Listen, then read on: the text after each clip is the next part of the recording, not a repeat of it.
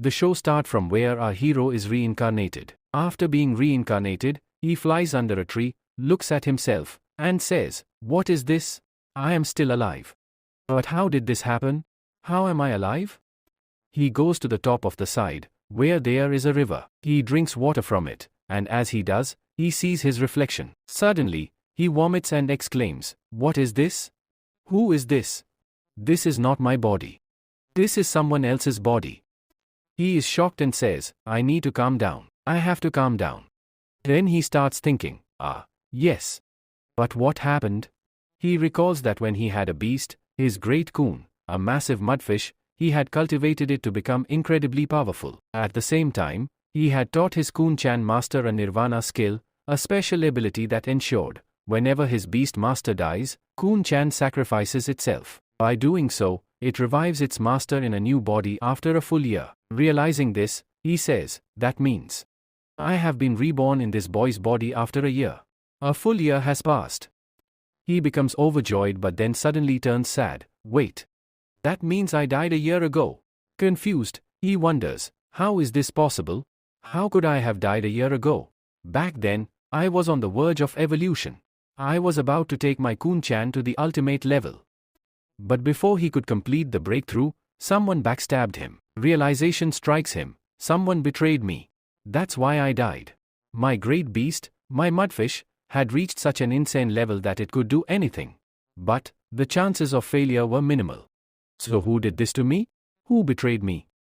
He then shifts his focus. First, I need to figure out whose body this is. Who was the original owner? And why is he here? At that moment, he hears footsteps approaching from the top of the side. Soon, several figures emerge from the bushes, many guards appear. They shout, "We found him. We got him." At the same time, they glance at our hero and mutter, "His clothes look familiar. It seems he came from the White Palace." The hero thinks, "Maybe I can ask them for directions, or get information about this body from them." With a respectful tone, he speaks, "Honorable guardians of the White Palace, please help me. I believe you are searching for something important. Could you assist me here?" However, the captain of the White Palace guards unsheathes his sword and yells, "Stop your nonsense, you great pervert. Tell us immediately, where is our young miss?" Hearing this, our hero is shocked. "What? What kind of nonsense is this? I just reincarnated in this body, and now I'm finding out that the original owner was a massive pervert. And even kidnapped someone's young lady?" He quickly tries to clear up the misunderstanding. "I think there's been a huge mistake here. You are thinking of someone else," but the guards interrupt. "No, we are not mistaken. You are the same pervert, Lu Wang. We know it's you." The captain swings his sword and attacks. Lu Wang quickly jumps back and thinks, "I need to escape first. There's no way I can take on all of them alone. On top of that, I don't even have my demonic beast." He glances at his body and remembers, the original owner of this body had two demonic beasts. Maybe I can use them. He takes a deep breath and declares, "Excuse me, but I'll have to summon my demonic beasts." The guards, now even more alarmed, exclaim, "He's calling his demonic beasts. Be on guard." With that, Lu Wang begins summoning his first demonic beast, as the beast starts taking shape. Then he says, looking at it, "It seems that it can be a wild beast and very powerful. Although the size is very small, I can use it because I have been a great beast master in my previous life. I have been a beast emperor, so I will be able to tame it very easily." But as soon as that beast appears, all the people start laughing because it is a small dog. Along with this, the dog runs toward Lu Bang, rubs against his leg, and starts moving back and forth. "You know what he is doing here because this dog is also a big pervert like him." Lu Wang says, "What nonsense is going on here? I thought this body was falsely accused of being a pervert, but his dog is also a pervert. His beast turns out to be a pervert just like him." On top of that, the guards also start laughing and say, "See, we knew it. He is the pervert who kidnapped our lady. Even his beast is a pervert." With this, our hero, Lu Wang, quickly brings out his second beast and says, "There is no time to get frustrated here. I should use my second beast as soon as possible. God, please give me a good beast this time." And with that, the beast comes out. It is a wine beast. He exclaims, "This is a spiritual winewood-based beast. It seems it can be useful." So he commands the beast, attack quickly. Because his original master's body had trained the beast in such a way that he was a pervert, his beast first catches the girl there, in such a way that her boobs are visible through her clothes. Due to this, blood starts flowing from the noses of her companions. Seeing this, even Lu Bang is shocked. He says, "This bastard is really a pervert. I was thinking the same. Both his beasts are just like him. He has trained both these beasts in the same way." With this, the guards of the White Palace attack both beasts. They cut the wines of the first one and attack the dog. Both fall unconscious on the spot. Then, Li Bang panics. "I am going to die here." At the same time, he screams as he is tied up in ropes. The captain then says angrily, "You bastard. Now tell me quickly, where is our lady? Where is our young lady?" Lu Fang protests, "I told you, this is a big misunderstanding. I don't know anything. Let me explain." But before he can continue, the captain interrupts, "Stop your nonsense." Just then, a boy comes running from the side and says, "Captain, we found a house nearby. It seems to belong to the girl. Let's go there and check." He also adds, "Bring that pervert along with you." They drag Lu Bang along and head toward the house. Once inside, they check every corner. Lu Bang smirks and says, "See how lucky I am? There's nothing here." The captain, unimpressed, punches him in the face and shouts, "Stop your nonsense and tell me where our young lady is. Where have you hidden her?" Lu Bang, rubbing his face, replies, "Why are you treating me so rudely when you don't even have proof that I did anything? I told you, I did not hide your young lady. This house is right in front of you. Do you see anything here? Now, it's not like there's a basement behind the house where I have hidden her." Just then, a boy comes running in and shouts, "Sir, we found a basement behind the house." Lu Bang's eyes widen in shock. "I am scared. Who even makes basements behind houses?" They open the basement door. Inside, there are many girls held captive. One of the guards rushes down and rescues all the girls, especially their young lady. Everyone bows before her and asks, "Young lady, are you okay?" Lu Bang, now sweating bullets, mutters, "I thought I was going to die here, and now, I am definitely going to die here." The captain unsheathes his sword, places it on Lu Bang's neck, and says, "For this crime, I will punish him right here. He kidnapped a young lady. His throat will be slit." Lu Bang, now in full panic mode, thinks, "Friend, this is injustice. It's been only 1 hour since I was reborn, and I'm already about to die." Just then, young Miss intervenes. She commands, "Stop. Don't kill him." The captain looks at her, confused. "What do you mean?" She smirks and says, "I don't want to see him dead. I want to bring him with me. I will torture him myself. Take him to my palace." The guards grab Lu Bang and take him away. Inside Zhang Mi's palace, he is first thrown into a prison and tied with chains. Lu Bang sighs, "My condition is terrible. Both of my beasts were injured for no reason in the last fight. Even if they were fine, they wouldn't be able to get me out of here." He thinks to himself, "I have to find a way out of here, or else I'll die." Just then, the door opens, and a guard enters. The captain says, "Our master has called you." With that, they take him toward the palace room. Lu Bang asks, "Where are you taking me?" "At least tell me which way you are going to kill me." The guard snaps, "Shut your mouth and walk." Soon, they stop outside a large room. The guard says, "Wait here. Go inside when the lady calls you." After a few moments, he is ordered to enter. As he steps in, the room is dark. Suddenly, a soft light flickers on, revealing a young lady sitting in front of him. She lights a lamp and smirks, "You pervert. How are you?" Lu Bang groans, "What do you want now? Are you going to torture me?" She replies, "Do you know why I didn't kill you? I could have had you executed on the spot." Lu Bang, desperate, says, "I think you are a very kind lady, and you will forgive me for this small mistake and let me go, right?" She laughs coldly, "No, Lu Bang, not at all. You tried to poison my drink. If I hadn't fainted because of your poison, you would never have been able to touch me." Lu Bang, flustered, shouts, "You are mistaken. There's nothing like that." The young lady's eyes burn with rage. "No one has ever treated me like this before, hero. No one has ever touched me. If I simply kill you, it won't be enough to calm my anger." She leans forward and smirks. "That's why. I want to keep you here, forever. From today onward, you will stay in this palace as my slave." At the same time, She releases her beast, a massive white snake. The young lady smirks and commands, "Quietly become my slave. This will be good for you." However, Lu Wang shakes his head and replies, "I am not at all fit to be your servant. I don't know how to cook food, I don't know how to wash clothes. Because all my life, my job has been to make others do those things for me. That's why I am not suitable to be your servant. So please, let me go." Saying this, he turns around to leave, but the young lady's expression darkens. "Who told you that you could leave?" she says coldly. With a sharp glare, she orders her white snake, Bai Chan, "Go and teach him a lesson." Immediately, Bai Chan slithers forward, opening its huge mouth, attempting to swallow Lu Wang whole. But Lu Wang quickly jumps to the side, dodging the attack. The young lady smirks and taunts, "Are you going to fight, or will you just keep dodging? If you want to leave, first, you have to defeat Bai Chan." Hearing this, Lu Wang sighs and says, "So I have no choice. I have to fight." He quickly takes out both of his demonic beasts. But when they appear, they are both sleeping. Frustrated, Lu Wang yells, "You lazy bastards! Wake up!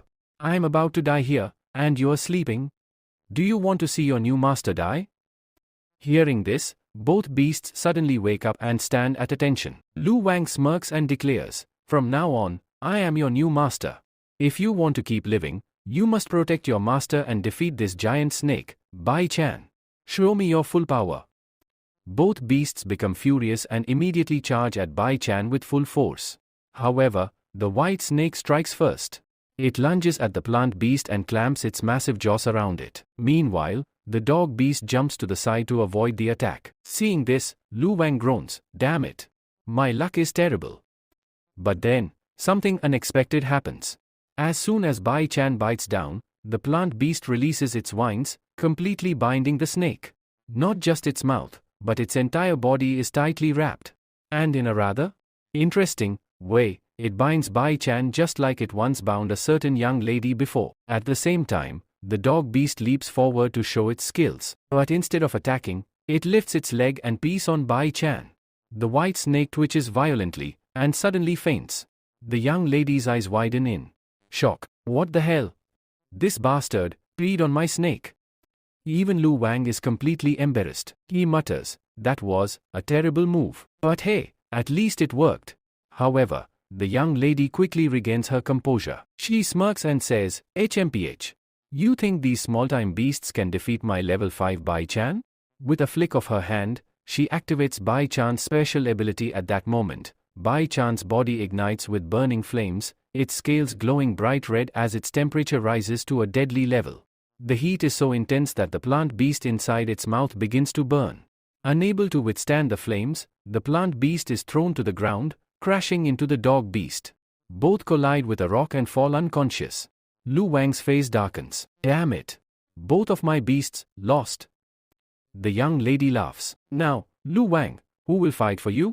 Your beasts are unconscious. Will you fight me instead?" She gives Bai Chan a signal. "Bai Chan, attack!" The massive snake charges at Lu Wang once again. In desperation, Lu Wang grabs Bai Chan's mouth, trying to hold its jaws apart. But the force is too strong. In the struggle, both Lu Wang and Bai Chan tumble into a nearby pond.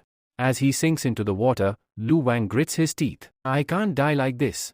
I was once a great beast tamer. And now, I am going to be killed by a mere snake. If only Kun Chan were here."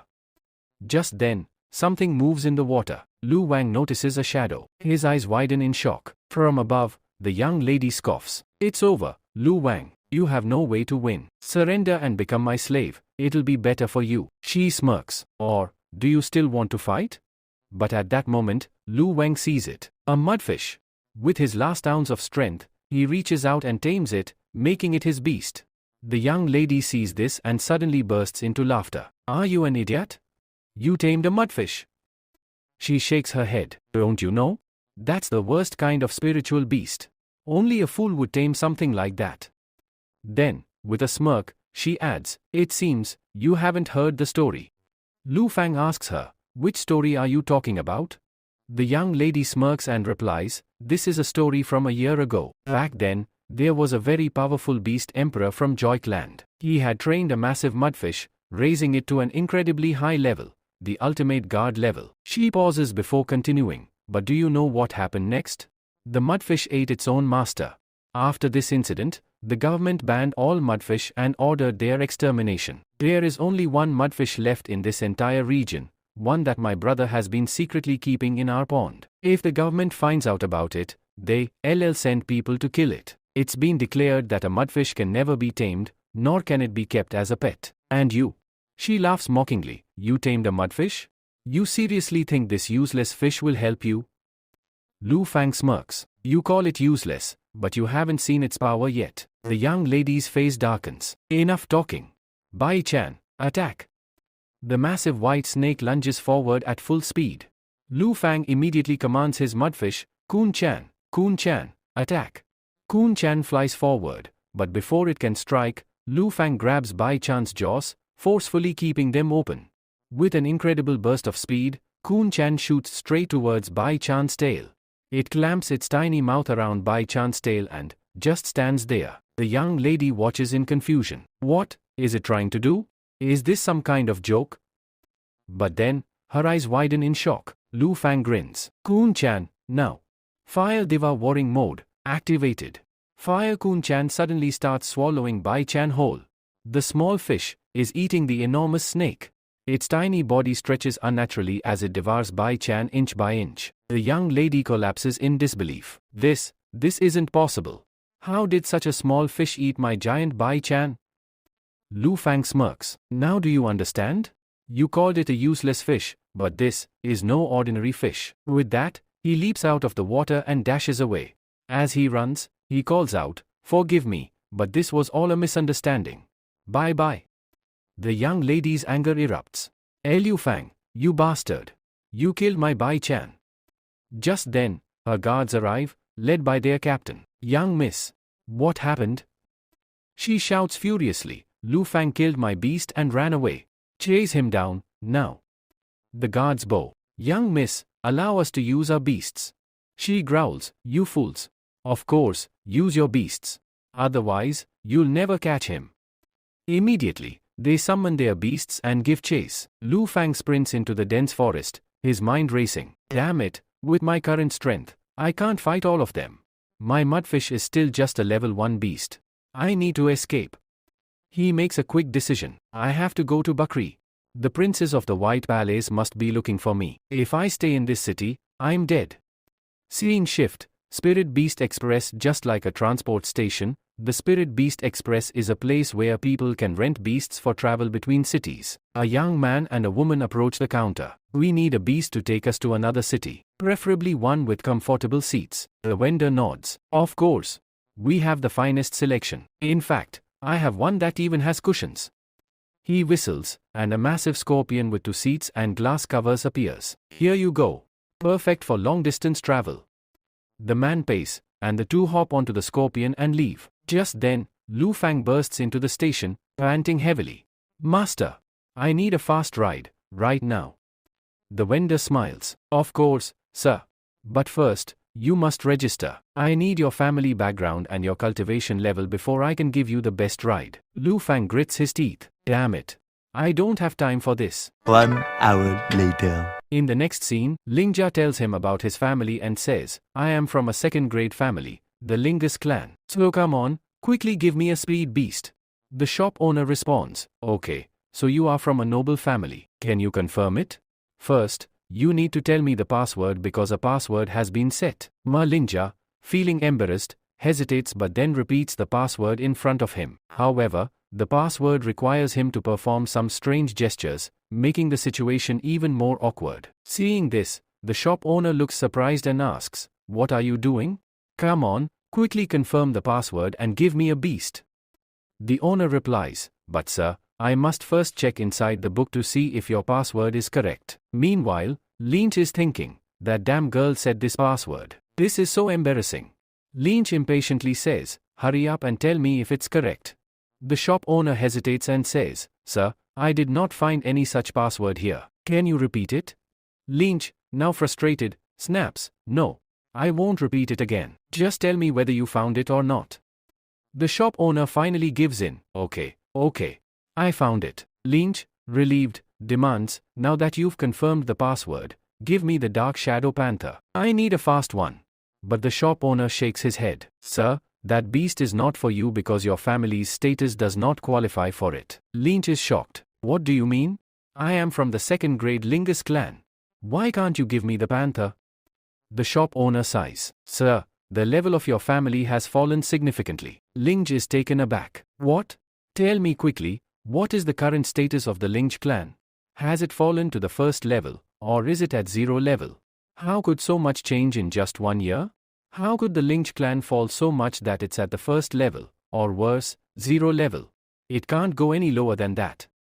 The shop owner, looking apologetic, says, Sir, I'm sorry, but your Lynch clan has been completely eliminated. There is nothing left of it. It's gone. Lynch is shocked beyond words. Scene shift. The White Palace. In the White Palace, a captain returns and reports, My lady, we could not find him. It seems he has escaped. His speed was greater than ours. The young lady, furious, yells, You are all absolutely useless. You couldn't even catch one boy who insulted your young lady. I want revenge. You people are of no use to me. Go and bring him to me. The captain pleads, Young miss, please forgive us, but we will find him someday. Just then, a massive bird flies above them. Everyone looks up as it lands. Sitting atop the bird is her elder brother. The young lady rushes forward. Big brother. Big brother. Finally, you have returned. Scene shift. Ling Jiao visits the shop owner and asks, What happened? How did the Ling Jiao clan's condition deteriorate so much in just 1 year? The shop owner hands him a book. Everything is written inside this book. Ling Jiao sits down and starts reading. According to the book, only a year ago, the beast emperor of the Ling Jiao clan, a powerful beast master, had evolved his mudfish to such a level that it had reached god tier. However, after reaching this stage, the mudfish turned into a berserk and devoured its own master. After the beast emperor's death, the Ling Jiao clan's downfall began. The government, fearing the Khunchus, ordered the extermination of all mudfish. The massacre further devastated the Ling Jiao clan, forcing them to remove their name from the list of recognized clans. Since then, the Ling Jiao clan has ceased to exist. No one knows whether any members are still alive. It has been completely erased. Ling Jiao clenches his fists. This all happened because of me. He regrets his choices. I should have made my clan powerful. Instead, I focused only on myself. I pushed my mudfish to the highest level for my own fame, but I neglected my clan's strength. If only I had thought about my family first. He sighs, burdened with guilt. Scene shift. The young lady is crying in front of her elder brother. A man came here. He kidnapped me. He even touched me, and then he killed my brother. Her brother's eyes darken with rage. That bastard dared to do such a thing? The young lady, still furious, says, And you know what else? He stole your mudfish. Her brother, now even angrier, grits his teeth. He took my mudfish. The young lady scoffs. You, worried about your mudfish? What will you do with that useless thing? He insulted me. Don't you care about that? Then he tells her, No, I care about you too. The young lady responds, By the way, that mudfish of yours was very strong. So he says, No, it is very weak. The young lady tells him, But it had swallowed my whole snake. The brother replies, Yes, I know about that skill. The mudfish has a special ability, it can swallow anything. But it also has a limit. If your brother Chan had fought back even a little, I don't think that small fish could have swallowed it. He could have easily overpowered it. She says, Is that so? Then her brother tells her, Yes, that is so. I think you didn't train your white snake properly. You should have tamed it well so that you could use it in battle. You lost a very powerful white snake. It was a level 5 snake. His sister protests, But I did not lose it just like that. I fought with it. He replies, Yes, I know that you fought. Seeing transition, the next scene shifts to Ma Linja, where her mudfish comes out and licks her face. Ma tells Linja, I know you were trying to comfort me because you know that I am very sad. But you need not worry. I will not give up. Now that I am here, I will take revenge for the destruction of my sector. I will take revenge for the Lin Jiao clan. And I will also take revenge on the bastard who betrayed me. Then he says, But this is not possible for you. First, you must become stronger. Parallel scenes on one side, the young master is telling his sister, That fish is absolutely useless. The stronger you make it, the more it will go mad and eat its master. Meanwhile, Ling Jiao says, I will make you even stronger. And when I do, you will reach the ultimate guard level. On the other hand, the prince says, That fish is useless. It cannot learn any skills. With the death of that bee Templar, the way to take the mud fish to the ultimate guard level has also ended. Meanwhile, Mara Ling Sa declares, I am the ultimate beast Templar. I know the way to take my mudfish to the ultimate guard level. Lu Fan tells his mudfish, for now, you are very weak. But when I teach you a lot of skills and take you to the ultimate guard level, you will be able to divine every single thing in this world. If you want, you can even divine the entire world. You will become so powerful that no one will be able to stop you. The journey to retrieve money. Legeo says, first of all, I should go and retrieve my money. Every clan has money, and with that, they can return to the express. He goes to Atta Cape and tells the owner, I want my family's money back. The owner takes out some coins and tells him, only these coins are for you. This is the money I had left with you. Legeo says, okay, tell me, what is the cheapest ride I can get here? The owner gives him the cheapest ride, a piggy. Ling Jao has no other option. The poor guy sits on the piggy and leaves the city, feeling extremely embarrassed. He hides his face as people watch him. Then, Ling Sa says, my little Kunjun, you do not need to worry at all. Let me reach the big city first. After that, we will go to the skill shop and buy a skill for you. Arrival in Jianlu town. After some time, they reach Jianlu town, where many beasts can be seen. This is the world of beasts, he says. Everyone tames beasts and uses them for various tasks. It's just like a fantastic continent where people control demonic beasts and other creatures. Living with beasts is common here. Even children and adults make beasts fight, just like human battles. Betting on beast fights is also common here. After completing his piggy ride, he tells the piggy, go back home safely. Then, Lu Fan says, let's quickly find a shop where we can buy a skill for you. A shocking discovery. As he walks, he notices a crowd gathered around some notifications posted on a board. There must be something important here. Let's check it out, he says. As soon as Ma Lu Fang looks at the notice, his eyes widen in shock. It is written, wherever you see a mudfish, catch it and kill it. Both Lu Fang and Kuan Chan scream in horror. Immediately, Lu Fang hides his mudfish and whispers, hide quickly. If they see you, they will kill you. He turns back and says, these people are extremely dangerous. Lu Fan says, let's first go to the medical store and get both our beasts healed. As they enter, a young girl at the counter greets them, sir, please tell us how we can help you. Lu Fan places both of his beasts in front of her and asks, can you heal both of them quickly? She smiles and responds, yes, why not, sir?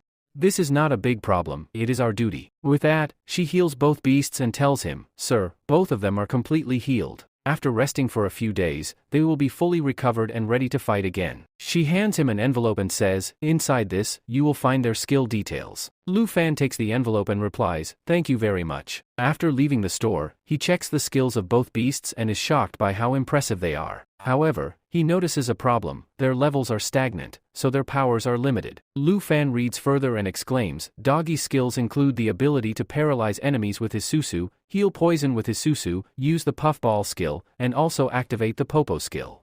Then, he reads about the plant beast and realizes, when it matures, it will become a very powerful tree. Lu Fan nods and says, both of their skills are impressive, but for now, their levels are low. Kuan Chan, let's go and get you a new skill. Lu Fan enters the skill shop, where the shopkeeper greets him, sir, tell me, which skill of the spirit beast do you need? Lu Fan replies, I want the Aqua Armorer skill. The shopkeeper nods, yes, why not, sir, and takes out the skill. You need to pay 4 big coins for it. Lu Fan reaches into his pocket, but suddenly, another boy steps forward and interrupts, I will buy it. I am ready to pay triple the price. The shopkeeper politely refuses, excuse me, sir, but I have already sold this skill. This young man has bought it. Lu Fan smirks and says, have you never heard the phrase, first come, first served? I bought it first, it's mine now. The boy grins and says, well then, let's see if you still think that after seeing this. Suddenly, he summons his beast. A massive lion appears, roaring fiercely. The entire shop trembles. The shopkeeper and Lu Fan both take a step back in shock. The boy steps forward, picks up the skill, and smirks, thank you for leaving this skill for me. Have you changed your mind? Lu Fan, sweating, replies, yes, okay, you can keep the skill. But in his mind, he thinks, if my old self were here, I would have picked up this big lion and thrown it away.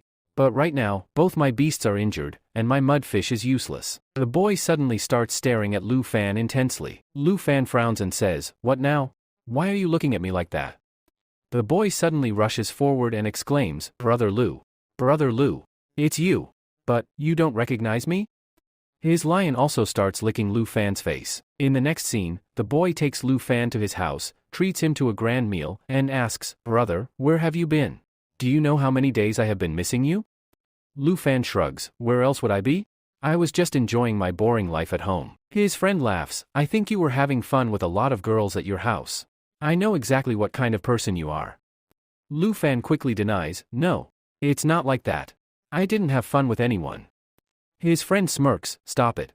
I know you too well. I admire you so much. I even learned a very special skill, a skill on how to woo girls.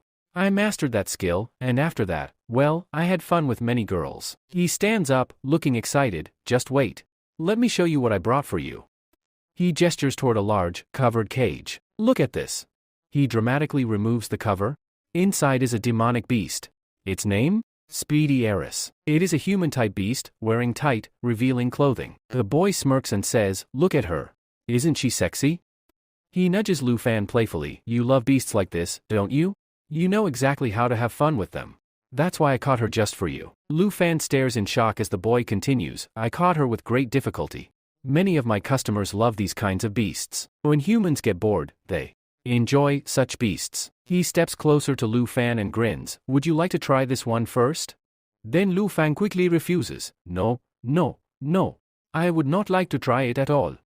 At the same time, he thinks to himself, "I should know very well about their clan. From this boy's memories, I know that he captures human-like female beasts and forces them into business, meaning he's a pervert. Since he's Lu Fang's friend, he must be one too. But I am not Lu Fang. I need to get out of here." He then says, "Brother, I have a request. Will you fulfill it? Can you give me the Aqua Armorer skill?" The man responds, "No, no, no. How can I just give you this skill so easily?" Saying this, he snatches the skill away from him. Lu Fang notices something strange and says, "I feel like there's something off about you." Lu Fang quickly denies it. "No, there's nothing wrong with me." But in his mind, he's worried. Have I been caught? His friend, Hong, smirks and says, "If there's nothing wrong, then why haven't you had a drink yet? You haven't taken a single sip of wine. You also refuse to have fun with the girl here." Hong then challenges him, "If you want the Aqua Armorer skill, you'll have to drink with me." The one who remains conscious after drinking wins the skill. Hearing this, Lu Fang panics internally. "In my past life, I couldn't even handle one glass of alcohol. After drinking just one glass, I used to act weird. This is bad. It seems like I'm going to lose here." Hong laughs. "What happened? Don't tell me you don't want to bet with me. Do you really not want this skill?" Lu Fang, determined, accepts the challenge. Both of them start drinking. Moments later, Hong is completely unconscious while Lu Fang remains sitting, safe and sound. He looks around, surprised. "Ha! I won. This means, this body doesn't get drunk at all. It must be immune to alcohol." With a grin, he declares, "Since Hong is unconscious, I must have one. This skill is mine." He picks up the skill scroll and says, "Kun Chan, I need to teach you this skill as soon as possible so you can become strong." As he turns to leave, he notices Speedy Aries sitting nearby. Extending his hand toward her, he gently removes her mask. "You don't have to be afraid anymore. You are free now. Leave this place and make sure you never fall into the hands of these people again." Tears well up in her eyes, but she nods, feeling grateful. The next scene takes us into a dense jungle filled with water. Lu Fang looks around and says, "This is a perfect place for training. Kun Chan will be able to train properly here." He calls out, "Kun Chan, come out quickly." Kun Chan appears, and Lu Fang asks, "Do you want to become strong?" She nods eagerly. Yes, yes. I want to become very strong." Lu Fang smiles. "All right, then let's start." Taking out the Aqua Armorer skill scroll, he explains, "Let me teach you the new skill I just obtained." Opening the scroll, he continues, "This skill, like many others, is recorded by beast masters. Once recorded, they are stored inside these special scrolls, and new beast masters can buy them to train their beasts." He holds up the scroll. "To teach this skill, I just need to activate it." As he opens the scroll, a QR code appears on it. He presses the scroll against Kun Chan's body and instructs, "Just keep this on you like this. The skill will be absorbed into your body automatically. Once it is absorbed, the scroll will disappear on its own." Moments later, the scroll disintegrates, its knowledge now transferred into Kun Chan. Lu Fang smirks. "Kun Chan, you have now learned Aqua Armorer. He then explains the ability. This skill allows you to create a powerful water shield around yourself, and even around me, your master. It is a defensive skill, but it has another hidden ability too. You'll have to train to unlock it. He gestures toward the water surrounding them. There's plenty of water here, so let's begin. Try to form a protective shield around my body using water. Kun-chan nods and focuses. Okay, I'll do it. She raises her hands, and a massive sea air of water rises from the river. Lu Fang watches closely. Yes, good. Now slowly bring it toward me and cover my body completely.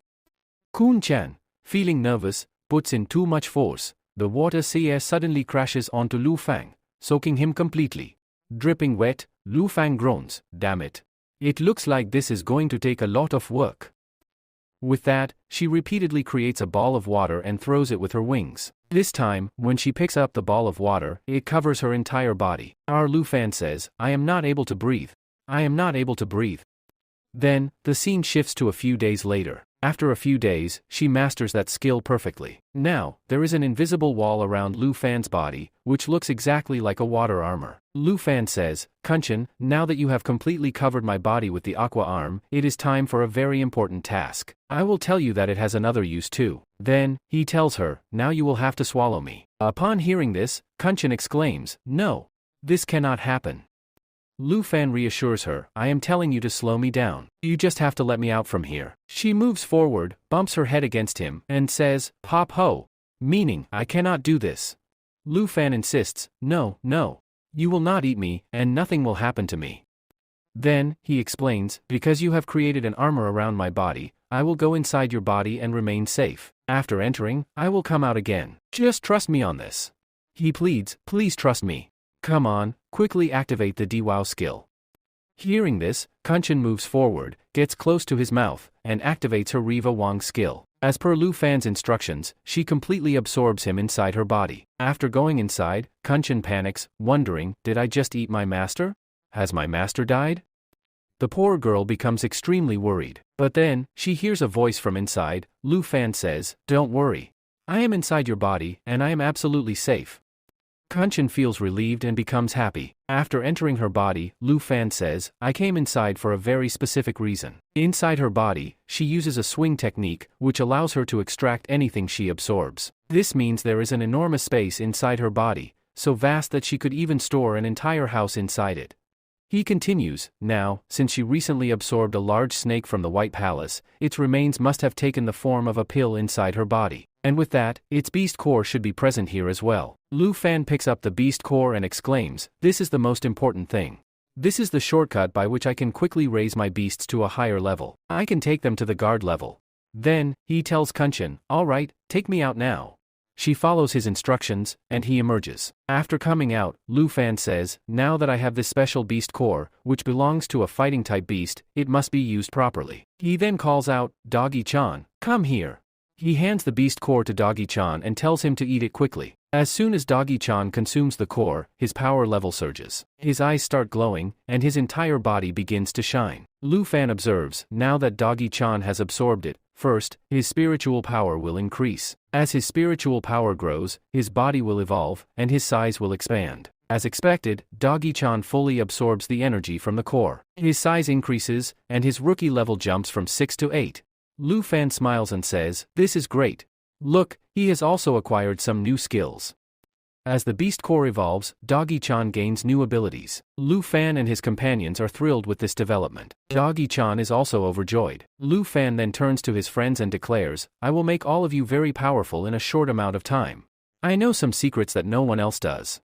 He continues, now, I just need to find some more pills for my other two beasts. As long as we stay in this forest, we will capture powerful beasts and extract their beast cores. He concludes, I will go inside Kun-chan's body, retrieve the beast pills from there, and distribute them to all three of you. This way, your power levels will rise quickly. Once that happens, you will become incredibly strong. Hearing this, all three of them cheer in excitement, looking forward to their future power-ups. Lu Fan says, now see, I will make all of you very powerful, and we will revive our lineage and clan as soon as possible. Since my lineage and clan have been destroyed, we must restore them quickly. He then tells the three of them, start the mission immediately. We have to catch the monsters here. While they are searching, they spot a small lizard. The three of them quickly rush and catch it. At that moment, Ma Lu Fang arrives and says, "You caught a lizard? It is a good monster, but unfortunately, it is very weak. Its level is much lower than yours. We will use it to make a pill, but none of you will benefit from it. So, leave it." Lu Fan responds, "A powerful beast is always needed here. If you want a powerful beast pill to increase your levels, then..." Dog reluctantly releases the lizard but feels sad about it. They then continue their journey. As they exit the wintry area, they see a giant toad inside a pond. A monster appears. It is a huge frog. Ma Lu Fan exclaims, "This is great. It is at champion level 5, just like that big snake. If we capture it, we can make a powerful pill from it. But be careful, the frog's most dangerous skill is its ability to release poison." In the next scene, a large amount of poison spreads around them. Suddenly, Kuncha absorbs the big frog into his body, but in doing so, all three of them get severely poisoned. Ma Lu Fan collapses, and his Kunchan also falls to the ground, poison dripping from his mouth. Lu Fan, struggling, says, "I never expected this to happen.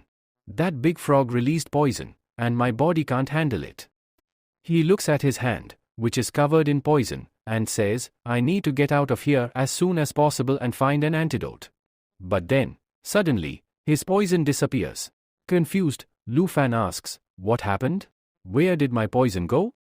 His Doku sits in front of him, wagging his tail, saying, "Woof, woof."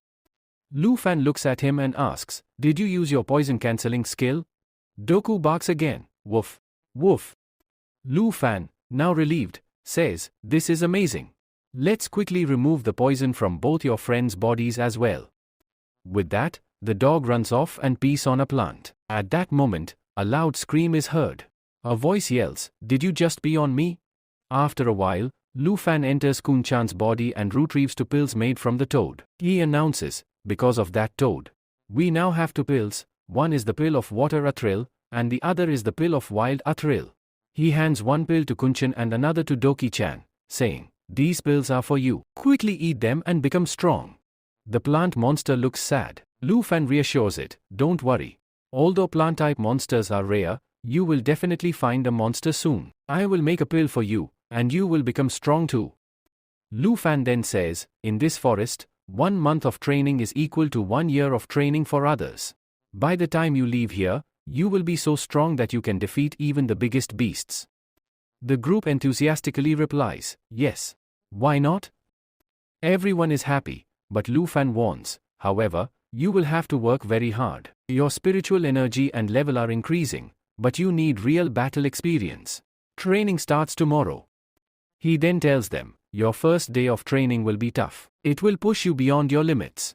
On the first day, they are forced to run non-stop the entire day. On the second day, they battle a giant tree monster. On the fifth day, they fight against a massive monster that ends up swallowing them. By the sixth day, and after 2 weeks, their attitudes change significantly. They have become much stronger than before. They have learned to fight on their own. Ma Lu Fan proudly says, "The month of training has paid off. You can now fight with proper skill. Before, you were just pretending, but now, you can truly battle."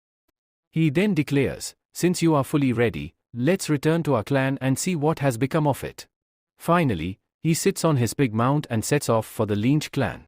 He wants to see who all are left in his Ling Jiao clan and whether his clan has been completely destroyed or not. When he reaches there, he is quite surprised to see his door because, till a year ago, his gate was absolutely safe. But now, his gate is also broken, and vines are growing on top of it. From today, he is quite surprised that so much has changed here in just 1 year.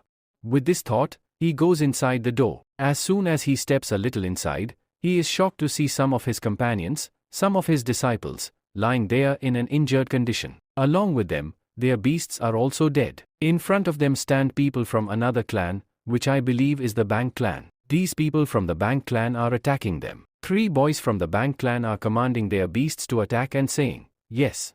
Leave this place and run away because we want to occupy it." But the boys from the Lin Chao clan respond angrily, "Why would we give you our land? This is the land of our Lin Chao clan. Once upon a time, our clan was so great that the status of your Bank clan wasn't even equal to the dust under our feet. And today, you dare to threaten us?" With that, one of the boys releases his shadow beast, a dark illusion beast cat. It is incredibly powerful and extremely fast. Seeing this, one of the Bank clan members exclaims, "Look! They have released the dark illusion Fairies. I have heard a lot about this cat from your Lingus clan. It is said to be incredibly fast. But let's see how it handles our monsters." At the same time, all three of them release their beasts. The first, a bald man, releases a giant Komodo dragon. The second one releases a huge turtle. The third one has a beetle monster. The Lin Chao clan boy smirks and says, "Do you think these tiny beasts can defeat my Fairies card? It seems you have underestimated the power of the dark illusion Fairies." With that, he commands, "Little me, go and attack." His dark illusion Fairies dashes forward with lightning speed. The bald man quickly orders his Komodo dragon to move forward and attack from a distance. The beast swings its massive tail at the cat. But just as the giant lizard attacks, the dark illusion Fairies spins rapidly and leaps over its tail. In a flash, the cat's tail slices through the Komodo dragon's tail like a blade, cutting it into small pieces. Seeing this, the Bank clan members are stunned. The injured lizard starts retreating in pain. The second one, realizing the danger, commands his turtle, "Retreat into your shell." The turtle quickly withdraws inside its shell, but the dark illusion Fairies rushes toward it with incredible speed, leaps high, and slashes its claws down. With just one strike, the turtle's massive shell shatters into pieces. Witnessing this, the Bank clan members are even more horrified. The second boy shouts in panic, "It killed my turtle too." The third one, now terrified, orders his beetle monster to retreat, "Move back quickly." But before the beetle can escape, the dark illusion Fairies spins in a spiral motion, dashing straight through its body at high speed. The beetle is sliced clean in half, just like a spear piercing through its target. Now, with two monsters dead and the third one severely injured, the Bank clan boys are utterly terrified. The Lin Chao clan boy glares at them and declares, "You fools! Did you really think you could come here and challenge the great Lin Chao clan?" The bald man, realizing they are in trouble, whispers to his partner, "It seems we'll have to use some trickery here." His partner nods and commands his beetle, which is still alive, "Release your horn attack."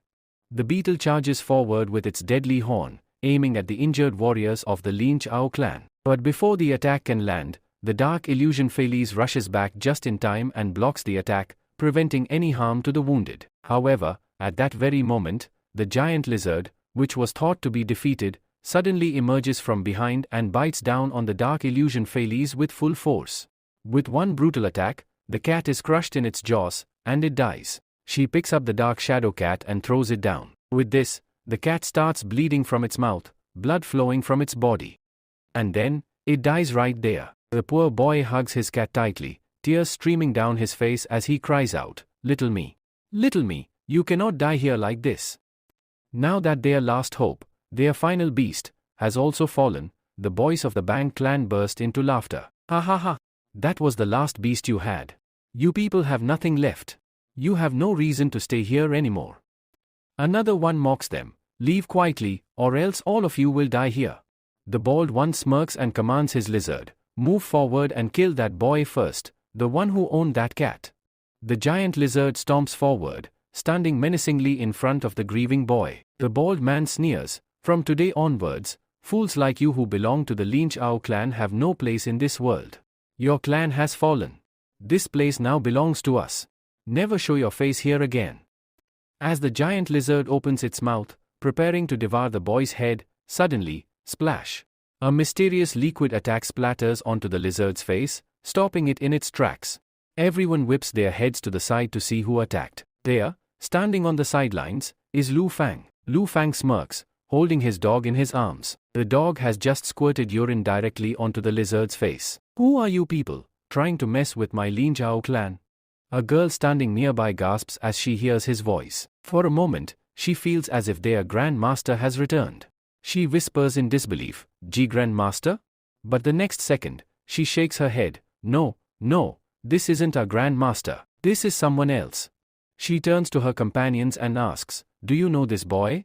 They shake their heads. "No, miss, we have never seen him before." The bald man steps forward, glaring at Lu Fang. "Who the hell are you? And why are you interfering? Do you want to die here?" Lu Fang smirks and cracks his knuckles. "Small fry like you can't kill me. Do you really think that even all of you combined stand a chance against me? He pats his dog's head and says, my little Doggy-chan alone is enough to deal with you. He then commands, Doggy-chan, go. Show them what you can do.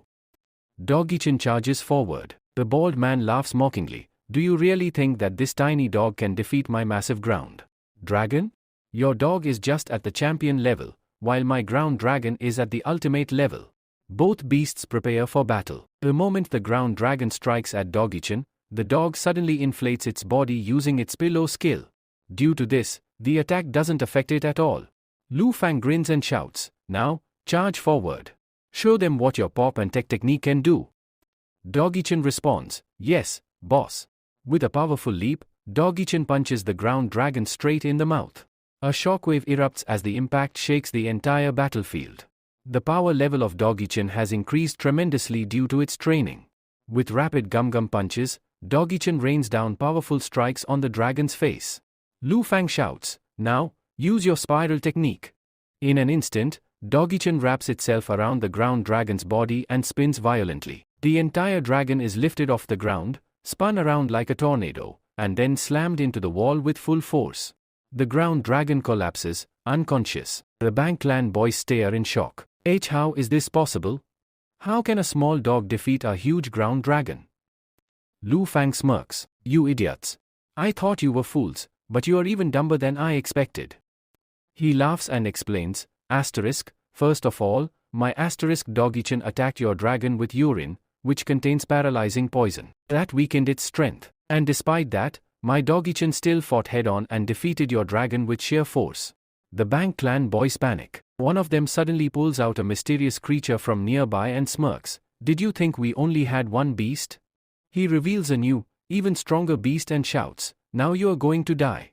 Let's see how long you can survive. Lu Fang narrows his eyes. TCH. I don't have another beast right now. Realizing he's at a disadvantage, Lu Fang suddenly starts running away.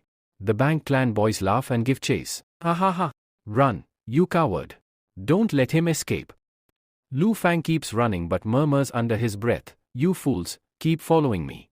As soon as they run out of the door, Lu Fang suddenly stops and leans casually against a wall. The Bang clan boys skid to a halt, confused. Why did he stop? Lu Fang smirks and says, you absolute idiots. I tricked you. He points to the surroundings. Suddenly, tentacles burst out from the ground. A massive plant beast, the plant moon, emerges and captures all of the Bang clan boys and their beasts in an instant. They scream in terror. What is this? He had another monster? One of them shouts in horror, this swine monster is even stronger than his dog. Lu Fang smirks and stretches his arms. Now then, Kun-chan, it's your turn. He commands his beast, come on, eat your food quickly.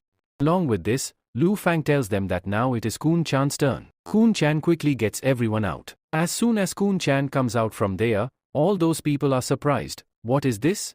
This is a mudfish.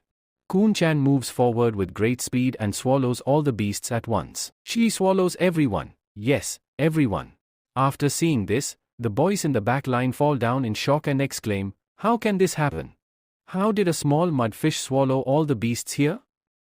Then Lu Fang smirks and says to them, thank you very much, everyone. I was wondering where I would get more food for my Kun-chan. And you guys have served it yourselves. Hearing this, one of the backline boys realizes something and yells, wait. This is a kun. This is a kun, which is a small farm fish, a mudfish farm. When it grows, it will become a kun. But don't you know? Keeping a kun is illegal. All the kun fishes were eliminated. All the mud fishes were killed. But you have one with you? That means you are going against the alliance. If the league finds out, they will come here. You will be punished, and your kun will be killed. We will report this. We will tell everything to the Ali League. Lu Fang chuckles and replies, oh really? But tell me. If my Kun-chan swallows you all right now, who among you will be left to report anything? After hearing this, all three of them tremble in fear. What? Can it swallow us too? Lu Fang smirks. Of course. But if people like you escape my clutches, her stomach might get upset. That's why she doesn't want to swallow you. With this, Lu Fang turns to his dog and commands, Dog-chan, go ahead, touch them. The others panic. No, No. Please, keep it away. Keep it away. But Dog Chan moves forward and pees on all three of their faces. Yes. He pees on them. But this isn't just ordinary urine. It contains a new power, a special skill that can erase someone's memory. As soon as his urine touches their faces, all three of them scream in horror. What is this? Is this some kind of poison? Ma Lufang laughs and explains, no, this is not poison. This is a forget pee. Because of its urine, people will forget everything that happened here. And just like that, their memories fade away. Just then, Lufang's junior sister rushes out from behind. My hero, what happened? Are you okay? As soon as she arrives, she sees the three boys from the back line looking completely confused. They scratch their heads and mumble, wait. Why are we here? What were we supposed to do? And where did all our spirit beasts go? Lu Fang smirks and warns them, if you don't run away right now, I will take action. My spirit beasts will attack you. The boys freak out because they no longer have any spirit beasts to protect themselves. Aaron, we have to get out of here. At least our lives are safe. They flee without looking back. Meanwhile, Lu Fang's junior sister asks, where did all their spirit beasts go? Lu Fang smiles. I defeated them all and chased them away. She looks at him in awe. That's amazing. Thank you so much for helping the Lynch clan. You are truly a hero to us. Hearing this, Ma Lu Fang rushes forward and hugs her tightly. I'm so happy to see you all here. You have no idea how much. But as he hugs her, she blushes and awkwardly thinks to herself, what is he doing? Do I have to pay him with my body now? Sure, he helped the Lynch clan, but that doesn't mean he can just hug me like this. She turns red with embarrassment. Meanwhile, Lu Fang suddenly steps back and smirks. You have no idea who I really am. She frowns. Who are you, then? Lu Fang sighs. Even if I tell you, you won't believe me. Just then, he freezes for a moment. His thoughts race. What was I about to do? I was about to tell her my truth. That I have reincarnated. That I am alive again inside this body. But I still don't know the full truth. What happened a year ago? What really happened? That day. My own, _ fish swallowed me. It killed me. Someone must have done something to it. Someone wanted me dead. There is a traitor in either the Lynch clan or the Fan clan. Until I find them, I cannot reveal my truth to anyone. If they find out I am alive, my friends, my clan members, will all be in danger, and if that traitor realizes I survived, they will try to kill me again. Right now, I am too weak to fight back. At this moment, I am the weakest. Lu Fan tells her, I think that maybe I have seen you many times before, but unfortunately, I have not seen you anywhere before. Then he tells her about himself. My name is Lu Fangmang, and I am a gardener. His junior sister then introduces herself. My name is Ju Rongning. She thanks him. You are very kind. Thank you for helping us. With that, Hama holds his arm, pulls him inside, and says, I want to meet all the other people. They walk in together. As soon as they enter, Sister Sun tells everyone, this hero has helped us. Those three boys from the Bank clan have run away, and he has saved our lives. Everyone thanks him. Lu Fan responds, no problem. I can do at least this much for all of you. At the same time, he feels relieved knowing all his disciples are safe and still alive. His gaze falls upon his disciple, Don D, the very first disciple he recruited in his past life. Don D is crying about his cat, sobbing, how can this happen? My little me is dead. My little me is dead. Ma Ju Fan also looks at him and recalls a memory. When he first saw Little Me, he remembers catching it for the first time and giving it to Don D, saying, I finally caught it. Its speed was very high, but still, I caught it for you. From today onwards, this cat is yours. Give it a good name and take good care of it. Don D had replied enthusiastically, Grand Master, I will take good care of it. I will take very good care of it. Sister Ju looks at Lu Fang and wonders why he is so upset. She then says, this beast was specially gifted to Don D by our Grand Master. She turns to Don D and says, Senior, please don't cry. But Don D sighs, I think everything is over. Sister Ju looks at him in confusion. What do you mean, Don D? What are you saying? Don D replies with a heavy heart, I think all our spirit beasts are dead. We have no chance of surviving here. We all have to leave this place now. There's no point in staying here anymore. The Grand Master is dead, so there's no use in protecting this place. The Lin's clan is finished. Hearing this, junior sister protests, Senior brother, don't do this. We will protect Shika. As Don D is about to leave, Lu Fang turns back, grabs his arm, and pleads, please don't go. If you leave, how will this sector be revived? I promise I will help you all rebuild this sector. Don D, however, turns back angrily and says, stay away from us. We don't need your sympathy. Since the death of the Grand Master, there is no reason to revive this sector. We have lost our beasts, and without them, we cannot survive here. You know how powerful the other clans are and how strong their beasts are. Sister Ju steps in, silencing Don D. How can you talk to our hero like this? She then turns to Lu Fang and apologizes, brother, please forgive him. He is very angry right now because of the death of his beast. That is why he is saying such nonsense. Lu Fang then remembers the first time he was distributing flyers and recruiting disciples for the first time. That was when Don D first saw the flyer and approached him. Looking around, Don D had commented, your sector is very small. The Grand Master had replied, yes, it is small, but will you join my sector? Don D scoffed, no, I won't join. There's only one Grand Master here, and you, not even older than me. A student has become a Grand Master? How many disciples do you even have here? Lu Fang had answered honestly, I am the only one. Hearing this, Don D laughed, you're alone. That means there's no one here except you. He then started pointing out flaws. First, this place is too small. Second, there's no banner above the gate. Third, I don't think you can afford it. Fourth, your uniforms are too dirty. Who would wear them? Fifth, the rooms here are in terrible condition. And on top of that, there's only one washroom, and even water is scarce. Do you think anyone would want to join this place? Lu Fang calmly replied, okay, if you don't want to join, then don't. But at least don't insult our sector. Don D then smirked, no, it's not like that. If you promise me that whatever you've written on this poster, about making this sector the greatest in the world, is truly your dream, then I am ready to join you. Lu Fang had firmly said, yes. I will make that dream come true. With that, Don D shook hands with him and declared, all right, Grand Master, I am your first disciple. Together, we will make the Lin's clan the greatest. After that, we see Don D wants to leave while he says to Sister Ju, please don't do this. If you leave, then who will protect this place of the Grand Master? Who will take responsibility for the protection of the Lingus O clan? She replies, please think about it. You cannot leave. Then Don tells her, no, I think the Lingus clan is over now. There is nothing left in Lingus O clan. After becoming Grand Master, all rays of hope were extinguished. We have to leave. He then says to Sister Ju, please don't do this. How can you speak like this about the Grand Master? D responds, all of you see the truth, but you refuse to believe it. You all have to leave. The Lingus clan died a year ago. With the death of the Grand Master, our Lingus O clan also ended. We are merely protecting an empty place. There is no need to do so anymore. You should leave. Look at your future. Join another sector so you can become great hunters. With that, he is the first to leave. While walking out, he says, forget this place. All of you should leave. Then, he bids them farewell and goes outside. At the same time, Sister Su tells the others, Uchan, Luchan. Please, do not believe Dan Dai. Do you really think he is speaking rationally? His beast has died, and that's why he is talking nonsense.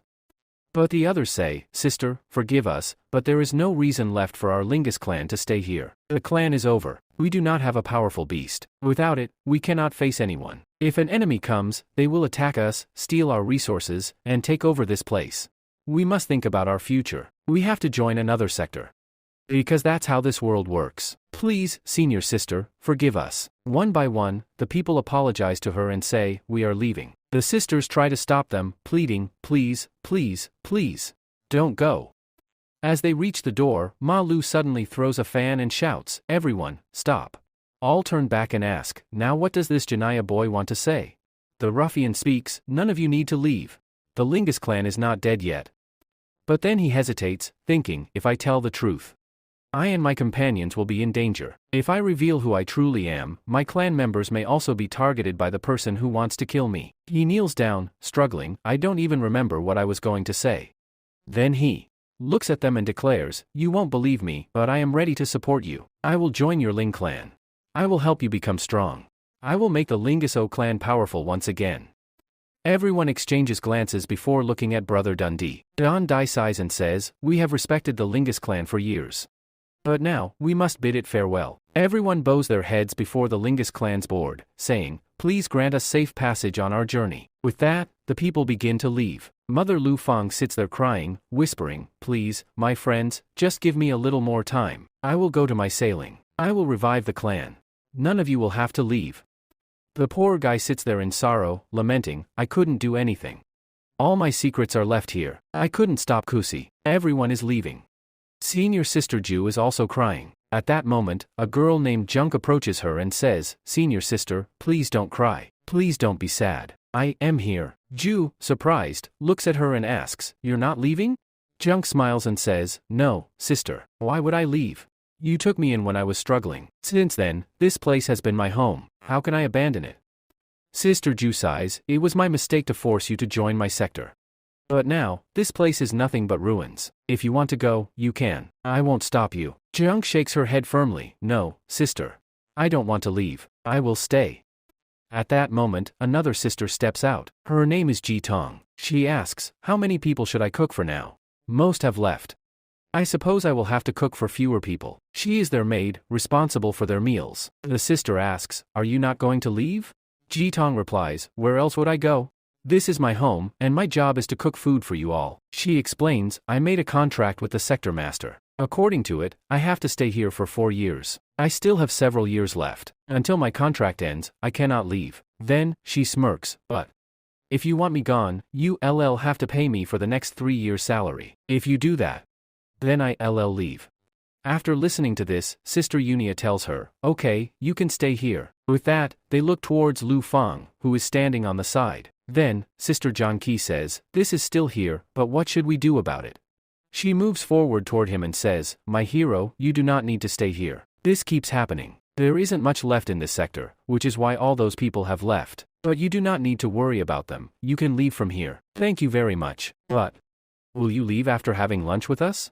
We would be happy if you did. Lu Fang looks at her and says, I want to join your group. That is, I want to join your sector. Hearing this, Sister Ju asks, Young hero, are you really telling the truth? Do you truly want to join our group, or are you saying this out of anger? Lu Fang thinks to himself, if I want to investigate everything about the Fan family and my sector, who killed me there and who backstabbed me at that moment, then I must rejoin the sector and restore it to its former glory. If I take my clan to the second grand level, I can reach high ranks where I will be able to uncover the truth. Earlier, I never paid attention to my decisions, I only focused on making myself stronger. To take my Kuan-chan to the ultimate guard level, I did something that I should not have done. Instead, I should have strengthened my decisions as well. Because of this, my decisions lost their loyalty, and all the others left after just 1 year. They told Sister Ju, we do not want to waste talent like you by keeping you here. Go and join a great clan. Join a great sector. You will not gain anything by staying with us. Lu Fang steps forward and says, I am ready to do anything. Whatever you say, I will do it. But I must join your sector. He then adds, I promise you that I will make the Lin's clan great again. Your Ling Jao clan will remain the clan of the first Grand Master. Sister Ju, seeing his determination, finally says, since you are so adamant about this, fine. You may join our sector. But first, you must complete our ceremony. You must bow your head before the picture of the Grand Master and pledge your loyalty to this sector. They take him to a place where the picture of the Grand Master is displayed. Sister Ju points at it and says, yes, this is our Grand Master. Lu Fang looks at the picture and frowns. Is this really the picture of the Grand Master? I can't see anything clearly. Just then, Zhang Lufan speaks up, my senior sister, Ju, painted this herself. According to her, this picture looks exactly like the Grand Master. Lu Fang thinks to himself, she doesn't look like me from any angle. But whatever, let's just bow our heads. He bows his head in front of the picture and solemnly declares, Grand Master Fan, I promise that I will do everything in my power to revive this sector. I will restore its glory and make it great once again. All the lost talents will return to our sector. After hearing this, Sister John Qi comments, Senior sister, don't you think he's being a bit too boastful? He just joined the sector, yet he's already talking as if he'll rebuild it overnight. She then smiles and adds, but I am happy that I have gained a junior brother today. Sister Ju looks at Lu Fang and says, I don't know how or why he is speaking with such confidence. But I think I can trust him, the way he talks. I feel like he can truly revive our clan. After the ceremony is completed, they step outside. Sister Ju tells him, Lu Fang, from today onwards, we are all brothers and sisters. Everyone here will refer to each other as junior and senior brothers and sisters. One by one, everyone introduces themselves to him. Then, they say, now, let us show you our entire sector. Although our sector is quite small, we will still give you a full tour. They begin showing him around, where the dorm rooms are, where the washrooms are, and where the kitchen is. And that is the end. Sister Ju remembers that the last time she opened the door, there were many boys inside. They used to tell her, Sister Ju, please knock on the door before coming inside. She felt very sad seeing this. Then, Unia tells Sister Jangi, earlier, there used to be a lot of people here, but now only the two of us are left. You can sleep wherever you want, but you can sleep for me too because I feel very scared alone in such a big room. Then, they show her the washroom. After that, they take her to the kitchen. The junior sister tells her, our senior sister will now tell you some passwords. Our family has special passwords, which can help you seek assistance from the League or anyone else. You can go to the lorry stand above the place and take a ride from there. She tells him the password and says, follow me. Then, he repeats after her, Lu Fang. He looks confused and says, what? I learned it on the first try? I must be really talented. Lu Fan replies, yes, your password is very unique. That's why I learned it so quickly. After that, they reach the kitchen. When they arrive, Sister G cooks food for them. Then he says to her, Sister G, you should eat with us. How will the three of us eat sitting alone? She sits with them, but the mood is heavy. They eat in complete silence, no one speaks. Sister G sighs and says, it's so strange eating here in silence. Before, there were so many people, and everyone used to make noise. Someone would say, I want this. And another would say, I want that. Everyone used to gossip. Now, they are sitting alone. John Key suggests, we should enjoy the upcoming fair to welcome the young hero. He is strong, knowledgeable, and has great prowess. I believe he can help us win the next competition. Lu Fan asks, are you talking about the league competition happening next month? Sister Ju nods, yes, we were preparing for it. We even personally trained our beast, but now everyone has left. John D's beast, his cat, has died. He is gone, and all the other disciples have left too. We have no beasts left. How can you participate alone? The competition requires at least 4 people. We only have 3, including our junior. Ma Lu Fan suggests, Sister G can participate too. Sister G quickly waves her hands. No, no, no. That's not happening. I am just a maid. I only know how to cook. I know nothing about beasts. Sister Ju recalls something and says, the Grand Master once said that Sister G has immense martial energy within her body, a powerful key force. With that power, she can control multiple beasts. If she wanted, she could become a beast master. But she chose to be a maid instead. Hearing this, everyone turns to Sister G. Sister G, please agree. We need you in this difficult time. She hesitates. No. That was just the Grand Master's joke. How can I do this? I should help you, but, then, after a moment of deep thought, she takes a deep breath and says, okay, but first, tell me about the beasts. I don't even have one, so how can I participate in the competition? Saki reassures her, that's not a big problem. You have strong spiritual energy. We will teach you to control them. Sister G finally gives in, alright. I'll try. Junkie smiles, then it's settled. We can do this. We can participate in the competition. Sister G smirks and says, alright then, but you have to double my salary. Ju laughs and responds, you know we don't have any money. She chuckles, I was just joking. Junkie turns to Hama Lu Fang and says, Brother Lu Fang, from now on, Sister Yi will be your junior. Sister Yi nods, now that we have decided on Sham, we are going to Kalia's competition. But we need a Grand Master. They all pause, thinking. John D was the only one eligible to become the new Grand Master, but now he is gone. Jangi finally speaks up, I know who should be the new Grand Master. Liu Fang is surprised, I am completely new here. I'm just a junior, how can I become the Grand Master? Jangi shakes her head, not you. I nominate Sister Ju. Everyone turns to her. She looks shocked. Me? The Grand Master? Jangi nods, there's no one left. You are senior to all of us. So, will you accept? Sister Ju thinks for a moment, then smiles. Alright, I'll do it. Jangi and the others cheer, happy with the decision. Jangi then claps her hands. Okay, what's the first thing we should do? Lu Fang and Sister Ju say in unison. First, we must catch a spiritual beast. Sister Ju says to Lu Fang, if you want, you can talk here. Lu Fang replies, no, you talk here. Sister Ju then says, since all our spiritual beasts have been killed due to repeated attacks by the people of the Bang clan and other clans, we will need new beasts. We especially need a beast for Sister Jui that is compatible with her. Mr. Ju asks, but where should we go to catch a beast for ourselves? All the high grounds are occupied by some big sect or clan. We do not have any such place where we can go and capture a beast. And we need a strong beast so that it can help us win this competition. Lu Fang then says, I know of such a place. He continues, many years ago, when I went to train my Kun Chan, I found a hideout, a cave inside which very powerful beasts lived. I have been going there to train my Kun-chan. Come with me, we will go there sometime. With that, they all leave. The four of them start walking towards the forest. Lu Fang tells them, I have come this way before, but no one should know about this. He instructs them, just keep moving ahead quietly and keep an eye out to make sure no one is following us. At the same time, he erases their footprints from the path. Zheng asks him, what are you doing? Lu Fang replies, no one should know that we are heading toward the secret hideout, otherwise, the other clans will reach there before us. Just then, Ma Lu Fan says, we have reached. Behind these stones lies the secret hideout. This is where we will find those special beasts. Lu Fang announces, everyone, get ready.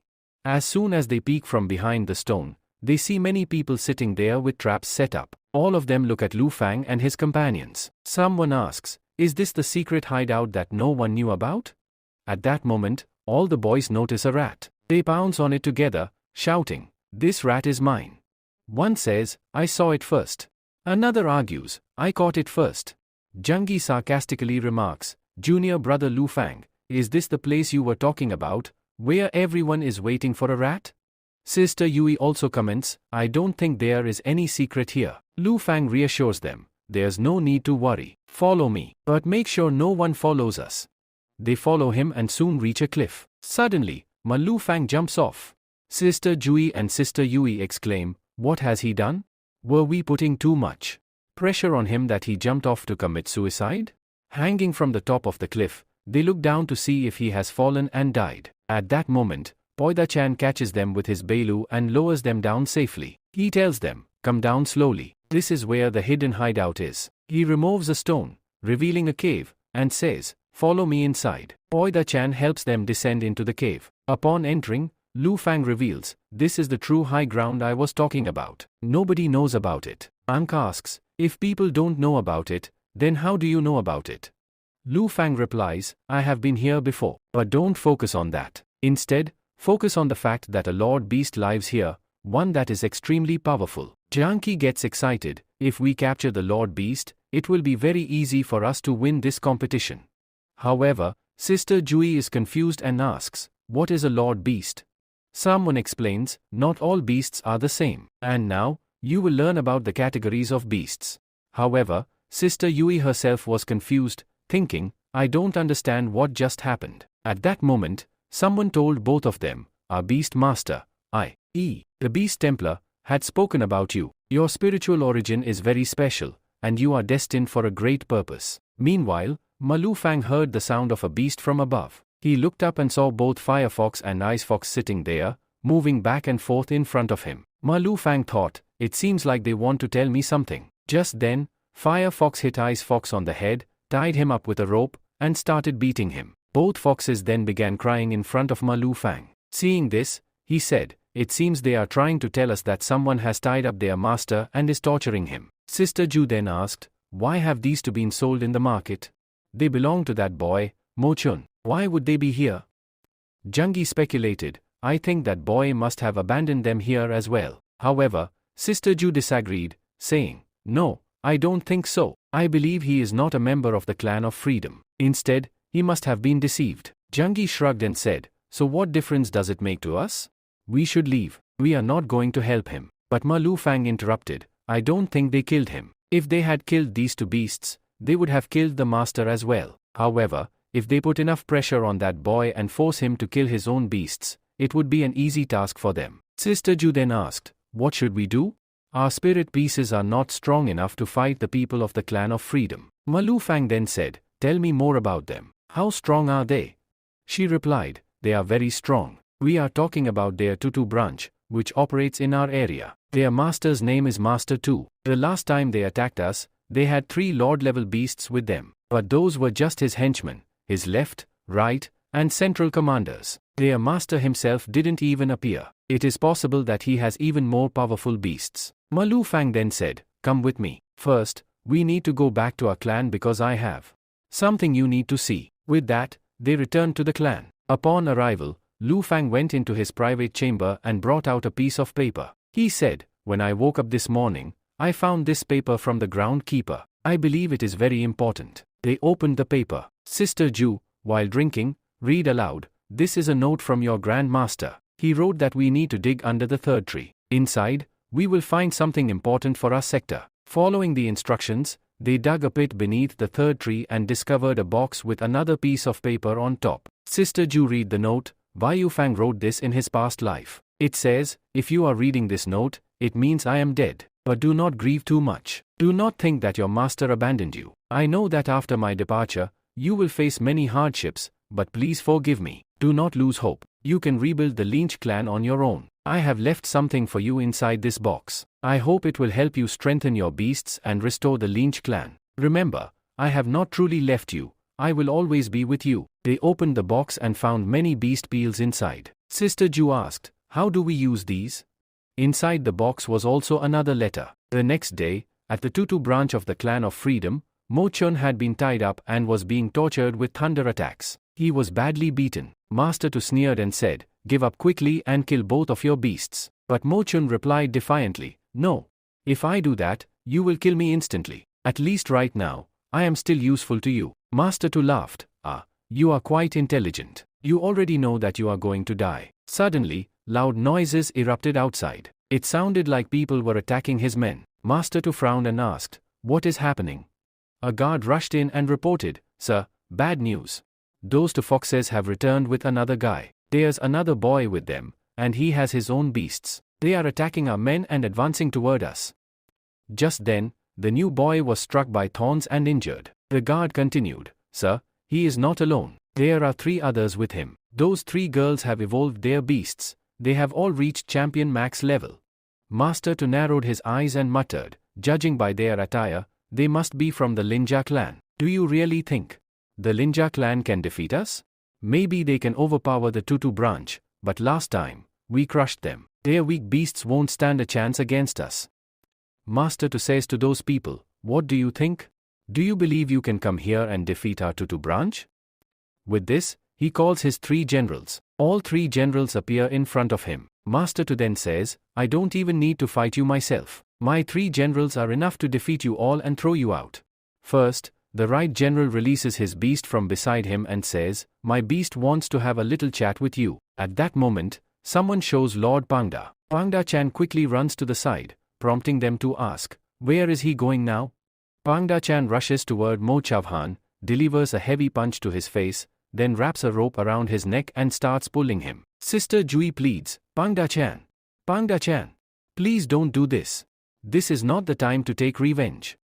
As Pangda Chan glares at him, Sister Yuhi says, who is the master here? Suddenly, the wall behind him shatters, and with it, Sister Jui falls to the ground. Meanwhile, the general in front releases his beast. Its name is Diamond Golem, a monster with a body made of pure diamond. As it begins its attack, the general smirks and says, girl, you, going to die now. Diamond Golem launches another attack. Just as he does, Lord Pangda steps in, blocking the punch.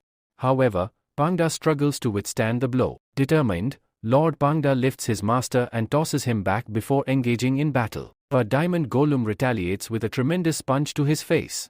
Sister Yuhi observes, this is not going to be easy. I think I need to stay calm and analyze the situation. I must help Pangda-chan because I am his master. I have to guide him in this fight. She advises, use your painting skills and dodge from here. But Lord Pangda spits in defiance and charges indirectly. He swings a furious punch at Golem. Sister Yuhi exclaims, what is happening?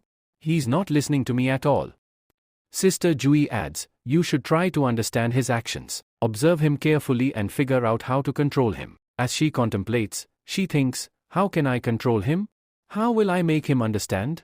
This Pangda isn't listening to me at all. Meanwhile, Lord Pangda is severely injured but continues to fight. However, Diamond Golem's diamond-hard body makes it nearly impossible to cause any damage. The general taunts, stupid Pangda. Do you really think your flesh body can defeat my diamond body?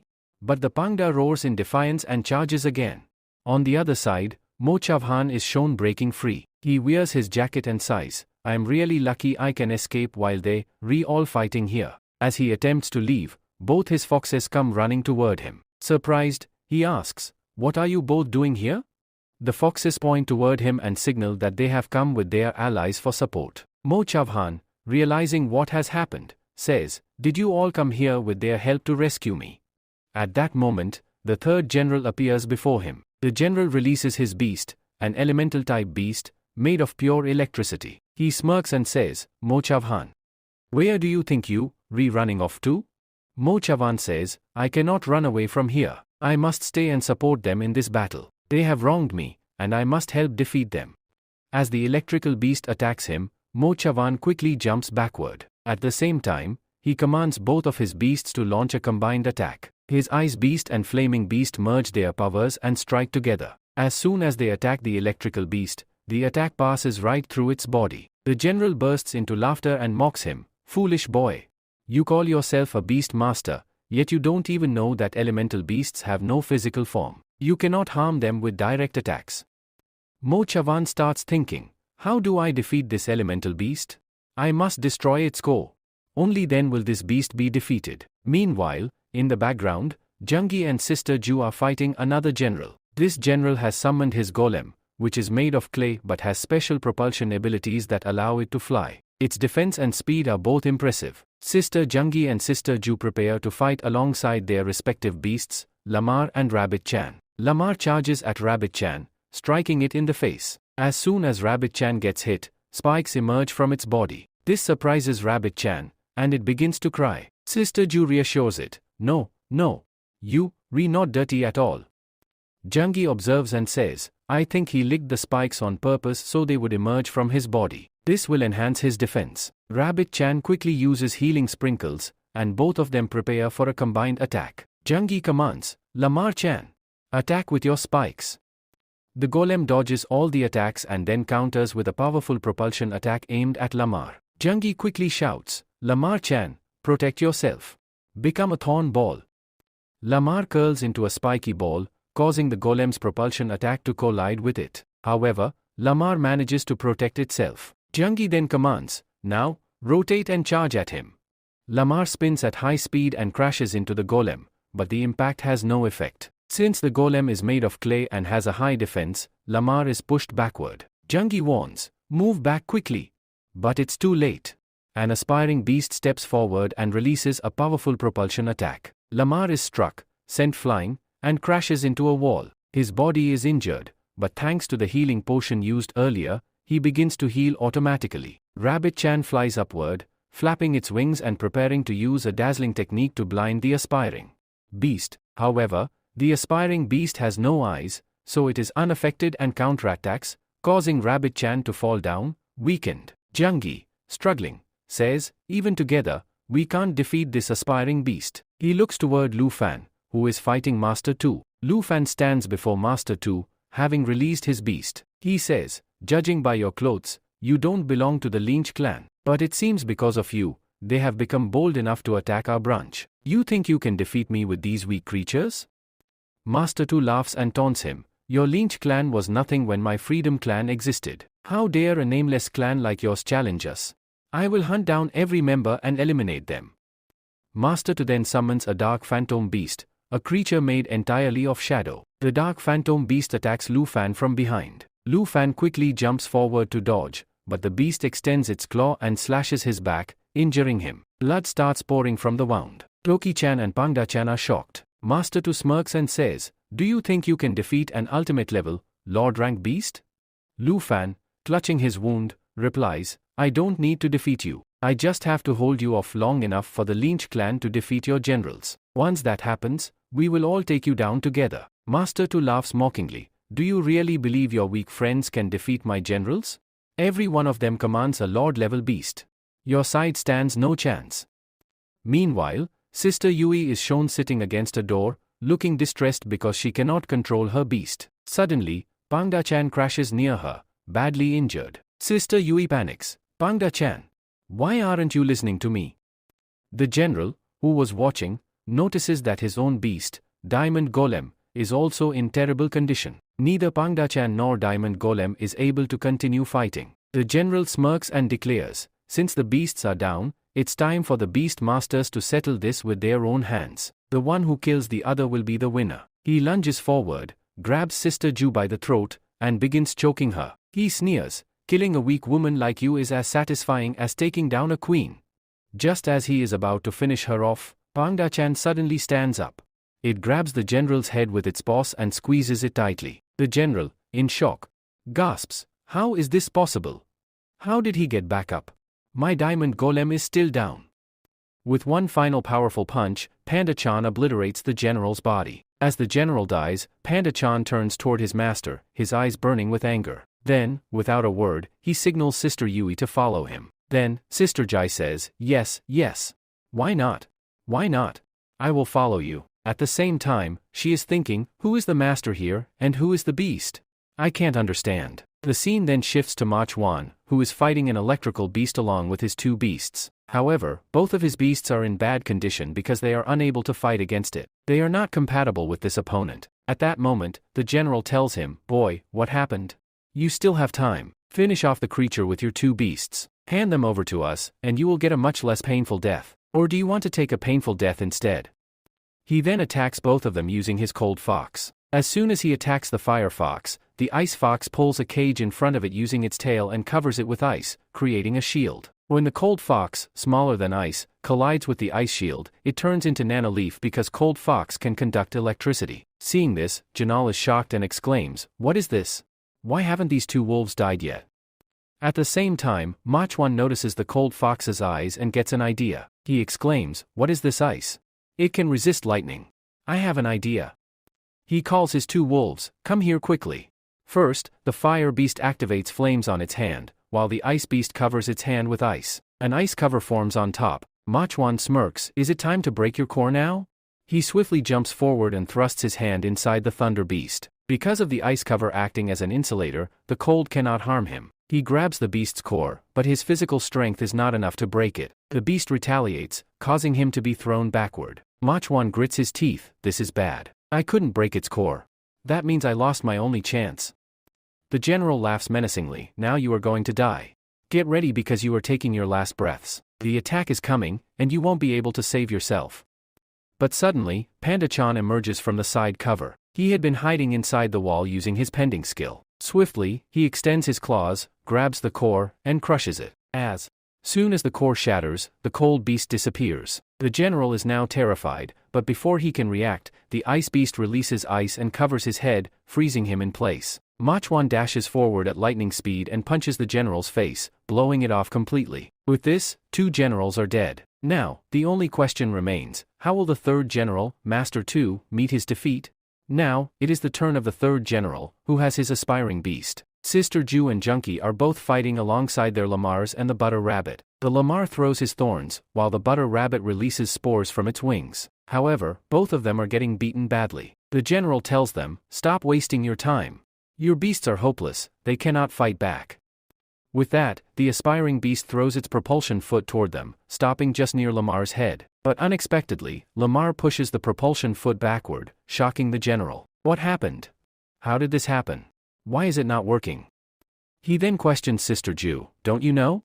A while ago, my butter rabbit attacked it with its spores. It seems they have now activated after entering its body. We assumed that, since it is an earth-type beast, there would be moisture inside, which has triggered the spores and jammed its body from within."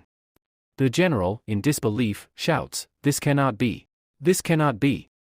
He orders his aspiring beast, "Clean your body, now." As the beast starts cleaning itself, Lamar suddenly licks its foot. The moment he does, thorns begin emerging from the beast's body. Meanwhile, Butter Rabbit soars into the air at great speed and lands directly on the beast's head, slamming it into the ground. At that moment, thorns sprout from the aspiring beast's body, but because Butter Rabbit is sitting on it, those thorns get embedded into the ground, trapping the beast. The general, shocked, commands his beast, "Quickly. Use your power and escape." But it is bound. Seizing the moment, Sister Ju and Junkie instruct their beasts, "It's time for the final strike."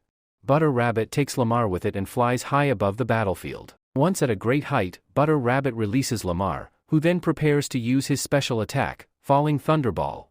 Lamar descends at meteoric speed, crashing onto the aspiring beast, shattering it into pieces.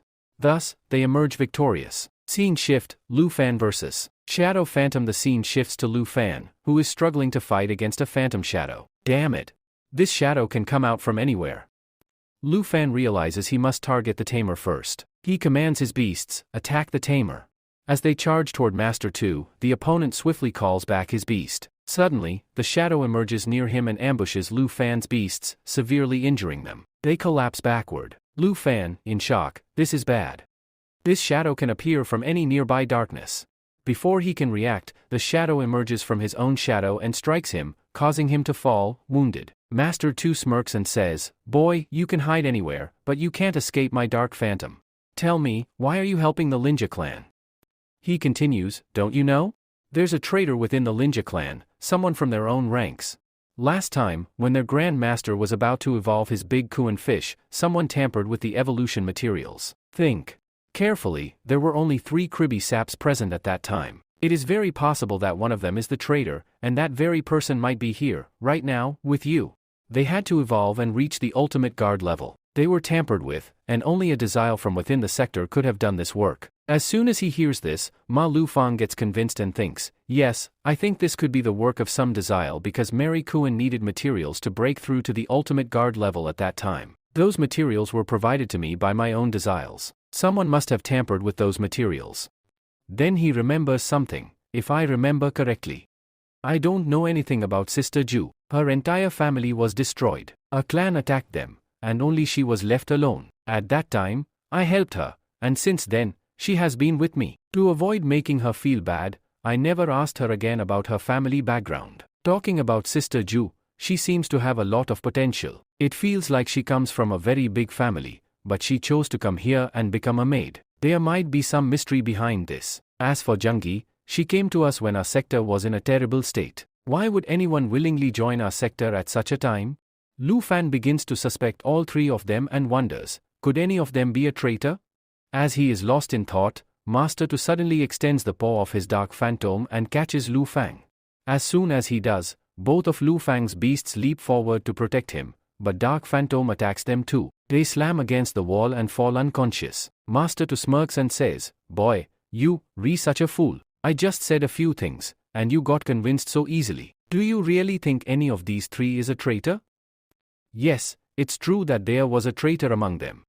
But it's not possible that any of these 3 is the one. But I am very happy that the Ling Jiao clan was destroyed because, due to its destruction, our clan of freedom gained a lot of benefits. We managed to acquire a lot of valuable materials from them. Then, he orders his far beast to press down harder on Lu Fan. As the pressure increases, blood begins to spill from Lu Fan's mouth. Master 2 taunts him, "You were trying to buy time for them, but unfortunately, none of them is coming to save you. Why aren't they coming?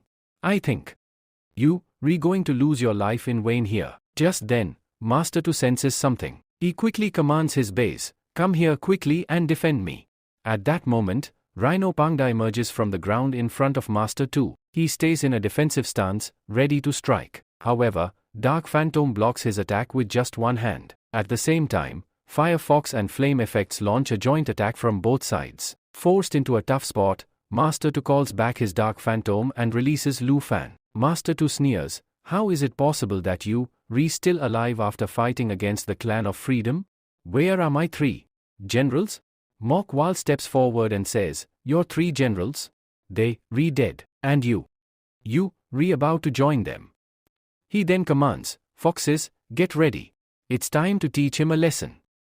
Meanwhile, Ma Lu Fan lies on the ground, badly injured. Rabbit Chan rushes to his side and uses his sprinkles to heal him. Rabbit Chan turns to Sister Ju and says, "Junior Lu, you don't need to do anything else. We'll take care of everything now. You did a great job buying us time." While healing the beasts, Ma Lu Fan thinks, "How could I doubt them? Just because of someone's words?" At that moment, Sister Ju starts crying, saying, "We have to make our sector great again. We will rebuild it." Meanwhile, Sister E speaks up, "I'm not a master here. I can't control beasts. The only thing I know is how to cook. I will cook for you all." At the same time, Jungi talks in her sleep, murmuring, "Why did everyone leave our sector? Our Ling's sector is strong, so why did they leave?" Lu Fan finally realizes, "I made a big mistake. From today onwards, I promise I won't be influenced by anyone, and at least, I will never doubt these 3 again. Anyone else can be a suspect, but not them." He tries to get up but sprains his leg. Looking at his allies, he yells, "What are you all waiting for? Do you want to see me die here? Come quickly and help me." Lu Fan smirks and shouts, "Alright, let's attack together." As soon as they charge forward, Master Tu takes out a fan, spins it, and throws it forward. He smirks, "Looks like I finally have to use this." The fan flies directly toward Lamar, and from its shadow, a phantom beast emerges and launches an attack.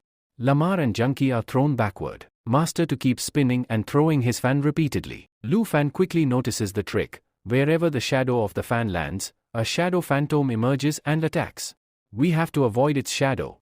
Meanwhile, Rabbit Chan continues healing the injured. Sensing this, Master Tu smirks, pulls out a binding rope, and traps Rabbit Chan. He declares, "If I kill the healer, none of you will recover. You'll all be injured, and soon, you'll all die." Master Tu says that, "The time has come to deal with all of you here." With this, he tells his phantom to attack everyone, and it starts attacking them one by one. At the same time, it is shown that Mo Chovan says to himself, "We are not able to do physical attacks here because the phantom is made of shadow, and physical attacks do not work on shadows. We have to find its core. We will have to use light attacks here." All of them look towards Pangda Moon. Then he tells Pangda Moon, "Please help here." But Pangda Moon is throwing tantrums. Lu Fang tells Sister Yui, "Sister Jui, please tell Pangda Chan to help here." Then Sister Jui, holding bamboo in her hand, tells Pangda Chan, "If you want to eat these bamboo trees, then help us here quickly." With this, Pangda Chan says, "Yes, why not?" and gets ready to help them. Before that, the phantom beast reaches behind him and starts attacking. But Pangda Chan turns back and punches him. At the same time, Pangda Chan uses one of his special skills named Shining Fist. His fist starts shining brightly. Master Tu is very surprised by this and says, "From where did he get the light-based skill?" Then he says, "Leave this Pangda here and kill all the other people first." The phantoms start moving forward to attack everyone. At the same time, Pangda Chan uses one more special skill named Lightning Ball. Many lightning balls come out from inside his body, shooting up into the sky. There is so much light that all shadows disappear. Mo Chovan says, "Where did our shadows go?" Sister Yui says, "Because of his skill, there is so much light that even our shadows are not being created." With this, Pangda Chan moves forward and, while doing Gum Gum Punch, starts attacking the phantom beast repeatedly. When he punches the phantom beast, it moves backward. Then Master Tu says, "I did not think I would have to use this here as well." With this, he takes out another beast, which is an armor-type beast. As soon as he releases that armor-type beast, it is revealed to be a high-level beast. With this, he merges both of them into his phantom beast, fusing the golden armor with it. Due to this, the phantom beast's power increases significantly. When the phantom beast gains its new powers, it grabs Pangda Chan's fist and punches him hard in the face, breaking Pangda Chan's horn. After getting hit, Pangda Chan falls unconscious. But before he can recover, the phantom beast attacks again with a light blast, sending Pangda Chan flying.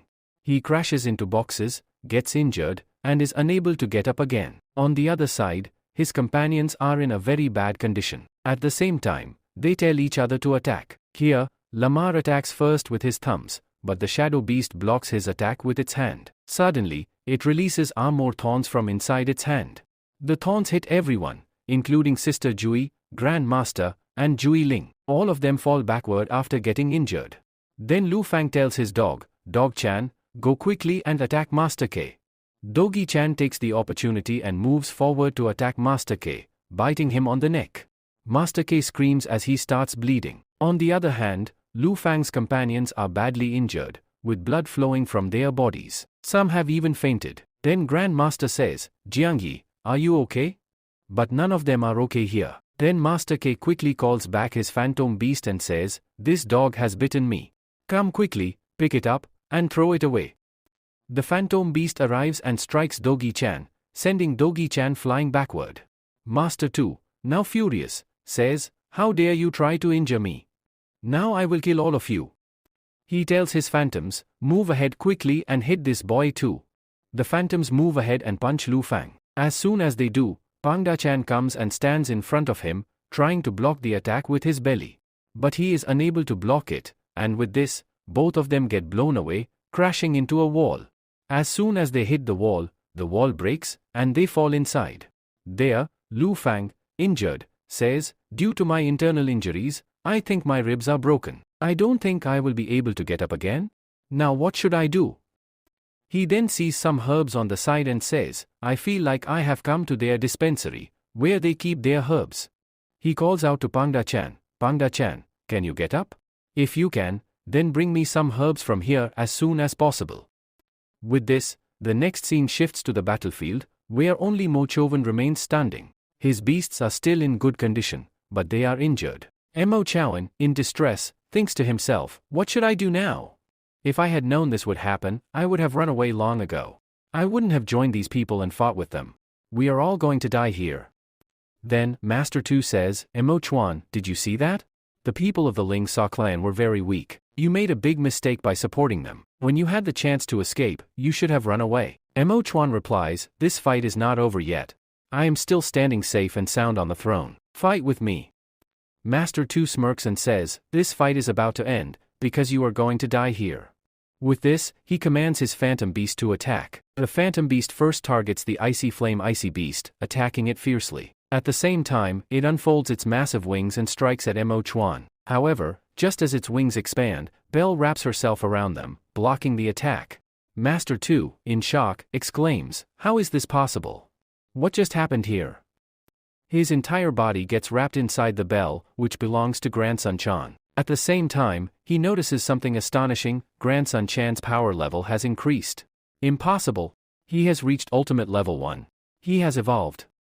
Master Tu shouts in disbelief. Just a while ago, he was at the champion level. How did he suddenly reach the ultimate level? Just then, Frank steps forward and says, you stole all the materials from the nearby sectors and the Mylingus-Ao clan. I used those same materials to level him up. Master Tu shakes his head. Even so, you cannot reach the ultimate level just by using those materials. What is the secret behind this? He scoffs and adds, with just one ultimate beast, you cannot defeat my ultimate 7th level beast. With this, he summons his Kuan Chan, who immediately grabs the ultimate beast by the head and starts pummeling it mercilessly. Master Tu looks on in shock. Mochuan, also surprised, exclaims, this is a mud fisher. The leader had ordered the elimination of the mud fish here. At that moment, Grand Master Jailing also notices and says, this mud fish. It is the same as the one our Grand Master had. Lu Fan, standing nearby, commands his Kuan Chan, start breaking it. Master Tu immediately counters, no. Move Kuan Chan away first.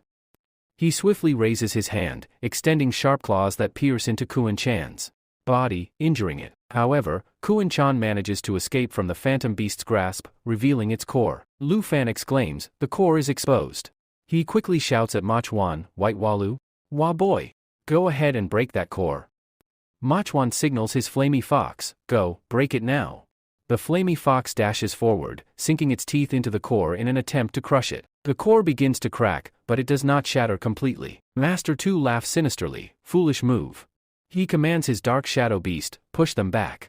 The Dark Shadow Beast unleashes a devastating punch, sending Flamey Fox flying. The fox crashes directly into Mochuan, sending both of them slamming against the wall. Mochuan is knocked unconscious. The core remains intact, though cracked. Meanwhile, all other beasts have fallen. Kuan Chan has lost, Pada Chan has lost. Master Tu smirks, this battle was not so easy, but your interference has caused great damage to our clan of freedom. I will not let a single one of you leave alive. He declares, I have won this fight. You tried to break the core, but you failed. Now, I will recreate my Shadow Beast, and all of you will die. Lu Fang shouts, no. We need just one more strike to break it. Master Tu grins wickedly, you're too late. You will be the first to die. With this, he orders his shadow to attack. A dark shadow emerges, lunging forward and grabbing Lu Fan by the neck, choking him mercilessly. And those who are with him are injured and cannot move forward to help him. Lu Fang is also unable to reach his core by moving his hand forward, due to which he thinks to himself, am I going to die here? I cannot accept this. Master Tu runs forward and shouts, all of you are going to die here. Assume that your Lingus clan will be completely finished today. With this, he summons Speedy Aries. Speedy Aries jumps down, lands gracefully, straightens up, and then strikes the core with her foot, shattering it into pieces. Lu Fang is shocked, and Master Tu exclaims, where did this monster come from? At the same time, PD Aries dashes forward and launches an attack on Master Tu. She punches him fiercely and delivers a powerful kick to his stomach, injuring him and causing him to collapse. Meanwhile, Ma Lu Fan looks at PD Aries and recalls, last time, I released you here, and my friend was about to capture you and send you away. Speedy Aries glances at him, feeling shy, and suddenly starts running away. Confused, Lu Fan mutters, what happened to her? Why is she running away? She came to help us, didn't she? Then, Lu Fan turns to his allies and asks, are you all okay? He checks on them and instructs, bring your injured here to me, especially Rabbit Chan, so I can heal him. Grand Master Jailing quickly brings Rabbit Chan. Lu Fang gathers some herbs, prepares a healing pill, and gives it to Rabbit Chan, who recovers instantly. With his restored strength, Rabbit Chan uses his powers to heal the rest of the wounded, bringing relief to everyone. At this moment, Sister Ji and Ma Chuan are shown recovering as well. Suddenly, Zhang Hejia points forward and exclaims, look! He's still alive. He is referring to Master Tu, who is barely clinging to life. Pa Chaoan picks up a knife and growls, how is this bastard still alive? He should not be left alive. Without hesitation, he jumps onto Master Tu and plunges his blade into his chest, ending him for good. Jiangyi, horrified, yells, what have you done? Why did you take his life? You VE already killed someone before, and now you VE done it again. Panda-chan interjects, are you an idiot? Can't you see? He tried to kill you first, and now you feeling sorry for him? This is why your Ling Sa clan was destroyed. Your kindness is your weakness. Sister Ji, feeling guilty, murmurs, until today, I had only cut carrots and radishes. But now, I have killed a person. Panda-chan nods and says, yes, and we did it together. Ma Chuan scoffs, you all are seriously talking nonsense. Do you really think if you had spared him, he wouldn't have come back to kill you? If Master Tu had survived, he would have returned with an army and slaughtered us all. Ma Chuan then motions toward the captured beasts and says, we need to deal with the remaining enemies. If we kill them all, this story ends here. However, Ma Lu Fang firmly replies, no, we will not kill anyone. They were only following Master Tu's orders. We have Dogi-chan, who can erase their memories using his Susu ability. They won't remember anything. Ma Chuan shakes his head, you people are way too soft-hearted. That's why you'll never succeed. Changing the subject, he then asks, what should we do with all the rewards? There are a lot of beasts, gold, silver, and other valuable materials. Ma Chuan smirks and declares, since I defeated most of the enemies, I want 70%, and you guys can share the remaining 30%. Ma Lu Fang glares at him, stop talking nonsense. We will split everything equally. Ma Chuan laughs, equally? Think again. I know about your secret mudfish. If I tell Li about it, you'll be in serious trouble. Lu Fang doesn't respond. Instead, he signals Dogi-chan, who turns toward Ma Chuan and suddenly pees on his face. Ma Chuan, startled, forgets about Kuan-chan and angrily shouts, hey, what the hell? Lu Fang smirks and says, now, let's do a fair split. Ma Chuan hesitates, but then Dogi-chan pees on him again. Grumbling, Ma Chuan finally concedes, fine. 50-50 it is. But Lu Fang, not satisfied, gestures again, and Dogi-chan pees on Ma Chuan's face once more. Completely drenched, Ma Chuan finally gives up, alright. We'll do 50-50. Lu Fang then adds, we'll keep 20% of everything, and you can take 50% of the rest. Ma Chuan, now defeated, grabs his share and storms off. Grand Master Jailing turns to the group and asks, what should we do now? We have too many beasts to handle. We can only tame a few of them. Jiangyi suggests, we've won a lot of loot today. Let's establish new bases for ourselves. Meanwhile, Ma Lu Fang ponders, what should I do now? I need a powerful beast for both attack and defense. He sees an iron ball in front of him, it is an iron fireball, so he says, this fire-based iron ball is very good. Let's connect it. He then says to it, why don't you become my beast here? So that beast, i.e., the fireball, gets ready. He opens his ring, and Ma Lu Fan also opens his ring. There are many things inside his space. There is a lot of space, but at the same time, it is shown that Ma Lu Fan gets some shock there, due to which Lu Fan falls unconscious there itself. He is not able to make the siren ball his container there and falls unconscious at the same time. The next scene is shown of his sector. When he regains consciousness, the general is sitting near him and says, finally, you have regained consciousness. You had fainted there, I picked you up and brought you here. You are very heavy. I suffered more injuries than you, but despite this, you fainted first. This is very surprising. But you are still a junior, so what should I say to you here? Along with that, he says, now we are leaving from here. You keep practicing so that you can make yourself stronger. After they leave, Lu Fan is thinking, what happened to me? I had a lot of space there. I could have made a general level beast my container. I could have kept him in my space. Then where did the backlash suddenly come from? Is it because of my Kuan-chan's Nirvana skill? Because of the reincarnation, do I have to face this backlash here?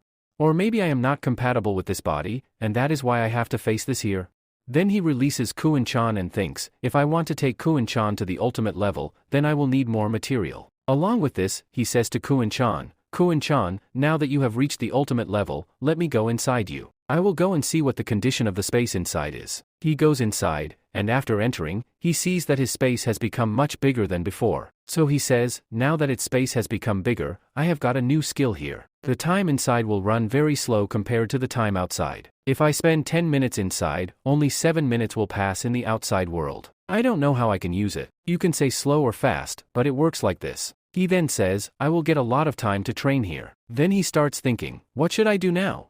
I have very little time, and I cannot bring all the other people inside the spiritual space and train them here, nor can I tell them about my mudfish. Then he says, but Gowling already knows. He had seen my mudfish. I think that none of these three can be a traitor. But despite this, this is a secret, and I do not want to reveal it. No one should know that there is space inside the body of the mudfish and that we can also practice there. So, first of all, he decides to go and meet Gowling and learn about her background. He goes to meet Gowling, and she is sitting in the main office, crying. Then she says, thank God you are fine. I think it must have been very difficult for you because you just joined our clan, and you still had to fight a hard battle here. He asks, why are you crying?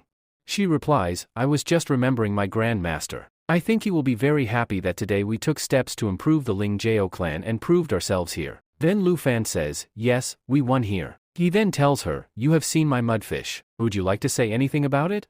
He sits in front of her and says, I will tell you about the mudfish. That mudfish was about to have an accident, someone was going to kill it. That is why I made it my comrade and kept it hidden. Gowling tells him, I have no problem if you have kept the mudfish because, when I see it, I remember my grandmaster. It is a very good thing that you saved the mudfish. Then Ma Lu Fan asks her, Grandmaster, now you answer one question. What is your origin? From where did you come? Why did you join Li Lin's clan? However, she ignores his words, takes out his poster, and says, we will talk about that later. First, let's talk about your background. Are you really a pervert? With this, Lu Fan says, I am finished. The people of the White Palace really want to kill me. They have also put a bounty on my head and declared me a traitor to the whole world. Then he says to her, please trust me. I had a dispute with the White Palace. I had a small fight with them, due to which they have blamed me, but there is nothing like that. Then he says, I trust you. I don't think at all that you are a pervert. Then he says, thank God, I got saved. He also says to her, why do I feel that you are very much related to our Grand Master here? Your appearance also looks like him, and at the same time, your nature is like his. You talk to us like him. Along with this, you believe in forgiving your enemies, and at the same time, you also have the mudfish. I think you are very close to the Grand Master here. I think you must have some relation with him. So tell me, what is your relationship with him? Lu Fang was thinking, what should I do now? How should I answer his questions? He was unable to think clearly. Then Grand Master Jiaoling says to him, I am asking you, tell me, what is your relation with Grand Master Fan? At that moment, Ma Lu Fan thinks, I have no other option. If I want to avoid this question and not have any relationship with the Grand Master here, then I will have to act like a pervert. He moves his hand forward and places it on her boobs. The master is completely shocked by this. In the next scene, he is shown tied with a rope. He says to Jungi, do you not know what you were doing? You are a complete bastard.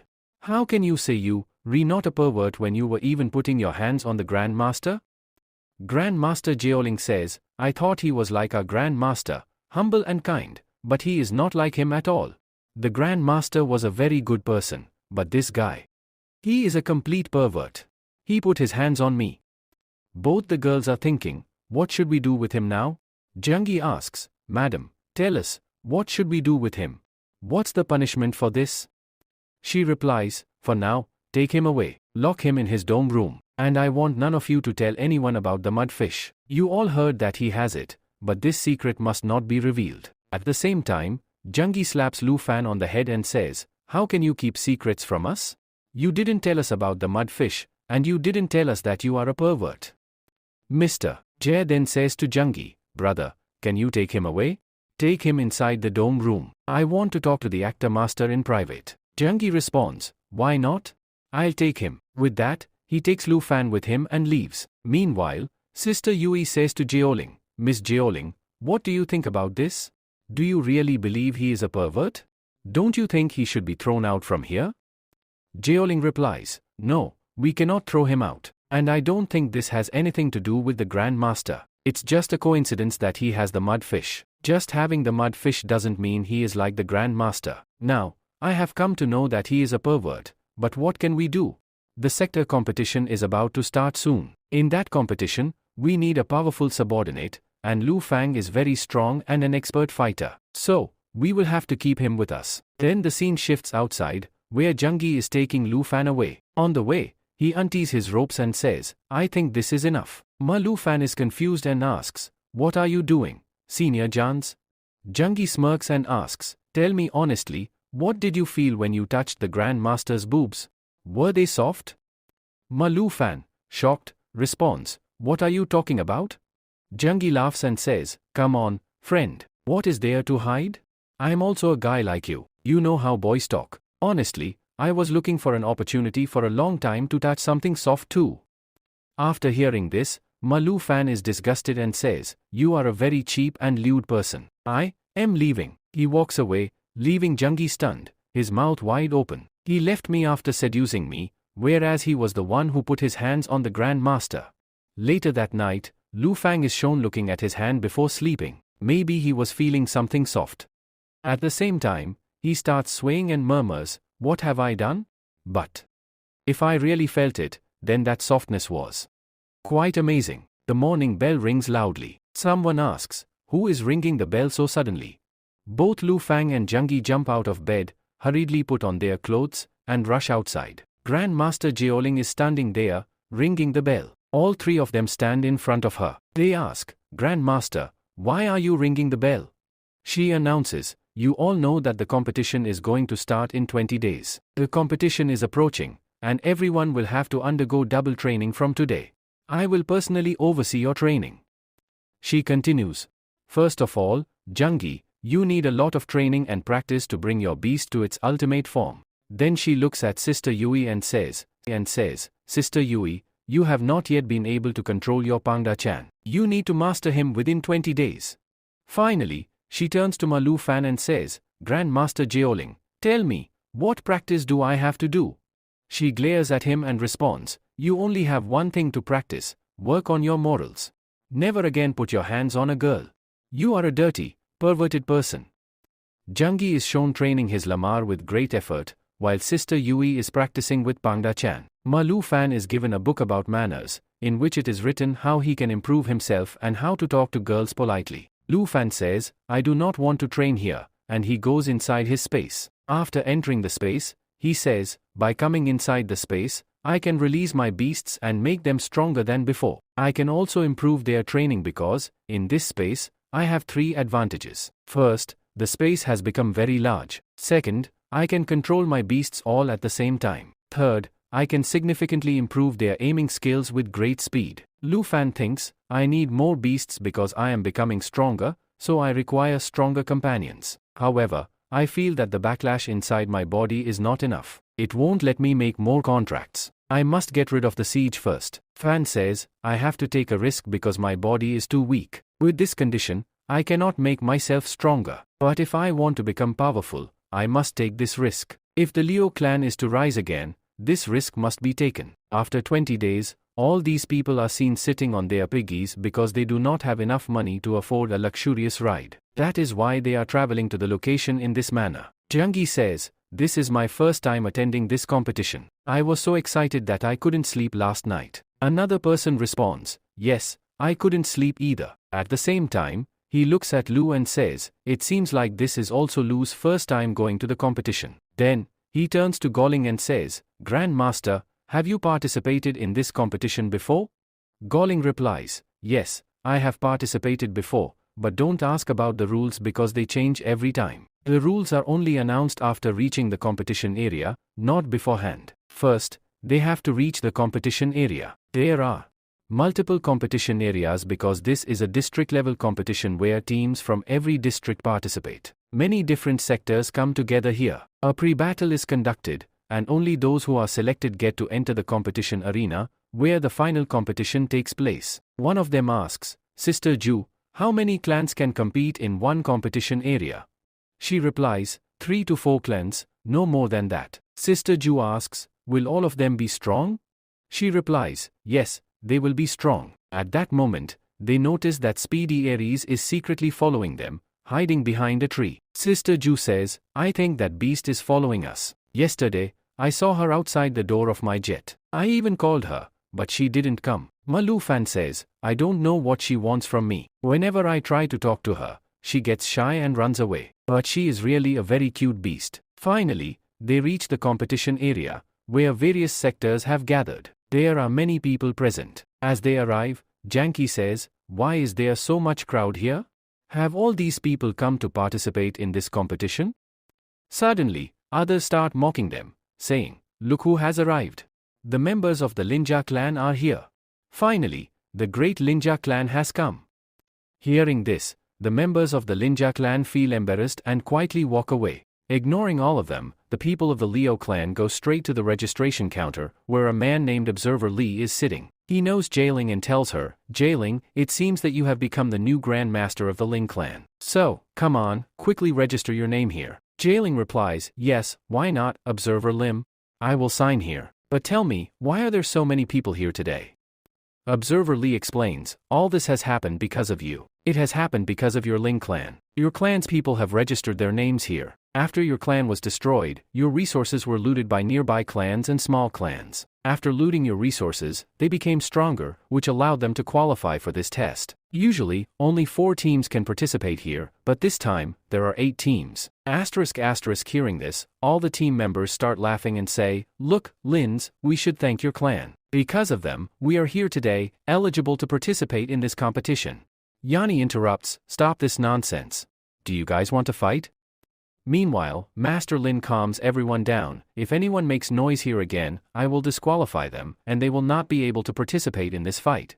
Then, he addresses everyone, as you all know about the griffins here, we will use them to go to the arena. However, I have only 5 griffins. 1 is for me, and the others are assigned for transportation. This means that 4 sectors among you will have to accept defeat. Decide among yourselves which 4 sectors will not move forward. If you settle this peacefully, it will be easier for all of us.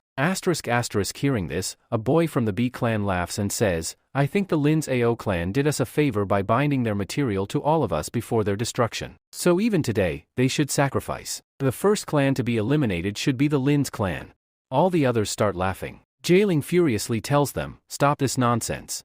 Meanwhile, a boy from another sector smirks and says, look who's here. She's the new master of their sector now. But I want to have some fun with her. Last time when I went to their sector to take their materials, I saw this girl, but I didn't get the chance to enjoy her. Today, I will have my fun. As he moves his hand forward to touch her, Lu Fang steps in front of him. The boy sneers, what's this? Where are your soft boobs, Lu Fang? The boy then mocks him, are you gay? You know that your Ling clan is weak, yet you still came to participate in this competition? I think you are unworthy of competing here. You should just leave quietly. However, Ma Lu Fang turns to Grand Master Ju and asks, do you remember the faces of these people? Grand Master Ju replies, yes, I remember them. I know exactly which sectors they belong to. They are from Hong Fu Warfield Sector, Bjark Seed Sector, Unison Direction Sector, Super Female Clan Sector. These were the sectors that attacked us and looted our resources. Ma Lu Fang smirks, then it's settled. These 4 sectors will be disqualified. He then commands, quietly accept defeat. At the same time, he releases Doggy-chan. Doggy-chan has now reached Ultimate Level 8. Everyone is shocked. An Ultimate Level 8 beast? How is this possible? How can a weak clan have such a powerful beast? We thought all their beasts were dead. Even Observer Lee is taken aback. Ma Lu Fang reassures him, don't worry, these 4 sectors are out of the competition. The remaining 4 will proceed. Then, he smirks and warns, you still have a chance. Withdraw now. But instead of backing down, the opposing clans start laughing. A boy from the Nissan sector sneers, big words. A boy from Bazard B sector adds, we will not accept defeat. The Master of Warfield sector glares and challenges, there are 4 of us. Do you really think you can win with just your 1 clan? While Master Liv tells them there, Jeoling, you know very well that you will not be able to win this fight here because your sector is much weaker than all the others. There is still a chance here. Do not create a scene. Accept defeat. While she says, until we fight, how will we know whether we are strong or not? Then everyone says, Li, yes, why not? For this, he also sits there and says, "Don't kill anyone. Other than that, do whatever you want to do. I will help you until 4 sectors among you get disqualified." But the elder of the Bjag Beast clan tells them, "I think you are not going to back down here, so we should teach them a lesson. We are 4 clans, so 4 people from each clan will go ahead and fight with their members since they have a total of 4 members." With this, they say, "Yes, why not?" Then Yusan actor's son says, "I want to have fun with their Grandmaster Ju, Rihui, whoever you guys want to fight with." While the super female says, "I find this girl very strange. Just look at her clothes. I think they must be having fun with her. That's why they made her wear strange clothes. So, I will fight with her." From the other side, near the jungle, the Zag Beast boy says, "I have to fight with this boy here. He is very skinny and small. I think this boy is not even given food. So, I will fight with him." Meanwhile, the guy from Warfield, who looks very old, says, "I will fight with Lu Fang. I have specially hired 3 Marson for this fight. These warriors poses ultimate level beasts, and they also release their beasts." Master Fu says, "Now it is too late if you are regretting your decision." Lu Fang tells him, "Van Futh, do you realize what you just said? Last time, when your sector was in a terrible state, Master Fan helped you so much. The Grand Master of our Lingus O clan saved you at that time. Have you forgotten about that?" With this, he says to Master Fu, "What world do you think we live in? We live in a world where the strong prey on the weak. Even if your Grand Master helped you back then, what difference does it make now?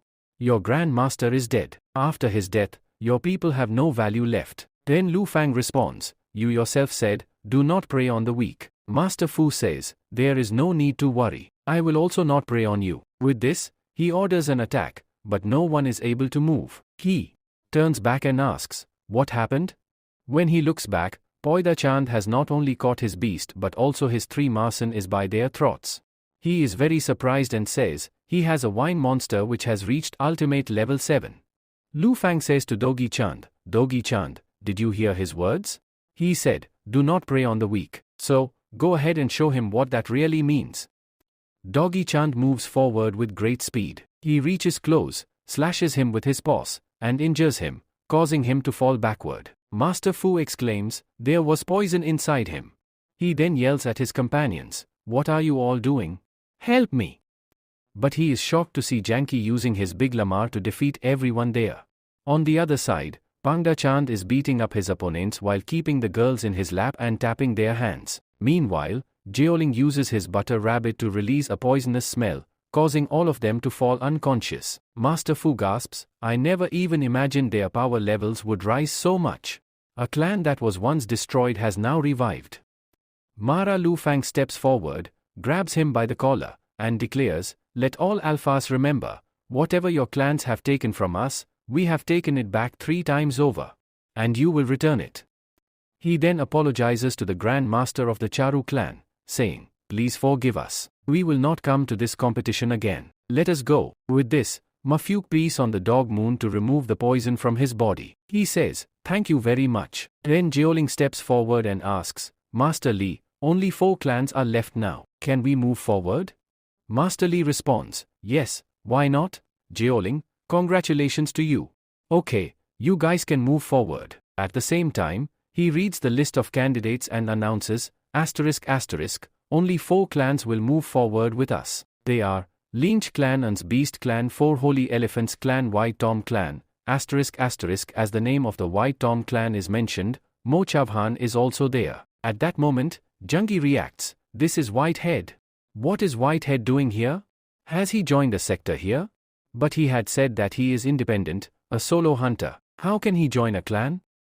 Jungi directly asks him, to which Whitehead coldly replies, "If you call me Whitehead here again, I will kill you right here." Lu Fang steps forward and questions, "You said you are a solo tamer. Then how can you join any group here? Is this your own clan?" Whitehead smirks and responds, "What's wrong if I join a clan? Anyway, I am a very powerful person. I keep getting requests to join many clans. A strong person will join only a strong clan, right?" He then turns to Jungu and says, "So this means you are representing the White Tom clan here since you are its Grand Master?" Jungu shakes his head and replies, "It's not like that." At that moment, an old woman steps forward and says, "What are you doing here? Move ahead quickly.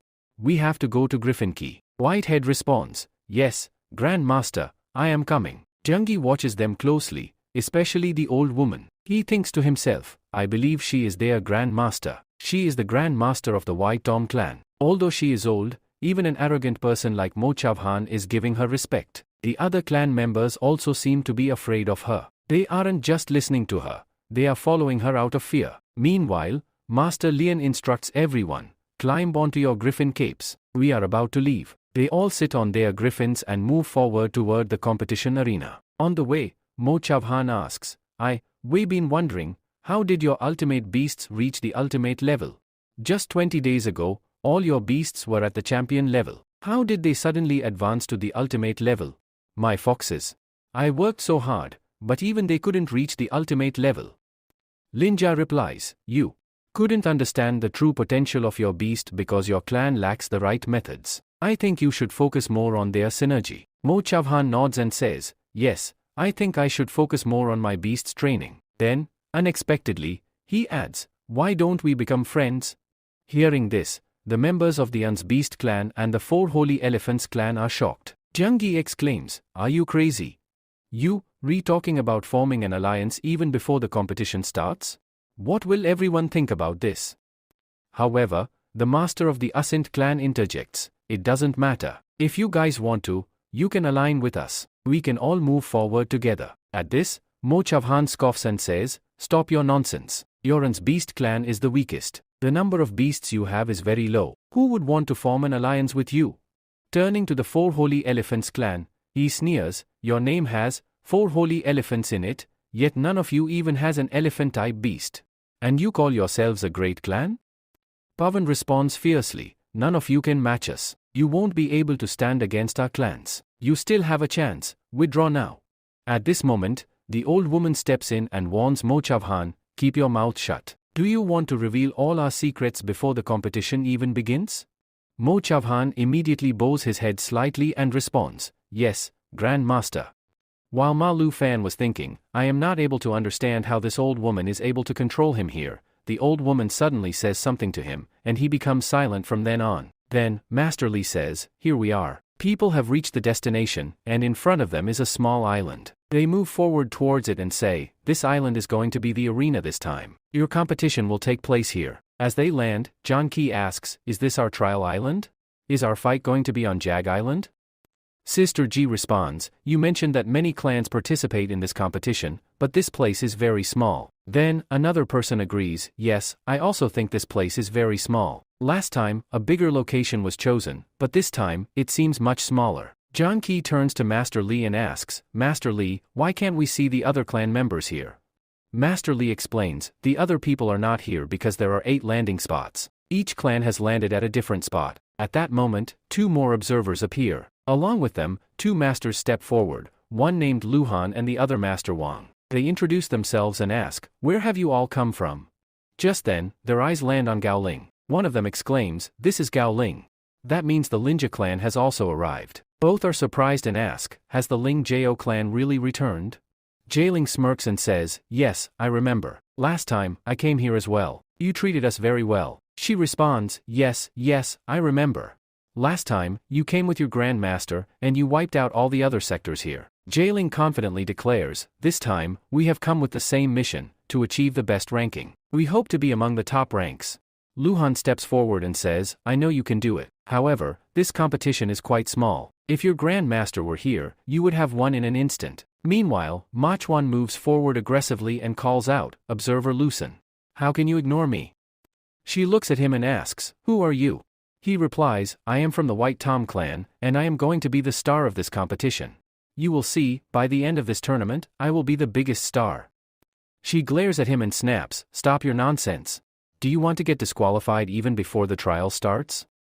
Everyone is shocked by her words. At that moment, Master Bang steps forward and announces, your trial is about to begin. He continues, as you can see, this island is very small. That means we can only accommodate a limited number of participants. Only 3 clans can remain on each platform. In total, 24 clans will compete in this arena, meaning one of you will have to leave. Master Wang adds, we will use the duel method. 2 clans will fight, and the losing clan will be eliminated. He then explains the voting process, I have 4 cards. Each card represents a vote for a clan. The two clans that receive the most votes will battle each other. The losing clan will be eliminated. Do you understand? He asks. But what if no clan is voted against? Someone asks. Master Wang replies, if all 4 clans vote differently, we will repeat the voting process until at least 2 votes match. The 2 clans with the highest votes will fight. Then, he announces, you have 30 minutes to discuss and decide your votes. The Grand Masters may gather and deliberate. The clans begin their discussions. First, the elders of the 4 elephant sector and the 8 sectors enter a room. Inside, they strategize and agree, we must vote against that white-haired boy who stands against us. Meanwhile, the White Tom sector of Lu Feng meets with the Linguso clan. Ma Chuan tells his ally, I think we should vote against the Ansby sector. I have a personal enmity with them, and I want to see them lose. Realizing the complexity of the voting system, he simplifies it. Each sector's elders will have 30 minutes to discuss and form alliances. The Ansby sector will talk to the Lingus clan, the White Home sector, and the 4 elephants. Afterward, they will finalize their votes. Finally, the voting time arrives. The heads of the Charu clan cast their votes, 4 in total. The results are in their hands. Now, I am going to tell you which 2 clans will fight among themselves. At the same time, she is counting the votes there. When she counts the votes, the first vote that appears is for the Ass Beast clan. Janky is surprised and says, what is happening here? Did he vote for us? Lu Feng replies, I don't think so. No matter how scoundrel he is, he will not vote for us. As the votes are being counted, the Ass Beast clan receives 2 votes, and 1 vote is given to the 4 Elephant clan. Everyone is shocked and says, what is going on here? All the votes should be only for Nay and Nay. Moken, who belongs to one of the clans, stands there as if this was all part of his plan. As soon as the voting is completed, a fight is set to take place between the Ass Beast clan and the 4 Elephant clan, as both have received 2 votes each. They are also surprised by this, and Sister Ju asks, how did this happen?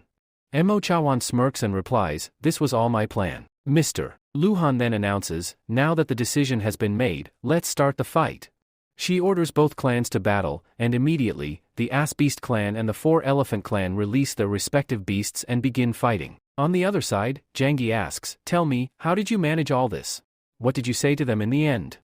Mo Chawan smirks again and replies, I told them both the same thing. At this moment, it is revealed that Mo Chawan had secretly told the Ass Beast clan, I am with you. I can't tolerate the 4 Holy Elephant clan anymore. That's why I will vote for them. Can you vote against them? At the same time, he told the 4 Holy Elephant clan, you have to vote against the Ancient Seed clan. He manipulated both sides. Eventually, Doni agrees, and both clans vote against each other, leading to a tie. Since neither clan received additional votes, they are forced to fight among themselves. Moken grins and says, this was simple. I just played a little game here. The votes were already divided between the 4 Holy Elephant clan and the Ass Beast clan. I just had to convince both sides. Jangi, sensing Mo Chawan's cunning nature, tells Gowling, Grand Master, I think we should stay away from this man. He is very tricky and can deceive us again. Meanwhile, the battle concludes, and the Ass Beast clan's master emerges victorious. The 4 Holy Elephant clan loses. Mo Chawan is shocked and says, I thought the Ass Beast clan would lose because their beasts are weak. The master of the Ass Beast clan glares at him and says, Moken, you deceived us. Give us one chance, and we will take our revenge. Moken smirks and responds, oh, of course. Take your revenge. As a result, the 4 Holy Elephant clan is disqualified and sent back from the island. Jangi, deep in thought, says, they had just arrived on the island, and now they're already disqualified? Meanwhile, Lu Feng addresses the group, whatever happens in this competition will affect our clan. If we perform well here, our clan will thrive. If we do poorly, our clan will suffer. We cannot trust anyone except our own teammates because everyone here is working for their own clan's benefit. Everyone exchanges cautious glances, and Moken also realizes that trusting anyone is dangerous. Master Lin then makes an announcement, now that the competition is about to begin and all teams have been selected, you will be taken to the battleground where your match will start. Then, Luhan says, the Lin's clan will come with me, and all the other clans should go with their representatives. Sister Javi asks, but why do we need to split up here? If we have to compete in the competition here, then, Sister Luhan interrupts, we will have to split up because the rules that we are going to tell you cannot be shared here. Instead, we will explain them separately. We also don't want all of you to start fighting with each other. That is why all the teams, 24 clans in total, will be sent to different locations. Along with this, each of you will have a server, or a master, who will go there and inform you about the rules. *** with that, all of them go their separate ways. As they depart, Lu Jun releases 4 ghost-type beasts. These beasts have rings on their heads. Sister Yui exclaims, what kind of beasts are these? Lu Jun removes the rings from the beasts' heads, places them on her arms, and explains, these are bracelets. You will have to wear them on your arms. These bracelets are crucial for the competition. Our league has specially created these beasts for this event, and I will explain the importance of the bracelets in a little while. At this point, the scene shifts to the headquarters, which is a massive ship floating on the waters of the island. Inside, the master of the Senate League stands as reports arrive. He is informed, all 24 clans of Theru have been sent to the top of the island. The master orders, tell all the observers to inform everyone about the rules. Then, he asks, I heard that a master from the second Grand Clan is coming to serve them. Has he arrived? A subordinate replies, Sir, it seems he is running late. Just then, young Master Bai arrives from the White Palace. As soon as he reaches, he bows and apologizes, please forgive me. I am late. Along with him is young Miss Bai, the princess. The scene then shifts to the competition arena, where contestants wear their bracelets. Luhan tells them, these special beasts were created by our cult league. They act as transmitters. We will keep the beasts in our headquarters while you wear the bracelets. These bracelets will allow us to monitor your condition and status. The observer assigned to you will be able to track you in real time. Previously, there was no such system, but now, this ensures better supervision. Then, Luhan explains, in past competitions, clan members would fight each other, and the surviving clan would be declared the winner. However, this time, we have introduced a point system. We do not want clan members to die because this is a competition, not a death match. Instead, your power points will determine the winner. The team with the most points will be ranked accordingly. The top 4 teams will be given rankings, and the team that ranks first will get a chance to participate in the bang competition. She continues, now, about the bracelet, there are 3 crucial rules you must remember. Keycap 1, never remove the bracelet from your arm. You are only allowed to take it off for 3 minutes. If you remove it for longer, the bracelet will deactivate, and you will be eliminated. Keycap 2, do not hide in the water while wearing the bracelet. Since this is an island, anyone could hide underwater to waste time. That's why we have set a rule, if you stay underwater for more than 3 minutes, the bracelet will deactivate automatically. Keycap 3, if you place your hand on the bracelet and say, surrender, a protective barrier will activate, and you will be considered surrendered. However, if an opponent attacks or kills you during this time, their team will be disqualified. This rule ensures that no candidate's life is endangered. Luhan then says, now that I have explained how the bracelet works, you need to know how to collect points. Sister Yu interrupts, but you still haven't told us how to collect points. Where do we get them? How do they work? Luhan responds, I cannot tell you that yet. Once the competition starts, you will receive instructions through your bracelet. Each participant will be guided on how to collect points. With that, Yojna announces, the competition is about to begin. I hope the Lin's clan can rise again and make a name for itself, just like last time. The team responds with determination, of course, Sister Luhan. We will do whatever it takes. As the final preparations take place, all the observers mount their griffins and return to their headquarters. And Arlucin returns to the end of the clan. Then, the leader tells him, you should return as the end keeper. Lucin replies, I was clarifying things there. I was explaining all the rules clearly. I don't know how the others must have explained them. Then, the others respond, we also explained it properly. They are instructed to place the beast on their shelf, and all the beasts are placed accordingly. With this, they are told, now, it is time to start the competition. At this moment, the White Palace princess moves forward and says, what? The Lingus clan is also participating this time? But they have become so weak, they don't even have 20 members left. We think they might be able to start again. To this, others agree, yes, we think this is possible. Meanwhile, Luhan asks, who is this girl? Master Wang responds, she is the mistress of the White Palace. The set leader then addresses everyone. Today, we have very important guests from the White Palace. It is a second grand level palace, and young Master Bai has come here specially to observe the event. His sister has also personally arrived to observe everyone here. That is why she is present. Hearing this, Luhan whispers, I have heard that the death of Grand Master Fan of the Lin's O clan is related to the White Palace. Upon hearing this, Master Bai reacts, this is nonsense. It's a lie. There's nothing like that. Why would we kill Grand Master Fan? Yes, I once had a fight with Grand Master Bai, and I lost to him by a huge margin. But no matter his age, I could never kill him. Despite everything, his power level was far greater than mine, and I accepted my defeat with great respect. Legion asks him, did you really fight with him? That's an incredible honor. But all I have is his signature on a piece of paper. I wish I could have fought him too. Master Bai responds, you have his signature? Can you sell it to me? I'm willing to buy it. His sister interrupts, what are you guys talking about? You're here to watch the competition, so focus on that. The center leader then says, since all the observers are back, why don't we start? He then turns to Master Bai, saying, Master Bai, let's begin. All the observers are instructed to connect with everyone, and they begin linking with all the beasts. As soon as the connection is established, the beasts start glowing green. Young Mistress Bai, puzzled, asks, what's happening? Why is everyone glowing green? The senior leader explains, Young Mistress, there are 3 possible colors. Green means the person is in perfect condition. Yellow means the owner of the beast, who wears the bracelet, is injured. Red means the master is dead. He continues, this system allows us to monitor everyone on the island. We can keep an eye on all the clan members and reduce the casualty rate significantly. Young Master Bai comments, your league has some incredible beasts. The way you've created them makes serving someone much easier. The senior leader replies, Sir, you're yet to see the biggest surprise. Now, let's quickly announce the competition. Young Master Bai nods and announces, all right, I declare the competition officially open. As soon as he says this, the ground starts shaking. The people of the Ling clan panic, what's happening? The island is suddenly shaking. Is this an earthquake? Jiangyi says, what is happening? Why is the water level going down suddenly? Then, Lu Fang tells him, idiot. The water level is not going down, our island is going up. With this, all the people are informed, none of you need to worry. All of you are on top of an island right now, an island that is actually on top of a massive antsid beast, a gigantic antsid turtle beast. You are standing on an island formed on its shell, which is why this island will keep moving. Inside the headquarters, young Miss Bai is surprised to see this and says, this seems to be a very big and powerful beast.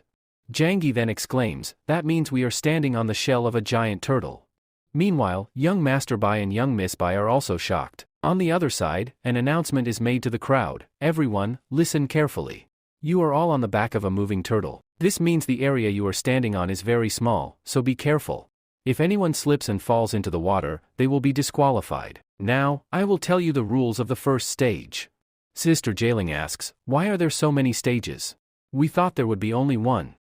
The Senate leader responds, first, you will be informed about what you need to do in the first level. At the same time, he commands, release the incubating beast. A beast, sitting on top of a silo, opens its massive mouth. From inside, glowing cells, small, shining orbs, are released into the air, spreading all over the island. The Senate Master then declares, your mission for Stage 1 is to collect these glowing cells. Pick up the cells and attach them to your bracelet. Once a cell touches the bracelet, it will be absorbed. The number of cells you collect will be recorded. The more cells you collect, the better your score. At the end of this stage, your total points will be calculated. Everyone gets ready. The mission is clear, collect the glowing cells. Once 300 out of the total 500 cells are collected, the second stage will be announced. Suddenly, someone shouts, Master, look there. There are many light pillars. The cells are falling. Ka Jailing smirks, this will be easy. The cells are everywhere, I just have to go and pick them up. Jiangyi points, there's one over there. Jace nods, yeah, let's get it. They rush forward to grab the cell. As they approach, a glowing cell falls from the sky. Jiangyi picks it up and runs to Grand Master Gowling, saying, Grand Master, try placing it on your bracelet. When Grand Master Gowling places the cell on his bracelet, it is immediately absorbed. A counter appears on the bracelet, 1 cell collected. Sister Yui exclaims, this is so cool. This is going to be easy. We won't have to fight or kill anyone, just collect the cells and store them in our bracelets. Suddenly, someone shouts, there's another one over there. Hurry up. As they rush toward the cell, something unexpected happens. A mole beast bursts out from the ground, snatches the cell, and disappears underground in an instant. Jiangyi is shocked, what just happened? Where did that beast come from? It stole our point. Mr. Gowling frowns, how can a beast do that? How can it steal a cell? Lu Fan replies, I think this beast belongs to someone. Someone deliberately sent it here to steal cells. They notice that more light pillars are disappearing. Wherever the glowing cells land, a group of people with mole-like beasts are swiftly snatching them up. Lu Fan states, that means when we complete 300 cells, the second stage will begin. But until then, we must collect as many as we can. According to the 24 clans, each participant needs 13 cells. Ling says, that means we need at least 15 cells each. Lu Fang responds, 20 would be even better. Since we are 4 people, each of us should collect 5 cells. He continues, there is no use staying together as a group. Since there's no battle happening here, it's best to split up. We'll search separately, collect 5 cells each, and then regroup at this spot. Does anyone have any doubts? Everyone shakes their head. With that, the group splits up. Each person now has a single mission: collect 5 glowing cells and return to the meeting point. Now the real challenge begins. Meanwhile, at the headquarters, young Miss Bai was surprised to see the points increasing rapidly. She exclaimed, "Look here. A team has collected a lot of points. Which team is this?" The master replied, "These are the people of Divine Curl. They have gathered an unusual number of points. It seems they are using some other means. Do you think they have cracked our policy?" she asked. The master smirked and responded, "Look at the red circles on the beasts." She observed carefully and nodded. "Yes, I can see them. What do they mean?"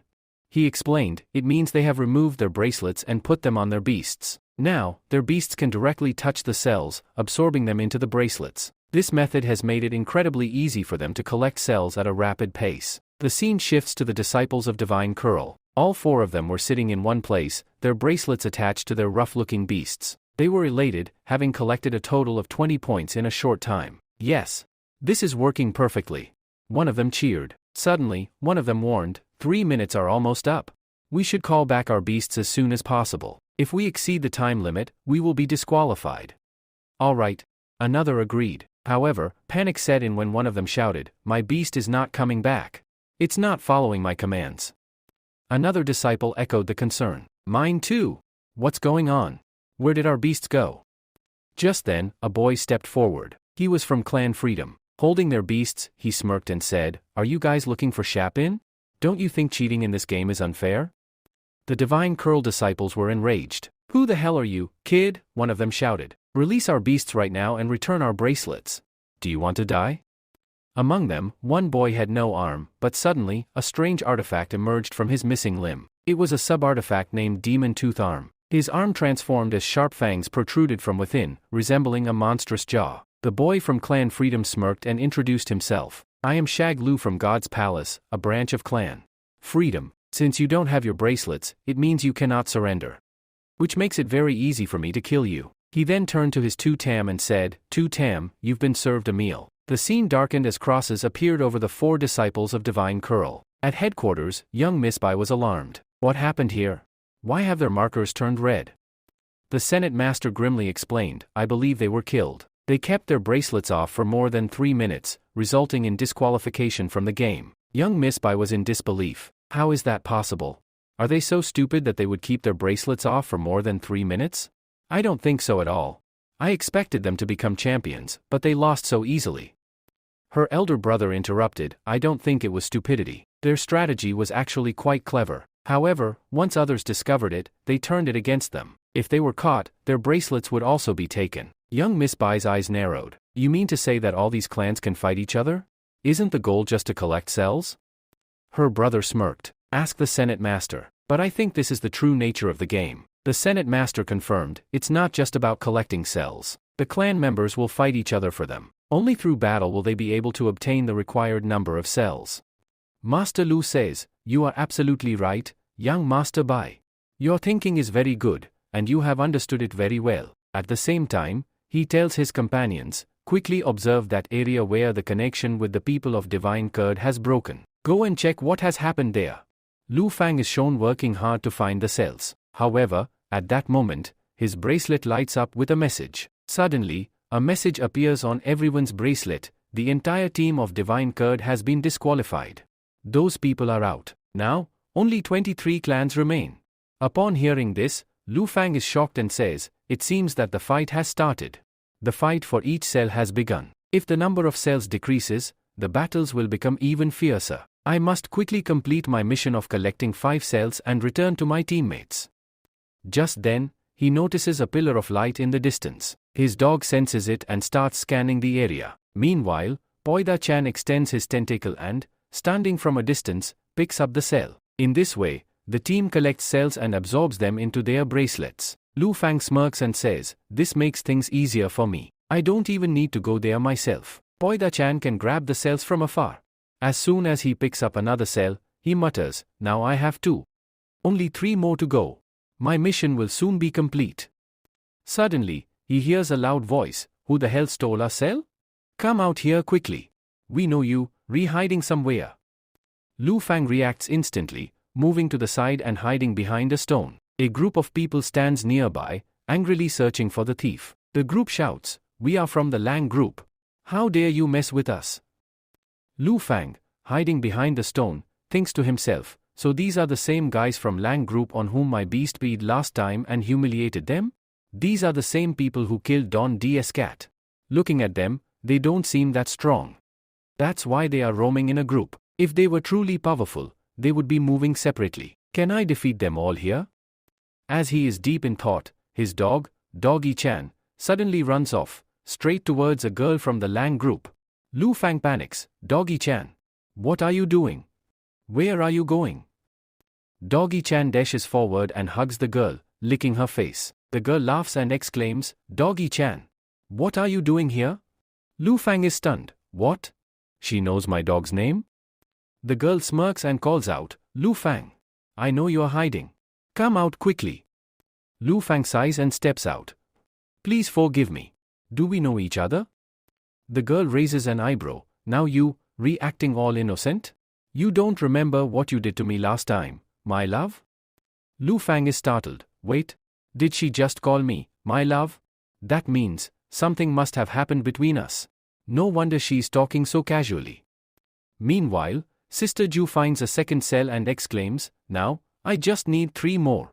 She thinks to herself, "I am the Grand Master of my clan. Last time, the Grand Master alone won the whole competition.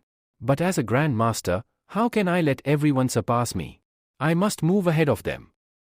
Just then, she spots another cell lying in an open area. She whispers to herself, "There's a cell, but no one is around. It seems free. Let's grab it quickly." Excited, she rushes forward, picks up the cell, and grins, "I'm so lucky. I keep finding cells so easily."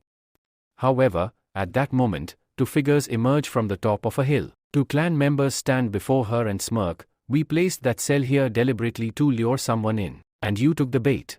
Now, hand over all your cells." Sister Ju stands frozen, holding her head. "Damn, I'm in deep trouble. These guys, they are from the Darkness clan. They must have set this trap to steal other people's cells."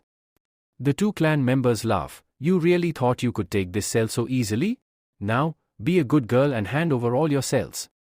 Sister Ju narrows her eyes and says, "You think 2 of you are enough to handle me? I am more than enough to take both of you on." One of the Darkness clan boys grins. "Ha! Wiping out other clans and stealing their points is much easier than hunting for cells one by one.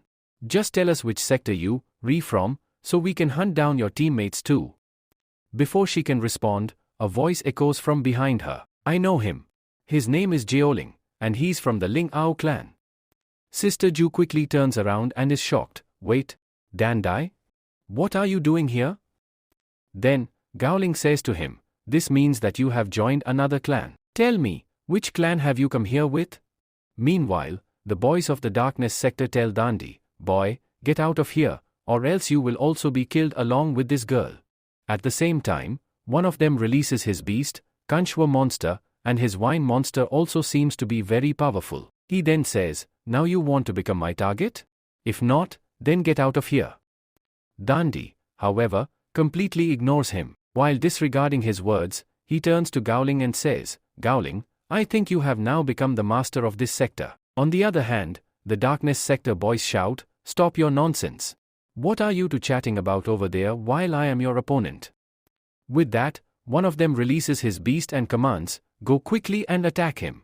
As the wine monster starts moving forward to attack, its body suddenly breaks into pieces, cut apart completely. The boy from the Darkness sector is utterly shocked. At that moment, they see Little Me, a fairy cat, standing there. Seeing this, Gowling is astonished and exclaims, "This is Little Me. That means, Little Me is alive." However, as she emerges from the smoke, it becomes evident that Little Me's body is mummified. She has turned into a zombie. She is dead, yet still alive, resembling a monster. Seeing this, everyone is stunned. One of them exclaims, "How did this happen? How did you do this?" Even the 2 boys from the Darkness sector are bewildered. "What's going on? We don't understand." One of them then turns to the other and says, "We have to win this fight. Let's release our beasts now." Both of them summon their beasts and infuse them with special talismans. Their beasts include a bull monster and a slug monster. Both monsters charge towards Gowling. As they move forward, Gowling quickly leaps into the air with her butter rabbit, using butterflies to fly and dodge the attack. Meanwhile, the beasts now turn their focus toward Dandi. Growling, alarmed, yells, "Dandi, save yourself."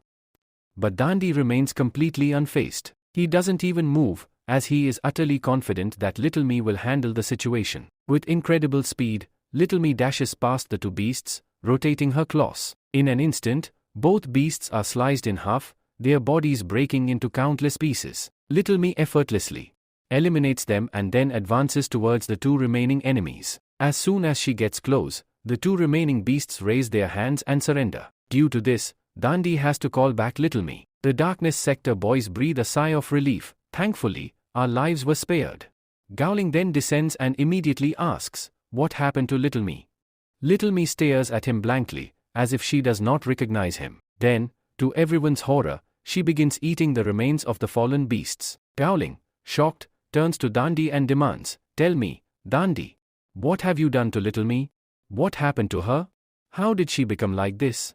Why doesn't she recognize me anymore?" Dandi smirks and replies, "What do you think is happening here? Can't you see how strong she has become? She is much stronger than before. I have joined a very powerful clan."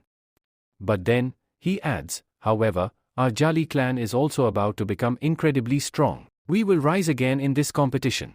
Gowling shakes his head. "Why don't you understand? Your clan is finished.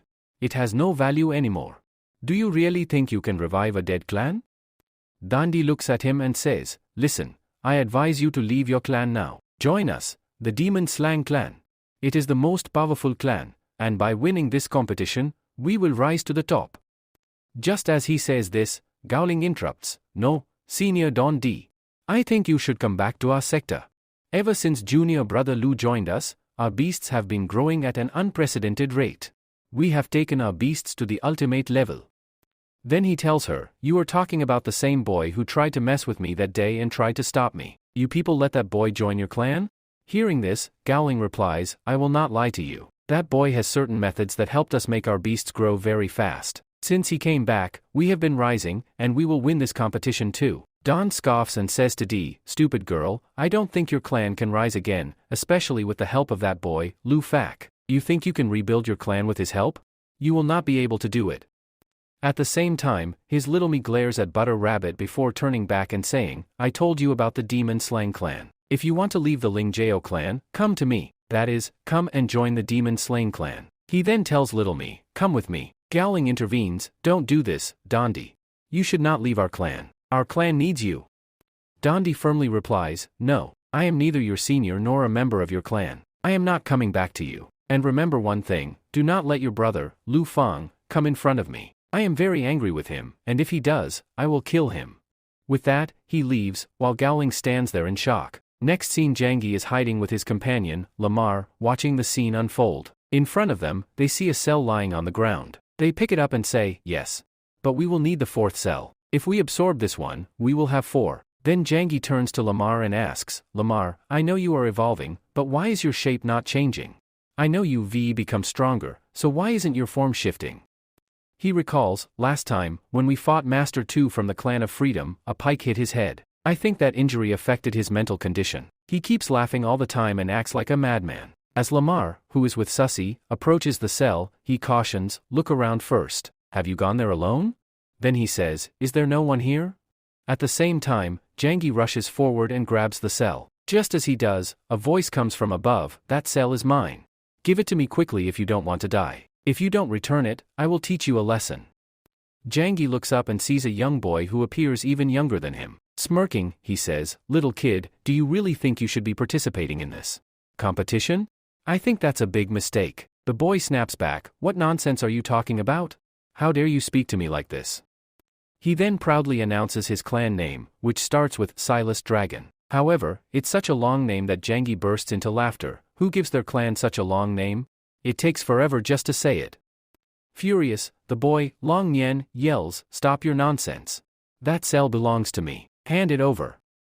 Jangi, however, absorbs the cell into his bracelet and mockingly says, "Oops.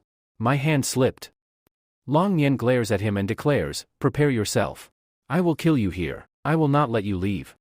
Jangi smirks, "Let's see what kind of beast you have. I bet a baby boy like you has a baby beast." Maybe a cute bunny or a fluffy kitten? Let's find out. As soon as Long Nian opens his spiritual space, a tremendous aura erupts, shocking everyone. His beast's level is extremely high, higher than anything seen on the island. The crowd gasps. How is this possible? Meanwhile, the young miss of the White Palace anxiously asks her brother, "Brother, what is happening over there?" Even her brother is stunned. This cannot be. Someone on this island has an emperor-level beast? Just then, Long Nian releases his beast, an emperor-level dragon. It is massive, towering over everyone. He taunts Jangi, "Let's see how you stand against me now. This is my rebellious dragon." He commands his dragon, "Go, show them your power." Jangi is left speechless. This cannot be. How do you have an emperor-level beast? Meanwhile, in another part of the island, the master of the Senate receives a report from an observer. "Sir, this is true. There is a boy from the Long family who possesses an emperor-level dragon." Then, he says, "How is it possible that there is an emperor-level beast there?" He is then told, "Sir, this person here is from the Long family. Long Tia has released the dragon." They respond in shock, "But how is this possible? We thought he only kept the Long name for his sector to appear high and mighty. But he really has a very powerful emperor-level dragon here?" On top of that, they wonder, how can such a small child control such a high-rank emperor-level beast? He shouldn't have enough spiritual space. Master Bhai interjects, "It is possible." Saint Master asks, "Are you talking about a spiritual beast here?"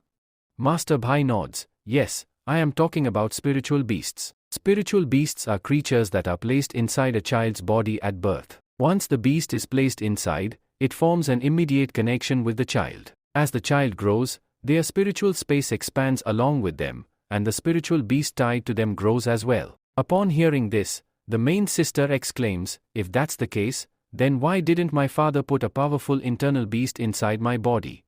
Her brother scoffs, "Because you, an idiot. You wouldn't be able to handle a powerful beast." She becomes furious and snaps back, "What nonsense are you talking about? There's no such thing." Meanwhile, the scene shifts back to the battlefield. A warrior exclaims in shock, "How can this be? This is an eternal spirit monster." On the other side, Long is equally surprised and asks, "How do you know about this?"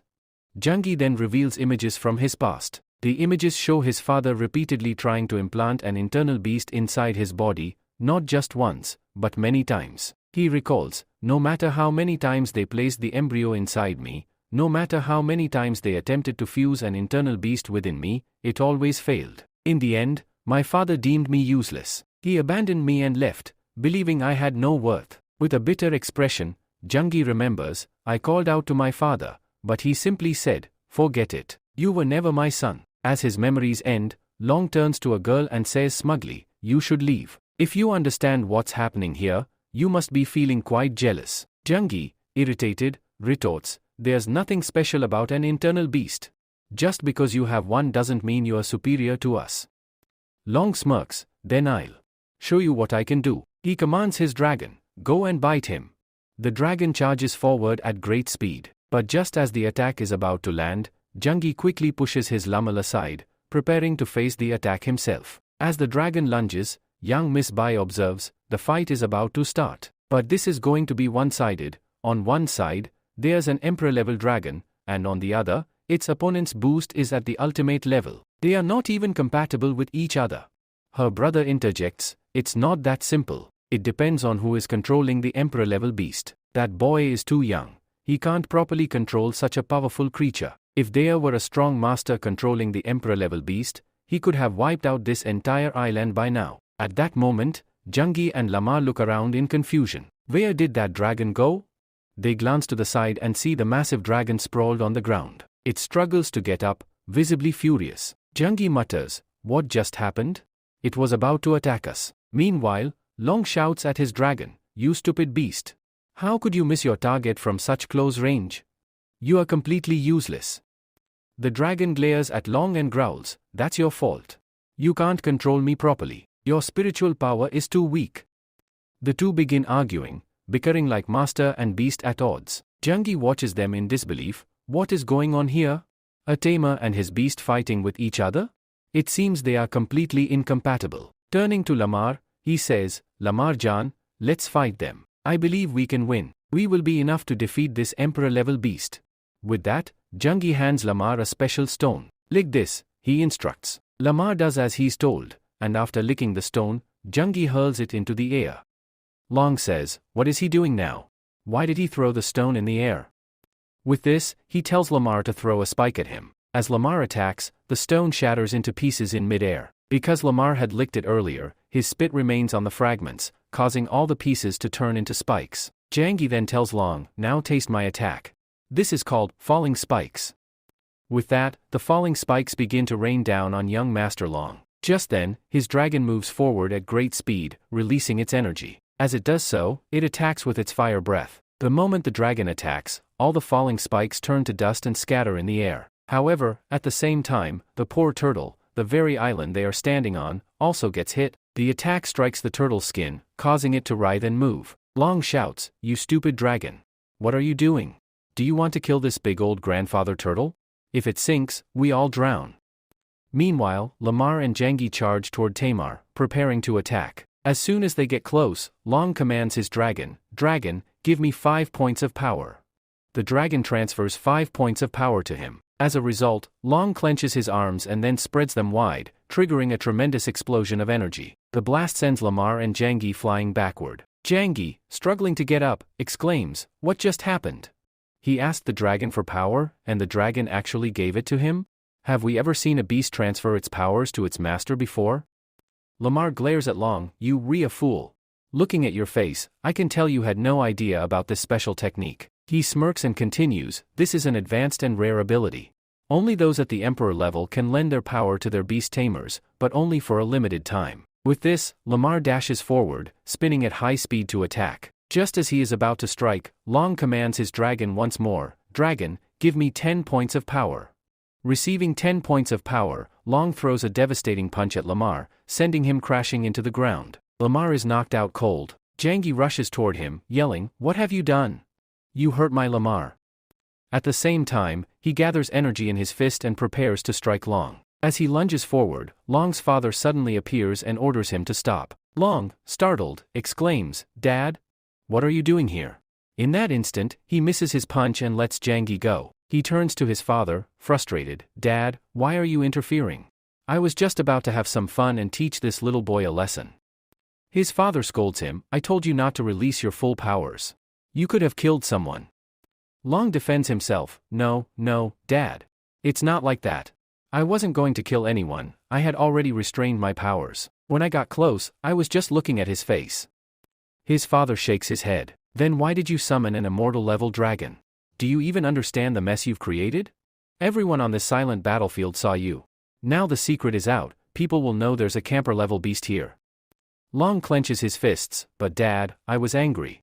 I had no choice. It even stole my sports. His father steps forward angrily. Boy, do you finally understand the difference between your power level and ours? Will you return what you stole, or will you lose your life? Jangi, burning with rage, shouts, I will never surrender. I will never return the sports. Hearing this, Long's father sighs and mutters, I thought if I used a tough stance, he'd give in, but it seems he won't back down. Long smirks at his father. Dad, being angry doesn't suit you. Even when you act tough, you still look like a fool. He turns away. Let's go. We'll find the sports elsewhere. There's no use wasting time on him. Both father and son turn back, walking away. Long's father, however, is secretly pleased. My son has finally learned to release the dragon. That's a great achievement. Meanwhile, Jangi stands there, lost in thought. Then, raising his head, he shouts, Long Meet Yen. Listen to me. My name is Jangi. Remember it well. I am Linz Clancy, and one day, I will fight you and defeat your Emperor-level beast. Long smirks. Why not? I'll definitely fight you. And next time, we won't hold back. We see that when Sister Yui spots a cell, she moves to pick it up. At the same time, Panda-chan appears and uses his painting technique to retrieve the cell, which was mixed with the soil. Sister Yui asks him, did you find it? Without a word, Panda-chan tosses the cell toward her. She catches it and says, thank you so much. You've given me a lot of points here. Just then, he notices another light. Pointing toward it, Panda-chan says, look. There's another cell. Without hesitation, he moves forward to pick it up. Meanwhile, Sister Yui thinks to herself, I must follow this one. Without it, I can't do anything here. I have no control over this place. She quickly calls out, Panda-chan, wait. Let me come too. At the same time, Sister Yui is calculating her progress. Once I get this cell, I'll have 3 points. After that, I'll need just 2 more, and then I can return. My mission will be complete. But as she moves forward, the light suddenly vanishes. She stops in her tracks. Where did it go? She mutters. Turning to Panda-chan, she urgently says, hide. Come here quickly. I think someone else has already picked up that cell. If we go any further, we might get caught. However, Panda-chan isn't one to follow orders. He is short-tempered and glares at her with defiance. Sister Yui tries to pull him back into her spiritual cell, pleading, come back quickly. But Panda-chan is already outside her spiritual control. Ignoring her words, he charges forward in anger. Sister Yui sighs. All right, fine. Do whatever you want. Just then, 3 girls emerge from the shadows. Sister Yui quickly hides. I think I hear voices. There are multiple girls here, she thinks. The 3 girls step forward, and their eyes widen in surprise as they spot Panda-chan. What is a panda doing here? One of them exclaims. Is it a spirit monster that lives on this island? But how is that possible?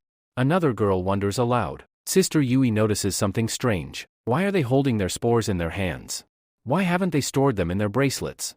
Confused, she continues observing. Meanwhile, the girls whisper among themselves. What should we do now? One of them says, we have no choice. We have to defeat this panda. Quickly! Bring out our beasts. Another girl commands. We'll use them to fight and scare it away. All 3 of them summon their beasts and send them to attack Panda-chan. But with just a single punch, Panda-chan knocks all of them down. The beasts collapse to the ground in an instant. Sister Yui watches in disbelief. Is that it? The fight is already over? That means these girls are weak. Their spores must be so powerless that they're just keeping them like pets. Sister Jai, seeing the situation, steps out from hiding. Smirking, she says, looks like I can act tough now. She confidently walks toward the girls and commands, hand over your spores if you want to live. If you don't, well, that's fine too, but don't blame me for what happens next. The girls tremble in fear but refuse to hand over their spores. Sister Yui frowns. Why? What's stopping you? Are you not worried about your lives? One of the girls hesitates before speaking. Something terrible has happened to us. She pleads, please don't take our spores. If we give them up, our sister will be killed. Sister Yui narrows her eyes. What do you mean? Explain everything. The girls begin their story. We were part of a modeling show where we performed alongside our beasts. Our commercial manager told us that if we participated in this competition and ranked well, it would boost our publicity and increase our show's ratings. So we fell for his trap and registered. But we had no idea how dangerous this place was. At first, we thought we only had to collect spores. But then, a group from the Bastard clan appeared. They attacked us and kidnapped our sister, Lan Mei. They're holding her captive and threaten to kill her unless we collect spores for them. That's why we're carrying our spores with us. We need to deliver them as soon as possible to keep our sister safe. We're terrified. Please, big sister, help us. One of the girls looks at Panda-chan and says, your panda seems really strong. Won't you help us? Sister Yui clenches her fists. This is horrible. Who could be so cruel? Holding someone hostage and forcing them to collect spores? The girls fall to their knees and beg. Sister Yui, please, help us. After a moment of silence, Sister Yui finally speaks. Fine, tell me where that man is. The girls immediately get up and say, come with us. As they lead her forward, Sister Yui thinks to herself, why am I suddenly feeling so responsible? Why am I even doing this?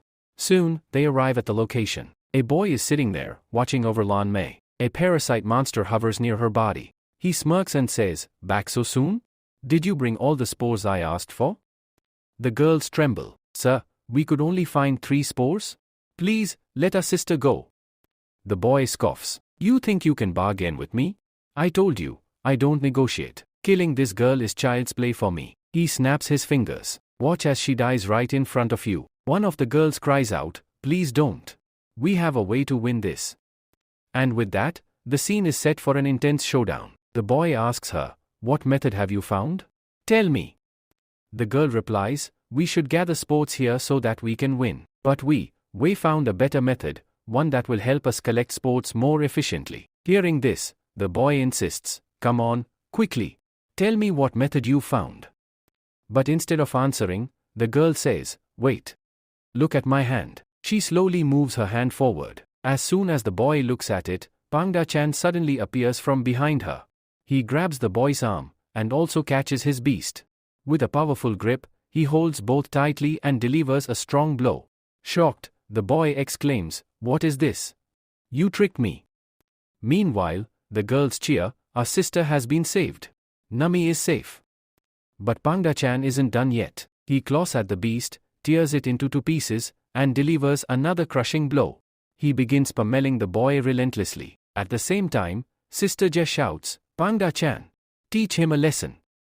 However, the boy smirks and says, before you do that, take a look at the back of this girl's neck. Everyone freezes. The boy continues, you thought you could punish me?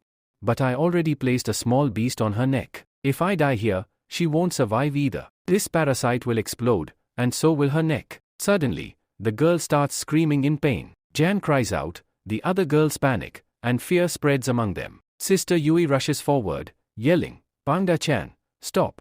But she knows the truth. Her Pangda never listens to her orders. Pangda-chan lets out an angry roar and charges at the boy again. I said stop.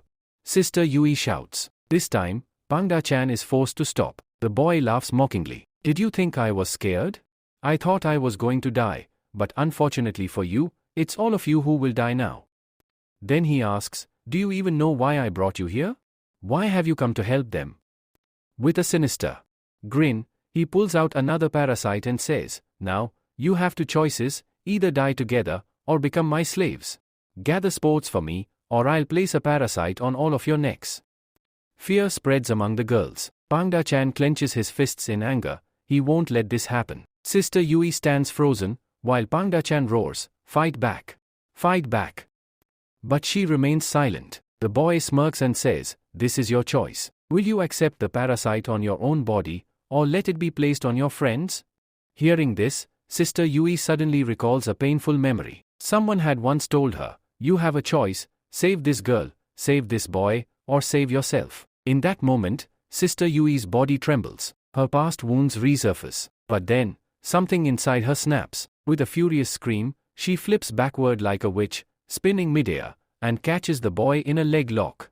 I, Vayu Hitong, will never bow to anyone, she declares. With incredible strength, she throws him to the ground, and in one swift motion, she snaps his neck, killing him instantly. Silence falls over the battlefield. Suddenly, something enters Sister Yui's body. Memories of the past begin flooding back. What is happening inside her?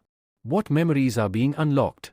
That we will find out in the future. For now, the danger has been avoided. But only one remains, Lu Fang. What trouble awaits him next? That remains to be seen. At the same time, Sister Lan says, thank you very much, Big Sister. However, Big Sister is acting strangely. Her eyes are glowing, and she suddenly warns, stay away from me.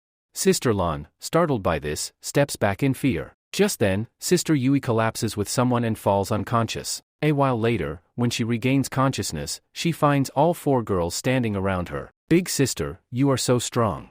Thank you for saving us, they say in admiration. Sister Yui, still disoriented, looks around and asks, what happened here? Where did that bad man go? Who killed him? The girls exchange glances before one of them answers, that bad man is already dead. You killed him. Sister Yui's eyes widen in shock. How is that possible? I killed him? Are you joking? I am just a cook. I know how to prepare food, not how to take lives. But even as she speaks, strange memories begin to surface in her mind, memories that feel like hers but remain unfamiliar. She wonders, what is my origin? How am I able to summon such a massive spiritual ring? A ring that can contain so many Lord Pandas? And who were that boy and girl I saw in my vision? They looked like they had been through hell. A terrible thought crosses her mind. No. Could it be that I come from a powerful background? At that moment, Sister Lan steps forward and asks, Sister, tell me, which sect do you belong to? Sister Yui hesitates before replying, I am from the Lin's clan. As soon as they hear this, the girls bow their heads respectfully. Then we will all join the Lin's clan. Sister Yui is taken aback. Wait. What do you mean? Why are you saying this? One of the girls smiles and explains, Sister, we were just models before. But now, after seeing your strength, we realize that we want to be part of something greater. If we join a strong sect, maybe we can become strong like you. Another girl chimes in, you are our role model, our hero.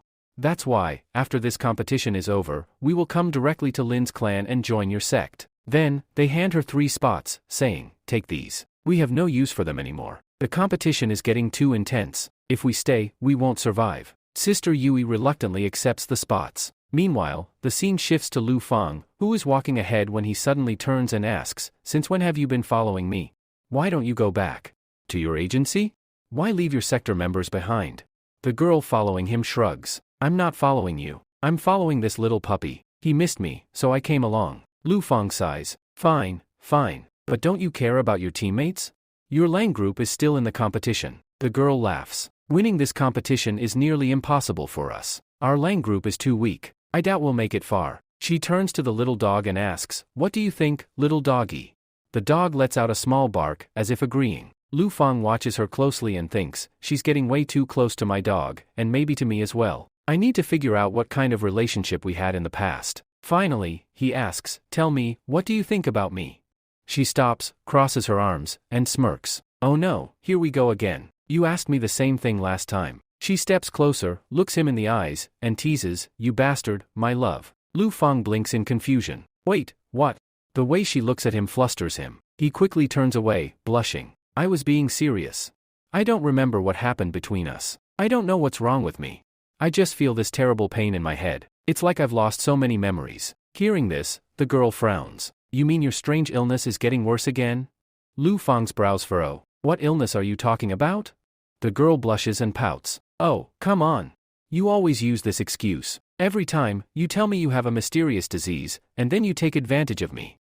Lu Fang, taken aback, stares at her. "Wait, what?"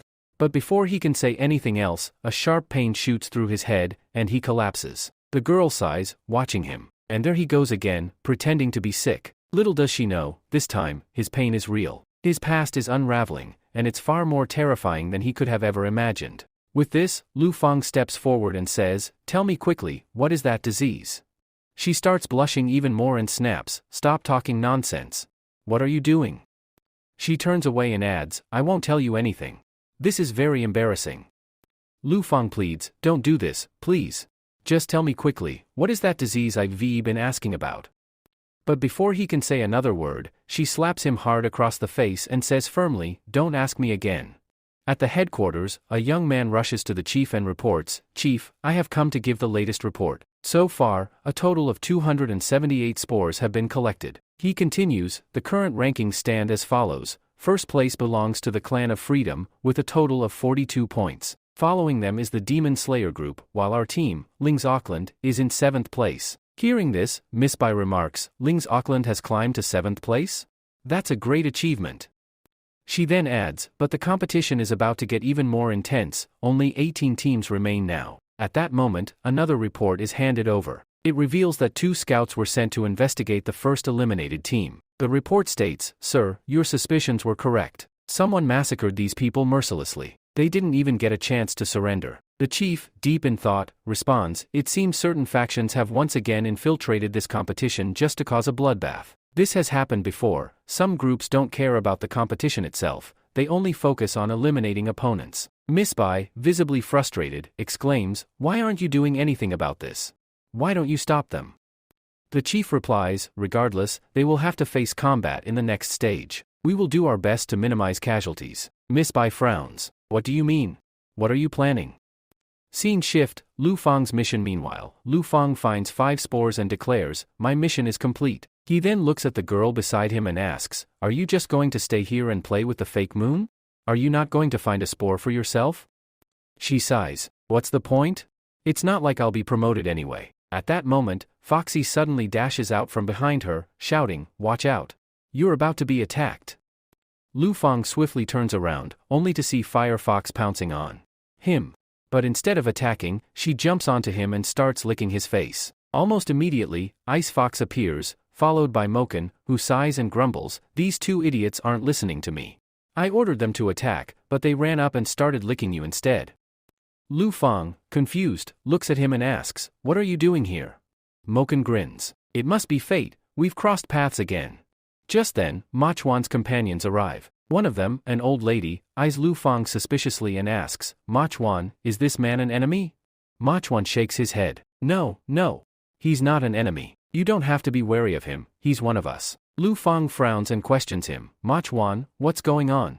Why are the 4 of you roaming around in a group? Don't you think this will make it harder to find spores?" A young man from the group responds, "Yes, I know. But these are the leader's orders. He instructed us to stick together, so we're moving as a team. Then he asks, do you need my help collecting spores?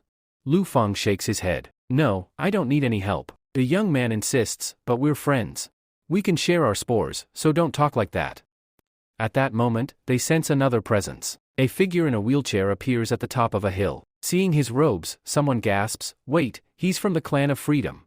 Qiu Fang is visibly shocked, while Ma Chuan mutters, no need to panic. I doubt they know we were the ones who wiped out their Master 2 and their 2-2 branch. I'll try negotiating with them. Standing opposite them, an old lady, the master of Ma Chuan, steps forward and asks, who are you? From the other side, the man responds, my name is Nising, from the Clan of Freedom. The two elders face each other, both radiating an ominous aura. A dangerous battle is about to unfold. The tension in the air is palpable. This is not going to be an ordinary fight. The mysterious old woman, who has been silent all this time, finally reveals her presence. Then, Mok Man steps into the center and says, please, master.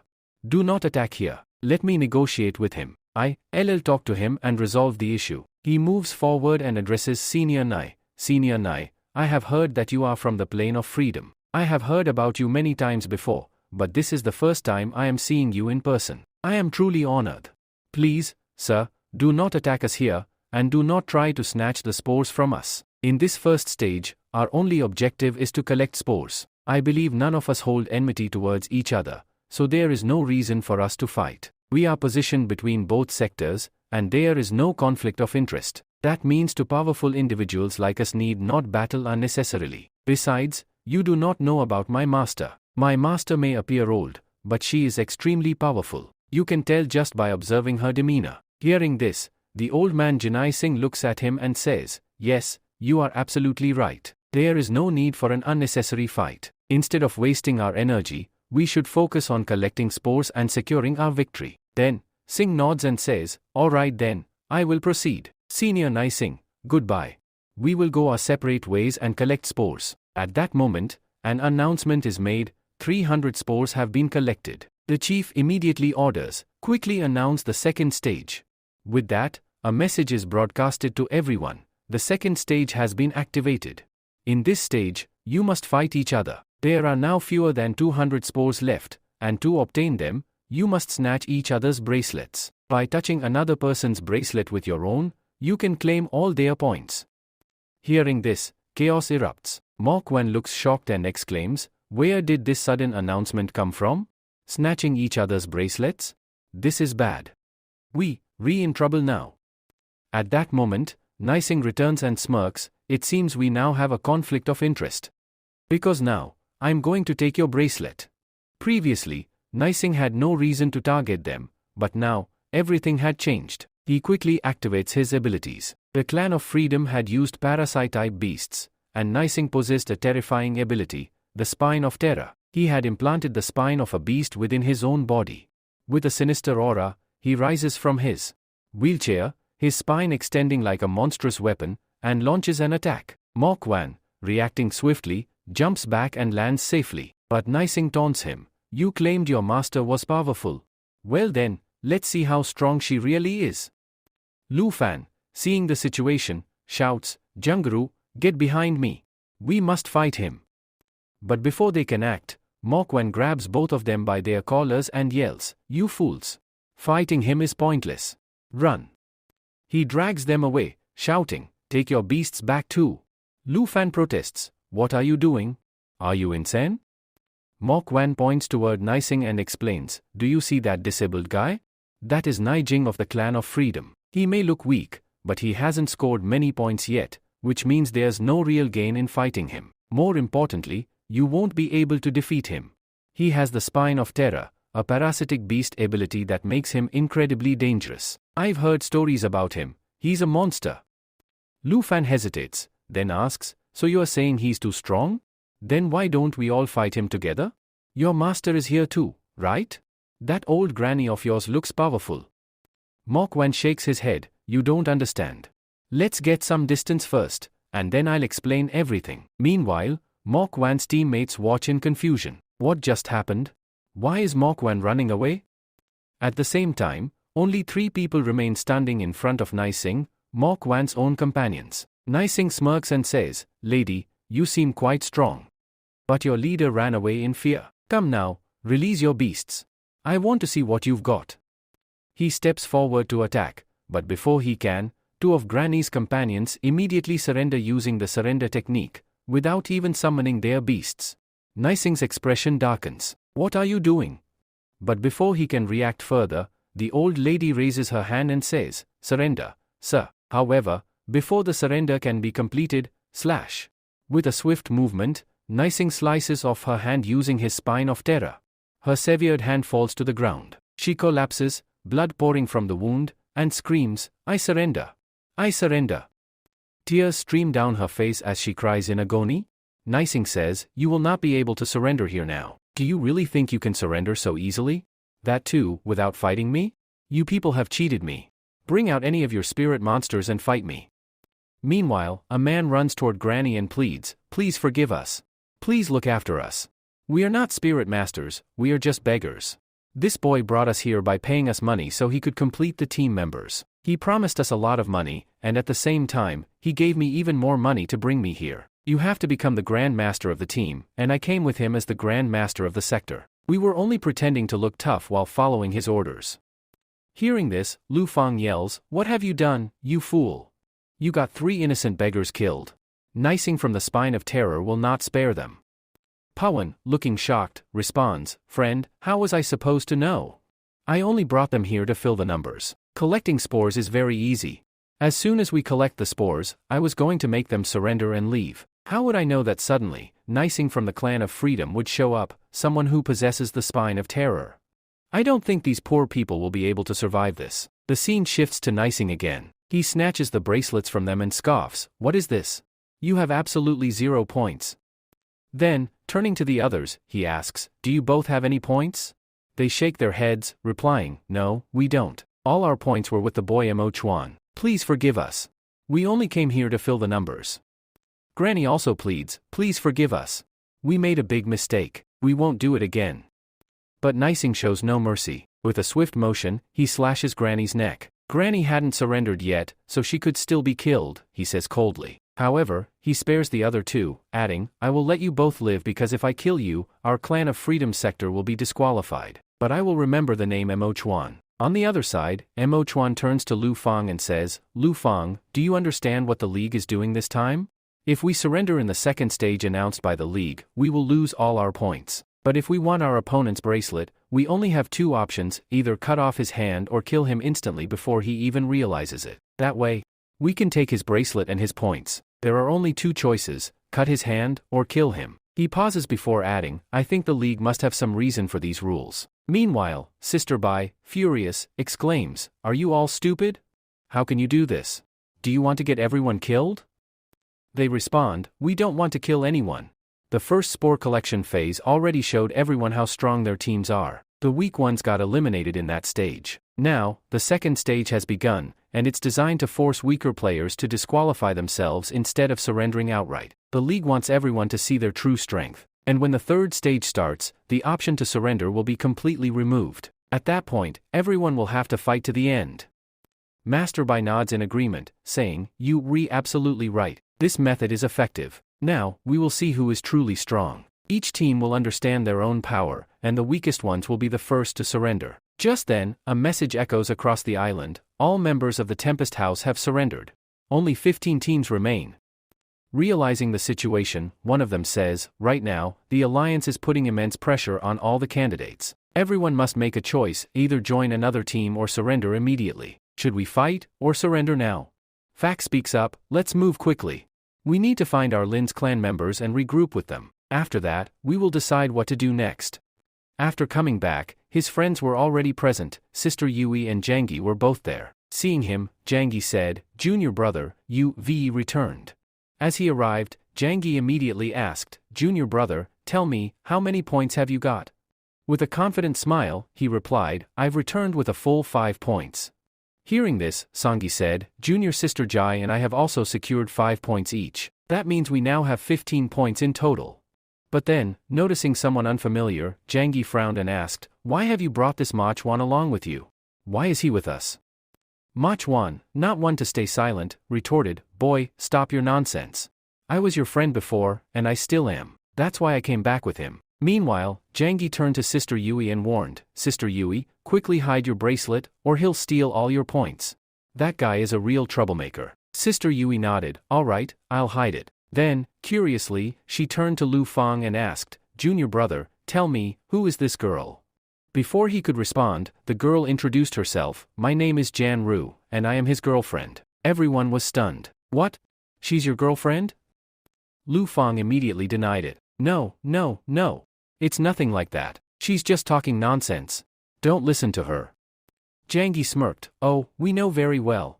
We know your background. We already understand what kind of person you are. If you've made a girlfriend during the competition, we don't mind, it makes perfect sense. Lu Fang groaned, friends, stop it. Why are you making fun of me? Trying to change the topic, he asked, what about Jailing? Has she returned yet? Jangi shook his head. No, she hasn't. I don't know where she is or if she's okay. Just then, they spotted Jailing in the distance, walking toward them. Jangi's eyes widened. The sector master is back. The sector master is coming. As she approached, her face was clouded with sadness. Jangi asked, Leader, what happened? Why do you look so down? Did you fail to get points? Were you unable to complete the mission? She shook her head. No. I saw Dan D. Hearing this, Lu Fang's expression darkened. You saw Dan D? What was he doing here? Which group did he come with? Jailing sighed. He joined another sector, the Demon Slayer group. And I also saw Shadow Katmi. Lu Fang's eyes widened in shock. Shadow Katmi is still alive?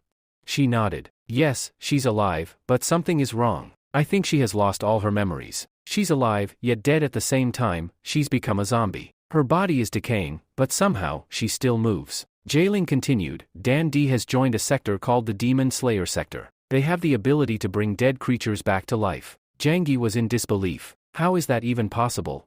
You should have convinced him to come back with us.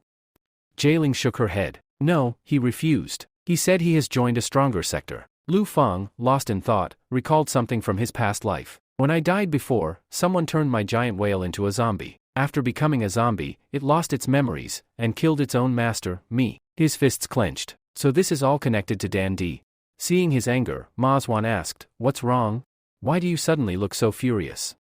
Sister Jai also noticed his change in demeanor. Senior brother, what happened? Why are you so angry all of a sudden? Jangi narrowed his eyes. Don brother, do you have some kind of enmity with Dan D? Is that why you're asking about him so intensely? Lu Fang took a deep breath. I need to calm down. I need to focus on winning this sector competition first. We can't get distracted right now. If we win, I'll personally question Dan D later. Or who knows, maybe we'll face him during the competition itself. Just then, their bracelets buzzed with a message, only 15 teams remain. All teams now have access to the leaderboard and can see each team's remaining members and points. The rankings were displayed. First place, Clan of Freedom, 44 points. Second place, Demon Slayer Group, Dan D's group, 35 points. Sixth place, Lingus Clan, their team. Seeing the rankings, the group frowned. Why are they revealing all the clan standings like this? Meanwhile, Janru gasped. What? All my clan members have been disqualified? I'm the only one left? Lu Fang turned to her and said, if you're the only one left, then why don't you just surrender and leave? Janru glared at him. Stop it, you heartbreaker. You re-breaking my heart again. Jangi sighed. So what do we do now? Even that white sand guy is alone now. Just a while ago, he was boasting about being the star of the competition, but now he's sitting at the bottom with only 4 points. Machwan scoffed. Stupid boy. All my points were with my teammates. They surrendered, which means all those points were wasted. That's why I only have 4 left. Their Grandmaster then addressed the group. We are currently in 6th place. If we come up with a solid strategy and secure 2nd place, it will be a huge advantage for us. Then, Ma Lu Feng tells them, I think there must be about 200 spores left. In all of Thailand, only 200 remain, and finding them all will be extremely difficult. We must move forward with our first option, searching for the remaining spores. But now, new rules have been introduced. According to them, we can snatch others' bracelets and make their points our own. If we only focus on finding spores, it will be a huge challenge. Everyone will now follow the same strategy, defeating weaker teams and taking their bracelets. Finding spores one by one is just not practical. At this, Machwan nods and says, You absolutely right. I think we should go with the second option. We should always be on the lookout for weak teams, defeat them, and take their bracelets. But before they can all agree, Junkie speaks up, I disagree with this. I don't think we should take that white guy with us. Ma Chuan frowns. What do you mean? He's our friend now. Zhang Yi interrupts, his voice firm. No. He has betrayed us before. He fooled us once, and he'll do it again if we give him the chance. Mo Juan scolds him, stop talking nonsense. There's nothing like that. Zhang Yi doesn't back down. Our king's clan follows one principle, we don't kill anyone. But according to the new rule, we either have to cut off someone's hand or kill them outright to take their bracelet before they surrender. At this, Sister Yui steps in, shaking her head. No, I won't kill anyone. I'm not that cruel. Mo Juan scoffs. Then I don't think your Lingus clan will be able to reach the top. You all too weak. If you're unwilling to kill, you'll never move forward, because here, points can't be gained without bloodshed. Lu Fan thinks for a moment before responding, we need more practice. A little strategy, a little planning, I believe we can gain points without killing anyone. Ma Chuan sighs. Alright, if that's what you want, I'll support you. Just then, they notice members of the Totem clan. Only 2 of them remain, and together, they have just 9 points. The 2 Totem clan members search for spores when they suddenly spot something. Look! There are 3 spores over there. One of them exclaims. They glance around. Cautiously, no one is in sight. If we get all 3 spores, we'll have 12 points, the other one says excitedly. Eagerly, they release their beast, a giant lizard. The lizard scurries towards the spores, picks them up in its mouth, and brings them back. The Totem clan members can't contain their excitement. You did a great job, one of them praises their beast. Let's divide the points quickly and add them to our bracelets. As soon as they transfer the points, something strange happens. The white glow around the spores vanishes, revealing nothing but ordinary rocks. Both of them freeze in shock. What just happened? Someone tricked us. From above, they suddenly hear a voice. Standing on a ledge are Mo Chuan, Lu Fang, and Zhang Yi. Zhang Yi smirks. I knew they'd fall for it. Panda Chan used his light technique to make those rocks look like spores. They never even realized it was a trap. Realizing they've been tricked, the 2 Totem clan members quickly release their own beasts to fight back. But will they be able to survive this battle?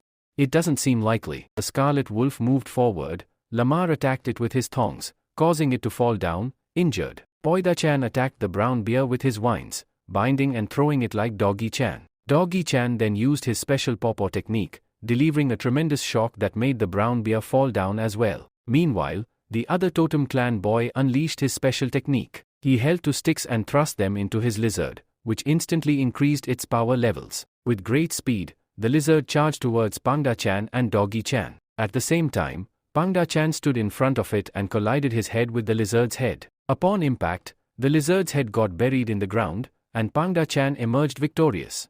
However, blood started flowing from Pangda Chan's nose. Sister Ye scolded him. Pangda Chan, how many times have I told you not to fight uselessly?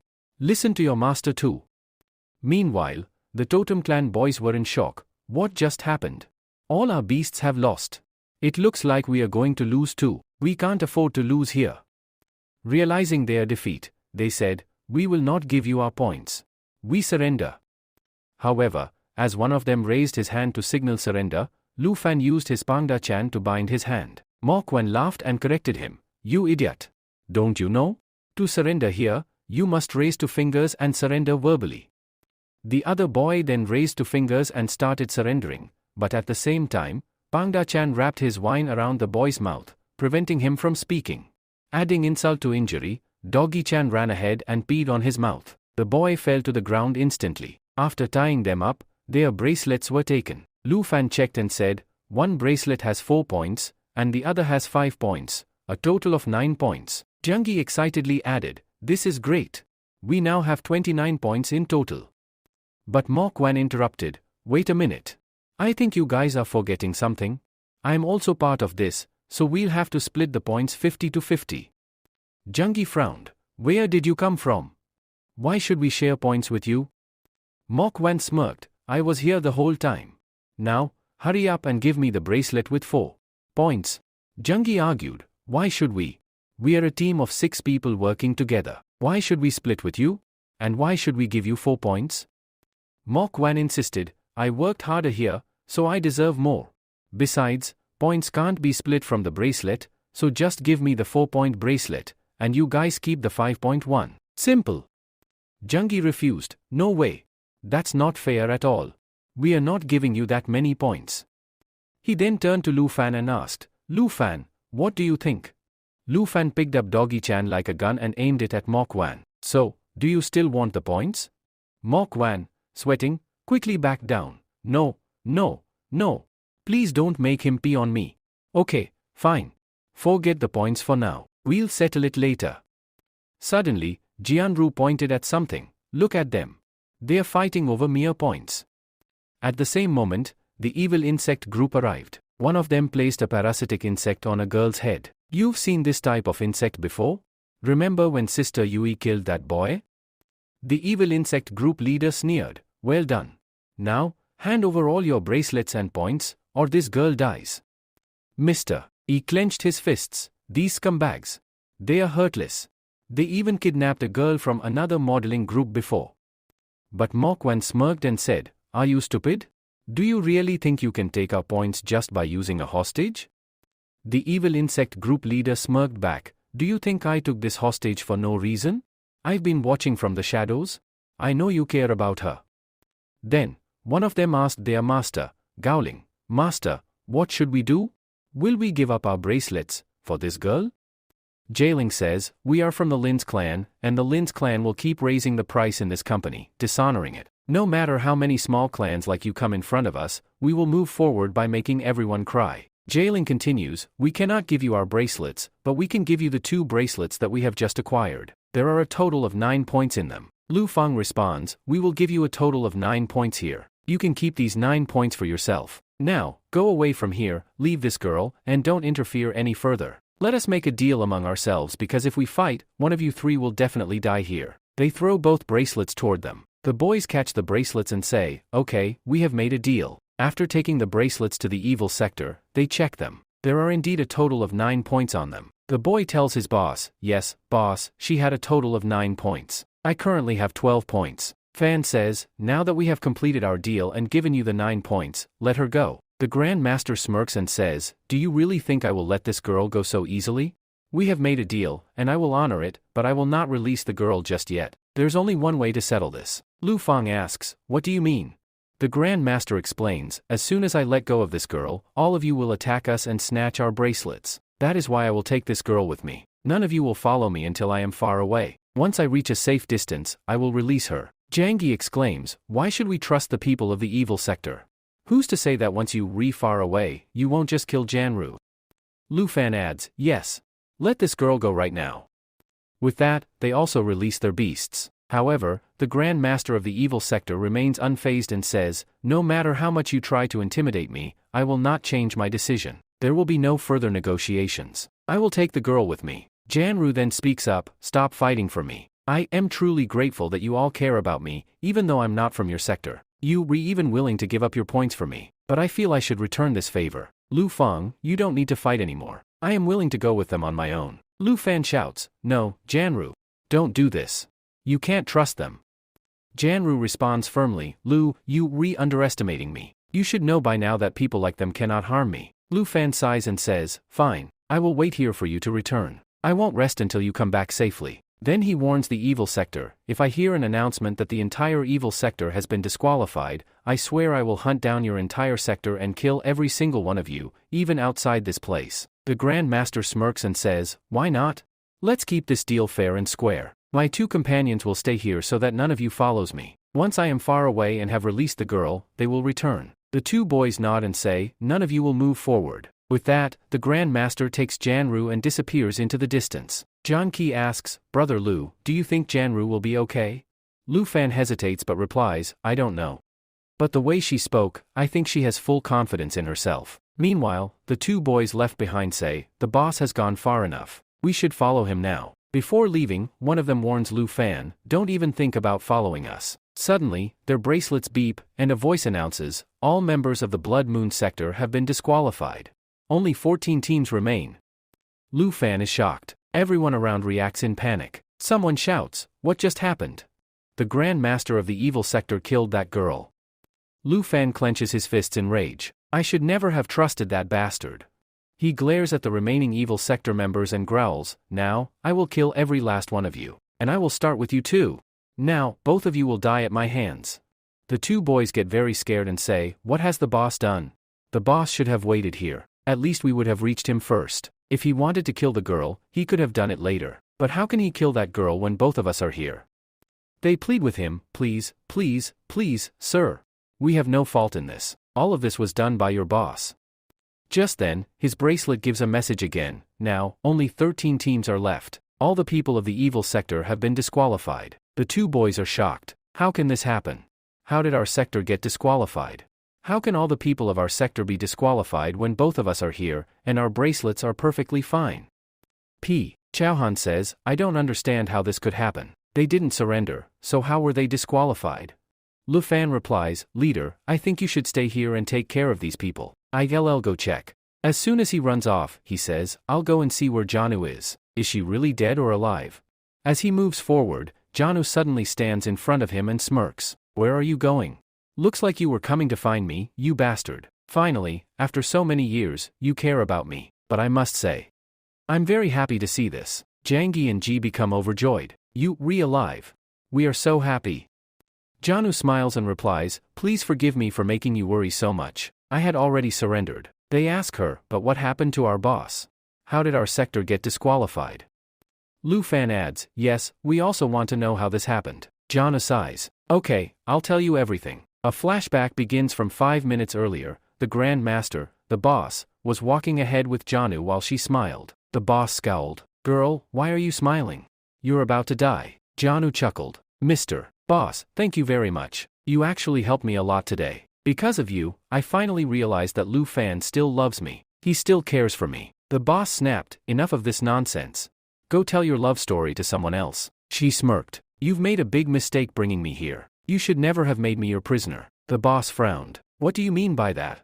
Before he could react, Janu released her spirit monster, a seductive humanoid fox beast. The boss's eyes widened in shock. Do you think I'll be distracted by this? But before he could finish, the fox lady activated her magic, paralyzing him completely. His own beast also collapsed. Janu leaned closer and whispered, Listen carefully. I'm going to surrender now. But after I surrender, if you attack me, your entire team will be disqualified. The boss, now hypnotized, nodded blankly. Janu smiled. But attack me gently, okay?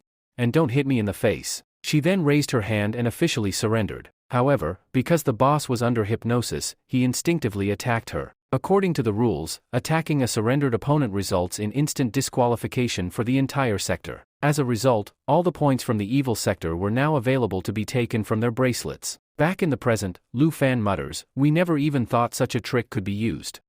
Janu removes her bracelet and smirks. Thank you very much. I don't need this bracelet anymore. You can have it, along with all the points inside. Jangi grins. This is great. Now we can take all the bracelets from the evil sector's disqualified players. Machwan smirks. Now that they're disqualified, we can beat them as much as we want, and our team won't get disqualified. The two boys tremble in fear. Please, don't do this. Take these. You can have our bracelets? They hurriedly remove their bracelets and hand them over. Just then, members of the League arrive. We are here to take the members of the Blood Moon sector and the evil sector. Please come with us quietly. Janu waves goodbye. Thank you, everyone, for all the love and care you've shown me. Gowling chuckles. Well, why not? You're Lu Fan's girlfriend, after all. Once the competition is over, why don't you come visit us in my link line? Janu hesitates. I'd love to, but I think someone won't be too happy about me coming there. Someone might get mad. Jangi laughs. Who would stop you? If anyone does, I'll personally bring you inside myself. Janu looks at Lu Fan. Lu Fan, I think you're going to have a tough time soon. She then boards a flying beast and takes off. She tells Lu Fang, Rascal will say that today was a very good day. So, won't you say thank you to me then? Lu Fang replies, Yes, why not? I will say thank you to you. Thank you very much. Then she also tells him, The look on your face is very disgusting. Do you want a sweet kiss here? Lu Fang immediately responds, No, I don't want anything. Just go from here. She smirks and says, Okay, I am leaving. I just hope you come out alive from here because once you do, you won't be able to escape from my hands. After they leave, Lu Fang says, Now we have 3 bracelets. One has 7 points, the other also has 7 points, and one has 12 points. If we divide these points among ourselves. He then tells them, there are a total of 26 points in this. If we add our 20 points, we will have 46 points, which means we will reach second place. Mo Chavhan interrupts, Are you guys ignoring me here? You have to give me points too. Previously, you guys didn't share points with me because you didn't have equal ones to divide, but now I think I should get at least 5 points. Lu Fang hesitates, but we don't have any bracelet with 5 points. One has 7, the other also has 7, and the third has 12. Mo Chavhan steps forward, grabs Lu Fang by the collar, and says, "There are 5 points inside your bracelet. I can clearly see that. Come on, quickly give me those points." With no choice left, Lu Fang hands over his points, leaving him with 0. Lu Fang then says, "Now, how should we allocate these points among ourselves?" Jiaoling suggests, "We cannot distribute points randomly. I think the strongest among us should get more points, and the weaker ones should receive the least. This way, our points will be safe." After a discussion, they decide that 17 points will go to La Fang, while the others will get between 5 to 6 points each. Meanwhile, at the main headquarters, Sister Bai notices something unusual. She observes, the sectors are getting disqualified very fast. Bai asks, "How did 2 sectors get disqualified together?" The chief explains, "Are you seeing this small mark here? It means this team attacked members of another surrendered team. Because of this, they were eliminated. It seems that the Blood Man sector surrendered themselves, and the evil sector attacked them. As per the rules, those attackers also got disqualified." Sister Bai's eyes remain fixed on the screen. Clan Cape reports, they have a total of 46 points. She exclaims, 46 points? And one of the boys has 17 points. Shocked, she asks, "Does anyone know this guy? He has 17 points." Lu Fang had registered under a fake name, Jun Junji, to participate in the competition. If he had used his real name, Lu Fang, the White Palace would have put a bounty on his head, making it impossible for him to compete. His brother, puzzled, says, "I do not know any Jun Junji at all. I don't know which master he is, but he has 17 points.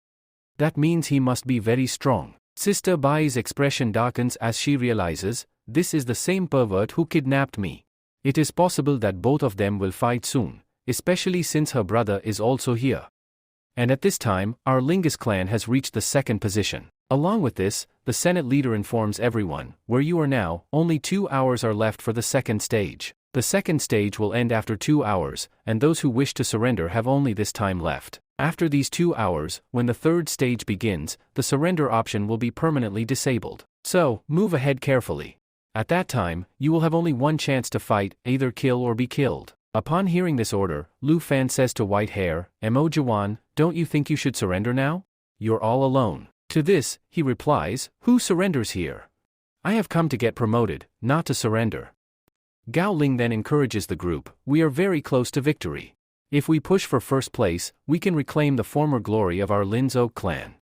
Everyone cheers and shouts in unison, "We will make the Lin's clan great again."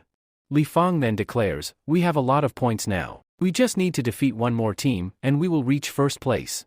Meanwhile, in the Demon Slayer group they receive a message from Dan Dai, and he is shocked. "The Lin's AO clan reached 2nd place while we are stuck in 3rd? He turns to Little Me, "Shadow Cat, let's go. We need to teach those people a lesson." Elsewhere, in the Ultimate Divine Dragon group, Long Ning Dian is attacking a boy from another group, but the boy surrenders before the fight can escalate. Frustrated, Long Ning yells, "You bastard! Why did you surrender? You could have at least given me your points first." His father, Tia, calms him down, "Leave it. We need to move ahead quickly and find another team." In the Lawn of Freedom clan, a girl with a bat-like weapon lands and reports to her master, "Chief, I have found 5 more teams, but I had to eliminate 3 people to do so." Her master responds, "It doesn't matter now. The 2nd stage is ending and the 3rd stage is starting. I want you to recall Nizing and Shag Lu immediately. We are preparing for a major move. We need to defeat a strong team and grab as many points as possible at once." 1 hour later, Lu Fan receives a new message stating, "Only 10 teams remain. The teams that wish to withdraw have been eliminated. The 3rd stage has now begun." At the same time, the chief announces, "Since the 3rd stage has begun, the surrender option is now disabled. Look! The massive turtle and the island are moving." The warriors exclaim, "What is happening to the stage? Why is the arena shaking?" Mo Jawan adds, "I don't understand. Why is the island suddenly shaking again?" Then, Sister Johi points downward and warns, "Look! The water level is rising.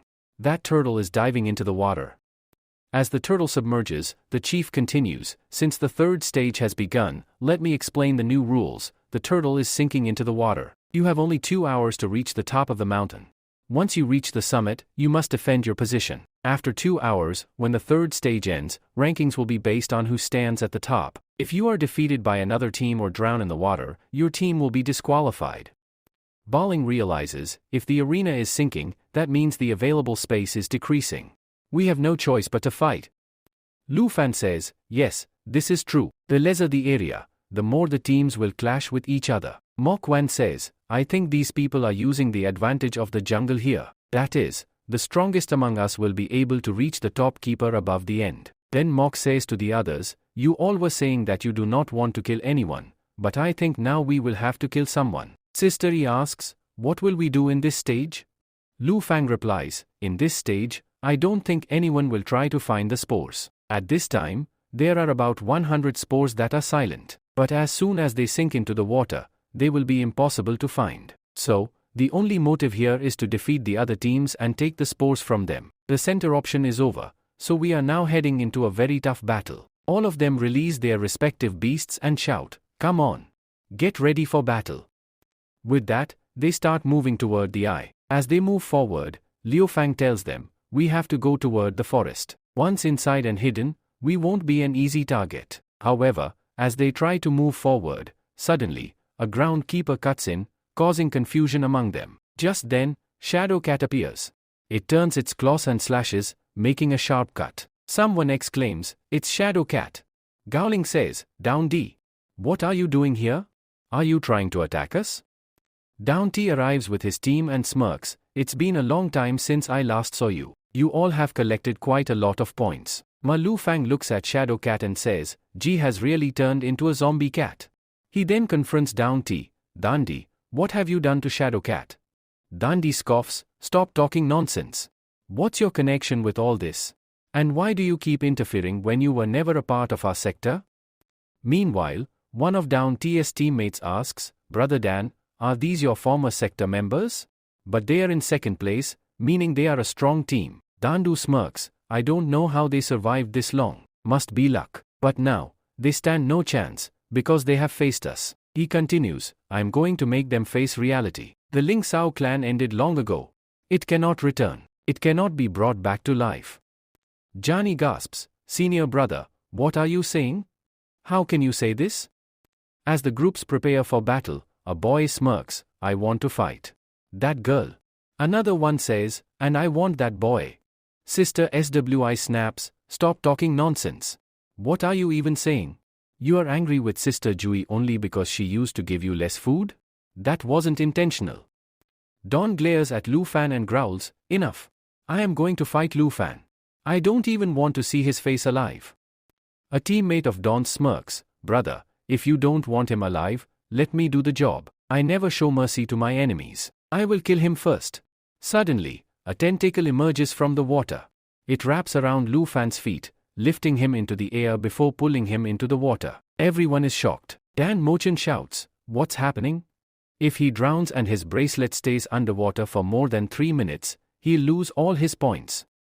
Ma Lu Fan quickly removes his bracelet and throws it toward Mo Chavhan. Mo Chavhan, I think I'll be able to come out in 3 minutes. Keep my bracelet safe till then. I'll come back for it.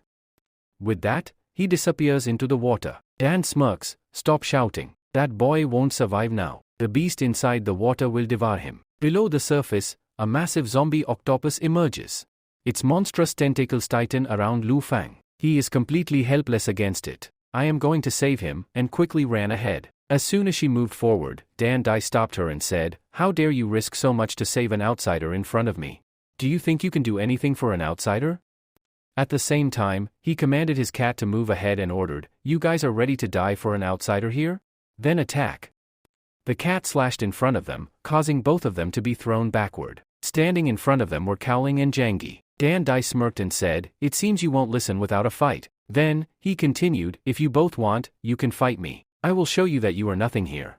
The Jailing Jali clan ended long ago, yet you people are still living in the same dream that Master Fan once saw. Meanwhile, on the other side, Sister Yui faced a boy standing before her. Sister Yui demanded, let me go from here. Think again, because my panda, Chand, doesn't listen to me. I have controlled it, yet it is very angry and acts on its own. The boy smirked and replied, "Do you think I don't know about pandas? I know more than you about their nature."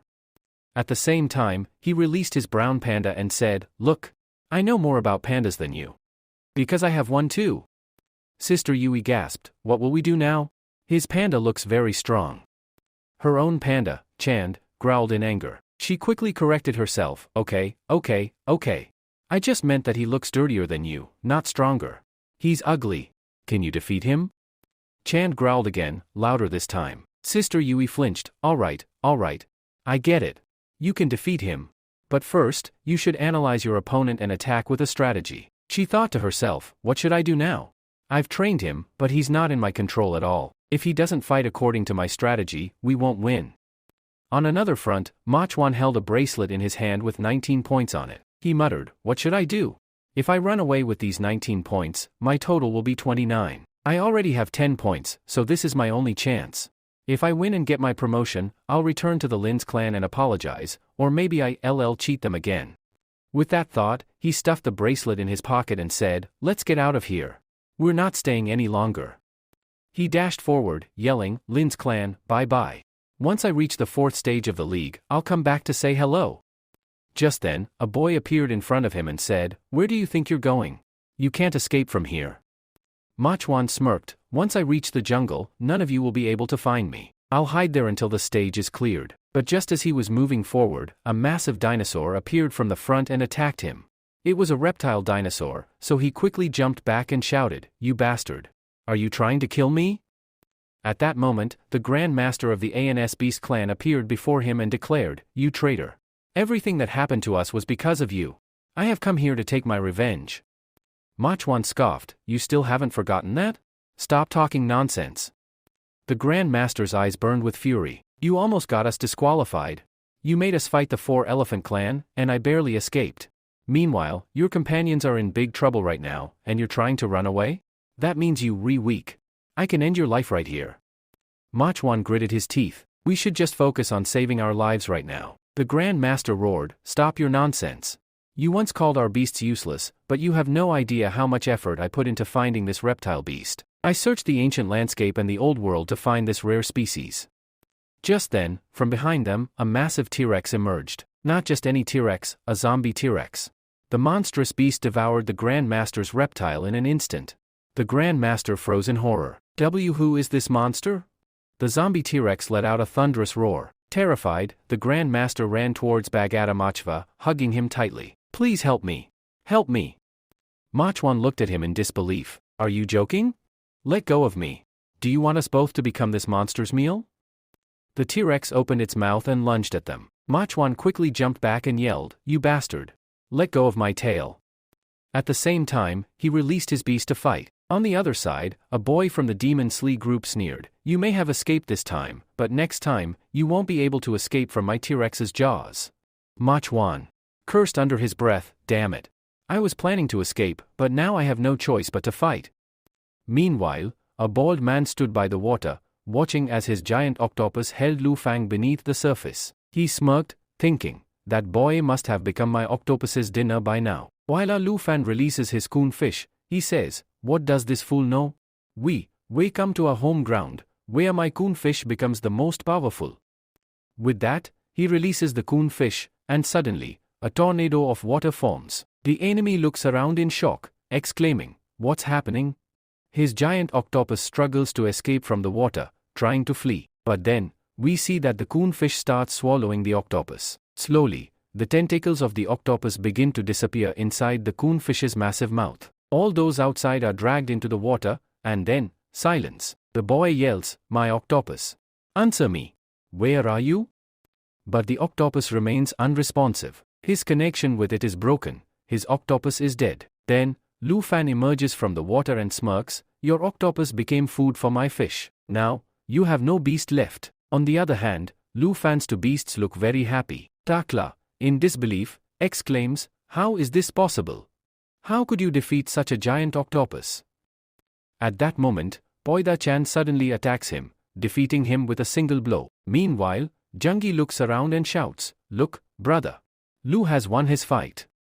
Seeing this, Gowling also becomes very happy, but Dan Dai scoffs and tells everyone, that useless man only defeated an octopus. That doesn't mean he'll be able to defeat me.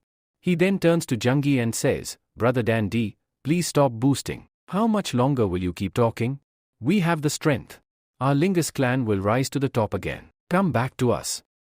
With that, Jungi slashes at him with his sword, but Dan Dai barely dodges and escapes death. Dan Dai smirks, you all have too much confidence in yourselves. Let's see if you'll still be smiling after I kill that boy. Meanwhile, Lu Fan shifts his gaze to where Tyrex and Mao Chuan are. He calls out, Mao Chuan, hurry up and return my bracelet, 3 minutes are almost up. Mo Chuan is shocked and stammers, how is this bastard still alive? I wasn't going to steal his bracelet. Reluctantly, he removes the bracelet and hands it back. Brother, look. I risked my life to protect your bracelet. I've been fighting this T-Rex for so long. What if the T-Rex had taken it? Take it back.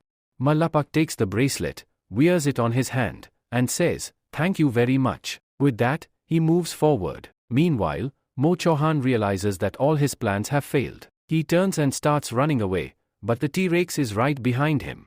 To make things worse, the master of Ascent B sector clings onto his pants, shouting, don't leave me. Don't leave me here. She says that the situation here is much better. My Pangda Chan is currently fighting with the brown Pangda. Ma Lu Fa asks her, will you be able to handle him here? She replies, I can handle him. You know that Sister Jeoling taught me a special technique by which I can control my Pangda Chan. But despite this, Pangda Chan is only controlled to some extent. After that, he starts fighting on his own. I am not able to control him most of the time, and he goes there and fights on his own. If he listens to me, then it is possible that we can win the fight quickly. Ma Lu Fang tells her, okay, I think you can handle him here. You can fight, but for a while, can you give me your Pangda Chan? I want to get some work done with it. With that, he gives a binder to the brown Pangda using his Pangda Chan. Suddenly, Pangda Chan turns backward and gets angry at Lu Fang. Lu Fang tells him, calm down, Pangda Chan. I need you here. Can you do a little painting job on my fish? Can you paint it so that no one recognizes it? Pangda Chan helps him, and then Ma Lu Fang quickly jumps into the fight. He stands in front of Dan Dai. Jungi sees him and exclaims, Junior brother, you have come. Finally, you have come. So, are you going to fight here now? With that, he releases his fish. The fish looks exactly like a parrot. It has been colored like a parrot, but in reality, it is still a fish. Dan Dai is confused and says, what kind of beast is this? Ma Lu Fang replies, it is a rock bird. Dan scoffs, do I look like a fool to you? I can tell just by looking at it that it is a mudfish. Did you think that if you colored your mudfish, it would turn into a rock bird? That's impossible. And did you think that having a mudfish like our Grand Master Fan means you can take his place? He continues angrily, you have entered our Ling Ao clan, and I, as a senior member of the Ling Ao clan, will purge while people like you who try to take advantage of our clan. I will throw you out of here. Ma Lu Fang smirks and responds, you, reusing the word purge here. You did the same thing before. You even did the same thing to Grand Master Fan. Dan Dai snaps, what nonsense are you talking about? Meanwhile, Ma Lu Fang declares, you are right. I will prove it here. At the same time, he tells Jungi, go and help Mokwen defeat that big T-Rex. Jungi nods and says, okay, boss, I am leaving. Meanwhile, Bo Chun is seen running and shouting, Jungi, come here quickly, friend. We are in big trouble. Jungi responds, okay, I am coming, and runs towards him. On the other side, Lu Fan tells Jeoling, Miss Jeoling, you stay here, stay where you are. I will fight him and make him confess why he did all this to Grand Master Fan and why he betrayed our clan. Jeoling is shocked and asks, Lu Fan, this is a very serious accusation. Do you really think that Dan Dai killed Grand Master Fan? Dan Dai also gets furious and shouts, stop your nonsense. I would never do such a thing. Ma Lu Fan smirks and says, we will find out soon when I defeat you. Do you think you are stronger than me? Dan Dai glares at him and says, fine. Let's fight. The last time we fought, my beast was much more powerful than yours. But now, we are at the same level. Lu Fang activates his water technique and says, let's see how strong you will become in the past year. At the same time, memories of the past are shown. Grand Master Fan once caught a catfish and gave it to Dan Dai for training. Over time, Dan trained the catfish to become much stronger. One day, he asked, sir, Can I fight with you? Grandmaster Fan smiled and said, why can't you? But because my beast is much more powerful than yours, I will only use my water technique. With that, both of them began sparring. Back in the present, Lu Fan is ready to fight with his mudfish, while on the other side, Shadow Cat is also prepared to attack. Dan Dai commands, Shadow Cat, go quickly and attack. The Shadow Cat moves forward at high speed, spinning its claws as it launches an attack. But Lu Fan quickly orders, Mudfish, create a water barrier. The mudfish creates a water bubble, trapping the Shadow Cat inside it. Lu Fan then effortlessly lifts the water bubble and throws it far away, making the Shadow Cat crash down. Dan Dai is shocked. He remembers the first time Grandmaster Fan used this move on his cat. Regaining his composure, he says, now I will show you my second move. He activates Shadow Cut, making his cat move at incredible speed, circling Lu Fang and his mudfish rapidly. The Shadow Cat closes in, aiming to strike. Lu Fang and his mudfish are both now caught within its radius. So, Lu Fang asks him, are you talking about this here? Along with this, he again uses his technique, in which he creates a ring of water. By creating a ring of water, he shoots water arrows from inside it, and those water crystals are fired. With this, his Shadow Cat gets hit. When a big bullet of water strikes it, the cat is knocked down to the ground. Then, the scene shifts to the past, where he had used the water bullet technique. After that, he also used the water tornado technique. Wherever our Lu Fan uses this technique, Dan Chella asks him, how do you know about all these techniques? Lu Fang replies, why are you so surprised about this? I am using an aqua-type beast here, so I must already know about all these techniques. Dan Dai says, last time, when I was fighting with the master, he also used the tornado technique. But it seems my cat can break this technique. However, what he doesn't know is that, just as he says this, his cat emerges from inside the tornado. In the past, his cat had been trapped within the tornado technique, but now, she moves forward, attacks her master, and scratches him with her claws. The master is shocked. His cat managed to escape from the water tornado. Dan Dai still holds on to hope, thinking, my cat will come out of the water tornado again, and Lu Fan won't know about it. But Lu Fan knows everything. He commands Shadow Cat to use the same technique. As soon as his Shadow Cat moves forward from inside the water, it suddenly falls to the ground with a thud. Water splashes everywhere. Dan Dai is shocked and exclaims, how can this happen? My Shadow Cat did this last time and destroyed the water tornado. But this time, why couldn't it escape? At that moment, a memory resurfaces. He remembers what his Grandmaster had once told him, Shadow Cats are very special. They have a unique ability to sense water currents through their paws. They can feel from which direction the water is coming, and that's how it was able to escape the water tornado and attack me. You have to train its skills further because this beast fights on its instincts. It doesn't rely only on its master. At the present, Dan Dai questions, Shadow Cat, why couldn't you use that technique here? You were able to do it before. Lu Fang interrupts, stop talking nonsense. You don't understand anything about your Shadow Cat. There's one thing you fail to grasp, monsters like these, when they are alive, can use instinct-based techniques. But now, it's just a brainwashed monster, blindly following its master's orders. Your monster has been dead for a long time. Continues, Grandmaster Fan used to say, you can love a monster, train it as your beast, win many battles with it. But once a monster dies, it should find peace in the afterlife. Reviving it as a zombie, what's the point?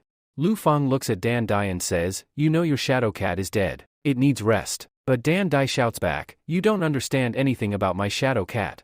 You don't know how special it is to me, and why I refuse to let it go. I am not just using it as a zombie, but you infiltrated our Ninja clan and won everyone over with fake sympathy. I won't allow this. I won't let a lowlife insect like you ruin my Ninja clan. With rage, he declares, you must die. He summons his shadow card once again and commands, go. Tear him to pieces. With this, he prepares to face the battle once again. We see that Jangi runs straight to Moken and tells him, finally, you have reached here. Moken responds, yes, I had to come here. You cannot fight on your own, which is why I had to come to save you. Moken then says, okay, stop talking nonsense. Quickly help me fight this big beast. Jangi replies, fine. But what is the matter here? Why is the Grand Master of this Beast clan fighting with you? The Grand Master, crying, shouts, leave me. Leave me. You slowing me down. At that moment, the enormous T-Rex roars and lunges at them again. Jangi and Lamar Doni quickly jump aside. Jangi exclaims, where did they get such a gigantic closer monster? And such a big one. Even if the three of us fight together, it will still be very difficult. But we have no choice, we must fight together. All three prepare for battle, but suddenly, the Grand Master of the Ant Beast clan starts running away. He shouts, "We are leaving," and drops his bracelet behind. Before vanishing, he adds, "This bracelet is for you all. Please buy me some time until the people of the League arrive to rescue me." Jangi, noticing this, yells, "That coward has run away. Now what do we do?" Machwan, looking at the bracelet, thinks to himself, he left his bracelet. There are a lot of points in it. How will we distribute them? Jangi interrupts his thoughts, "Forget about distributing points right now. There's a massive T-Rex in front of us. First, think about how to fight this monster." At the same time, Jangi tells Lamar, "Attack now." Lamar launches an attack with his thorns, but they fail to penetrate the T-Rex's thick skin. In retaliation, the T-Rex swings its massive tail, sending both Jangi and Lamar flying backward. Jangi groans, "Damn. Its skin is too tough." Machwan explains, "That's because this is an ancient spirit monster, and on top of that, it has been turned into a zombie. That means it neither feels pain nor can we pierce its skin. We need a different approach." Mara suggests, "Senku, why don't you merge the power of your spiritual beasts? If we combine their abilities and attack together, we might stand a chance." Senku agrees, "Yes. Let's try it." He commands his Fire Tail and Ice Tail, "Release your fire and ice attacks now." Meanwhile, Jangi instructs Lamar, "Channel your thorns through their fire and ice." Lamar follows suit, and his thorns absorb the elements. Now, half of them are covered in flames, while the other half are encased in ice. As they launch their attack, the T-Rex is struck, fire and ice collide with its body. The T-Rex recoils in shock. Jangi exclaims, "It's working." Machvan, surprised, says, "Even I didn't expect this to work. But look. Something's happening." Jangi observes closely, the ice isn't affecting it much, but the fire is. It seems fire is its weakness. We've found its weak point. Machvan declares, "All right then. We'll focus on fire. Fire Tail, unleash your full power." Jangi joins in, "Let's finish it in one go. Lamar, release your thorny balls now." Lamar transforms into a spinning thorny ball, releasing an unending barrage of fiery thorns. The burning projectiles strike the T-Rex's face, engulfing it in flames. The beast lets out a deafening roar and thrashes wildly. Moken and Jangi cheer, "We did it. The T-Rex is defeated." But suddenly, the owner of the T-Rex sneers, "Fools. Do you really think you can defeat my T-Rex so easily?" He then commands, "T-Rex. Use your special skill, roar." As soon as the T-Rex roars, an immense shockwave bursts forth. The sheer pressure and power of the roar extinguish the flames. Lamar and Foxy are paralyzed with fear, unable to move. Jangi gasps, "What? The fire is gone." Machwan yells, "We don't have time to be scared. Attack again." He commands his beast, Fire Tail, "Reactivate our flames." But his beast doesn't respond. Machwan calls again, "Fire Tail. What happened? Why aren't you listening?" Meanwhile, Lamar is trembling. Jangi yells, "Lamar, why aren't you responding either? What's happening?" The enemy smirks, "Idiots. Do you even know what you're dealing with? This is a T-Rex. The king of all beasts. When it roars, all lower-level monsters lose control and become paralyzed. Your beasts can't fight anymore. You're all finished." Machwan, in disbelief, tries recalling his Fire Tail and Crier Tail, "Come back. Return to me." But nothing happens. The enemy laughs, "Once the roar skill is activated, your monsters go completely out of your control. For some time, you can't even summon them back. That means you are now nothing but food for the T-Rex." Jangi quickly grabs Lamar and jumps to the side, dodging the T-Rex's crushing attack. Machwan does the same, carrying both his Fire Tail and dodging to safety. The T-Rex advances toward them menacingly. But just as all hope seems lost, boom! A powerful force arrives. Long Tin appears. He smirks and says, "So, this roar skill affects monsters, but does it work on the master of monsters as well?" Channeling power from his dragon, Long Tin delivers a devastating punch straight to the T-Rex's face. Bam! The mighty dinosaur crashes to the ground, completely defeated. Jangi, overjoyed, shouts, "It's Long Tin. He's come to help us." Meanwhile, Long Tin scolds his dragon, "You are an emperor-level beast, yet look at you. You've been weakened by this mere roar. You are embarrassing me." After seeing his emperor-level dragon, Chan says to Jangi, "Is this really your friend? It seems very powerful because it has an emperor-level beast." Jangi replies, Yes, it is my friend." He moves ahead and says, "Long meet on, I cannot believe that you have come here to help me. It seems that we both had to fight each other here, and that fight will definitely happen. Along with this, he tells Long Tin, I am just passing by here. I did not save your life. At the same time, the master of Ash Bees, who had left his bracelet there, picks it up and says to his dad, Dad, look. I have found a bracelet here. Let's quickly keep its points too. Jungi interrupts and tells him, this bracelet is ours. Do not take it. Then, the scene shifts to the other side, where Sister Ja is fighting against the brown panda. Her panda was fighting head-on with the brown panda, due to which he is badly injured. The other panda is a zombie, that is, he does not feel pain, and no blood is coming out. But Jess panda is in terrible condition. When he gets punched, he falls backward. Meanwhile, a boy taunts her, your panda is very average. He will not be able to defeat my brown panda. This is a great disrespect, that your panda cannot even bear the pain. But my zombie panda does not feel pain, so you are going to lose here. With this, Panda-chan moves forward angrily, preparing to attack. But Sister Jui grabs his arm and says, wait. Can't you see how badly you are injured? If you attack again like this, you'll get hurt even more. Panda-chan pushes everyone back and says, I am going to fight. At the same time, Sister Yesei says, I think you will not be able to win this fight alone. How long will you keep fighting alone? I am your master, and you will have to listen to me. If you do not listen, I will get very angry. As soon as she says this, Panda-chan suddenly remembers how this girl had once killed an evil Bewitcher sector boy by crushing him under her leg. Terrified, Panda-chan quickly puts his hand forward, lifts her up, and says, okay.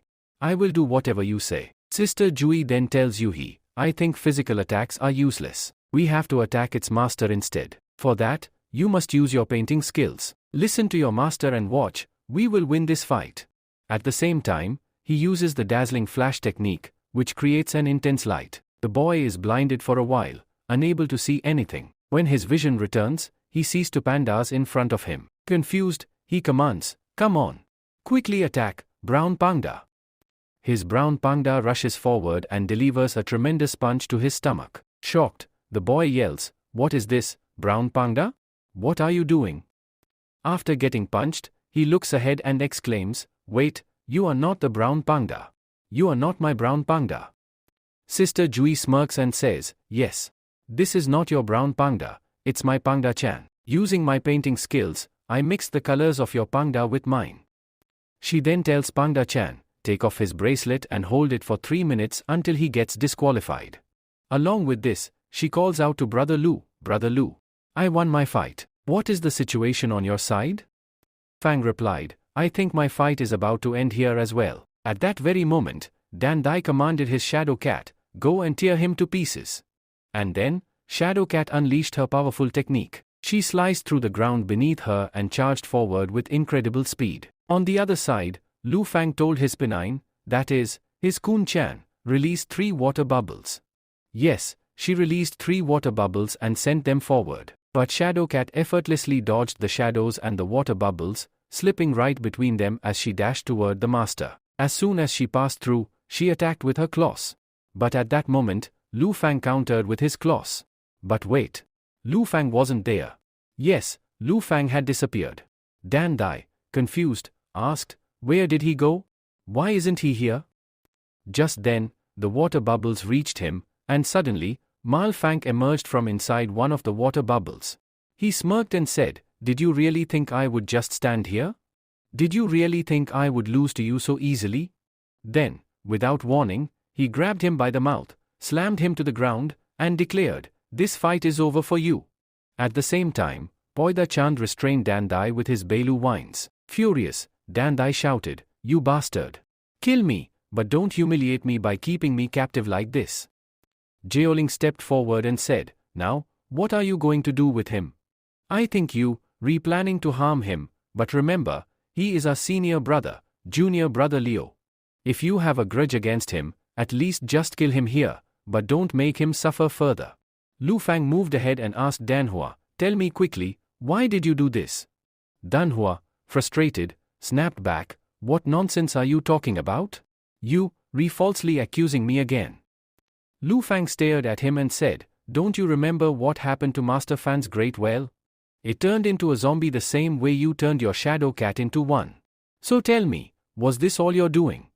Did you join the Musley group? Were you working with them? Did you come here with an ulterior motive? Hearing this, Dan Dai was also shocked. Even Jeoling was taken aback and said, "This is absurd. What are you talking about?" Dan Dai angrily replied, "Why would I do this? Why would I betray Leader Fan? You, falsely blaming me." Then he added, "If you truly suspect me this much, either untie me or just kill me." Jeoling said firmly, "This is impossible. There's no way senior brother could do such a thing." Dan Dai then explained, "When I left here, I was alone. After leaving the Lin Toyu clan, everyone else split up, and I ended up moving forward with just my shadow cat. I was devastated. I had locked my shadow cat inside a box, but its condition kept getting worse. Its body was rotting, and soon, it would have completely decayed. But it was a gift from the Grand Master, and I didn't want to abandon it. One day, I heard about a group, the Demon Slayer sector. It was said that they could bring any creature back to life.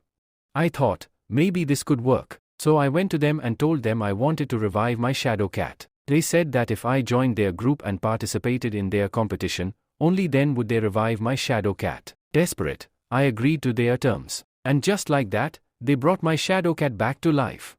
Jeoling, still skeptical, asked, "How is that even possible?" Dan Dai shook his head and said, "I don't know. They took it into a back room, and after some time, they brought it back to me, alive.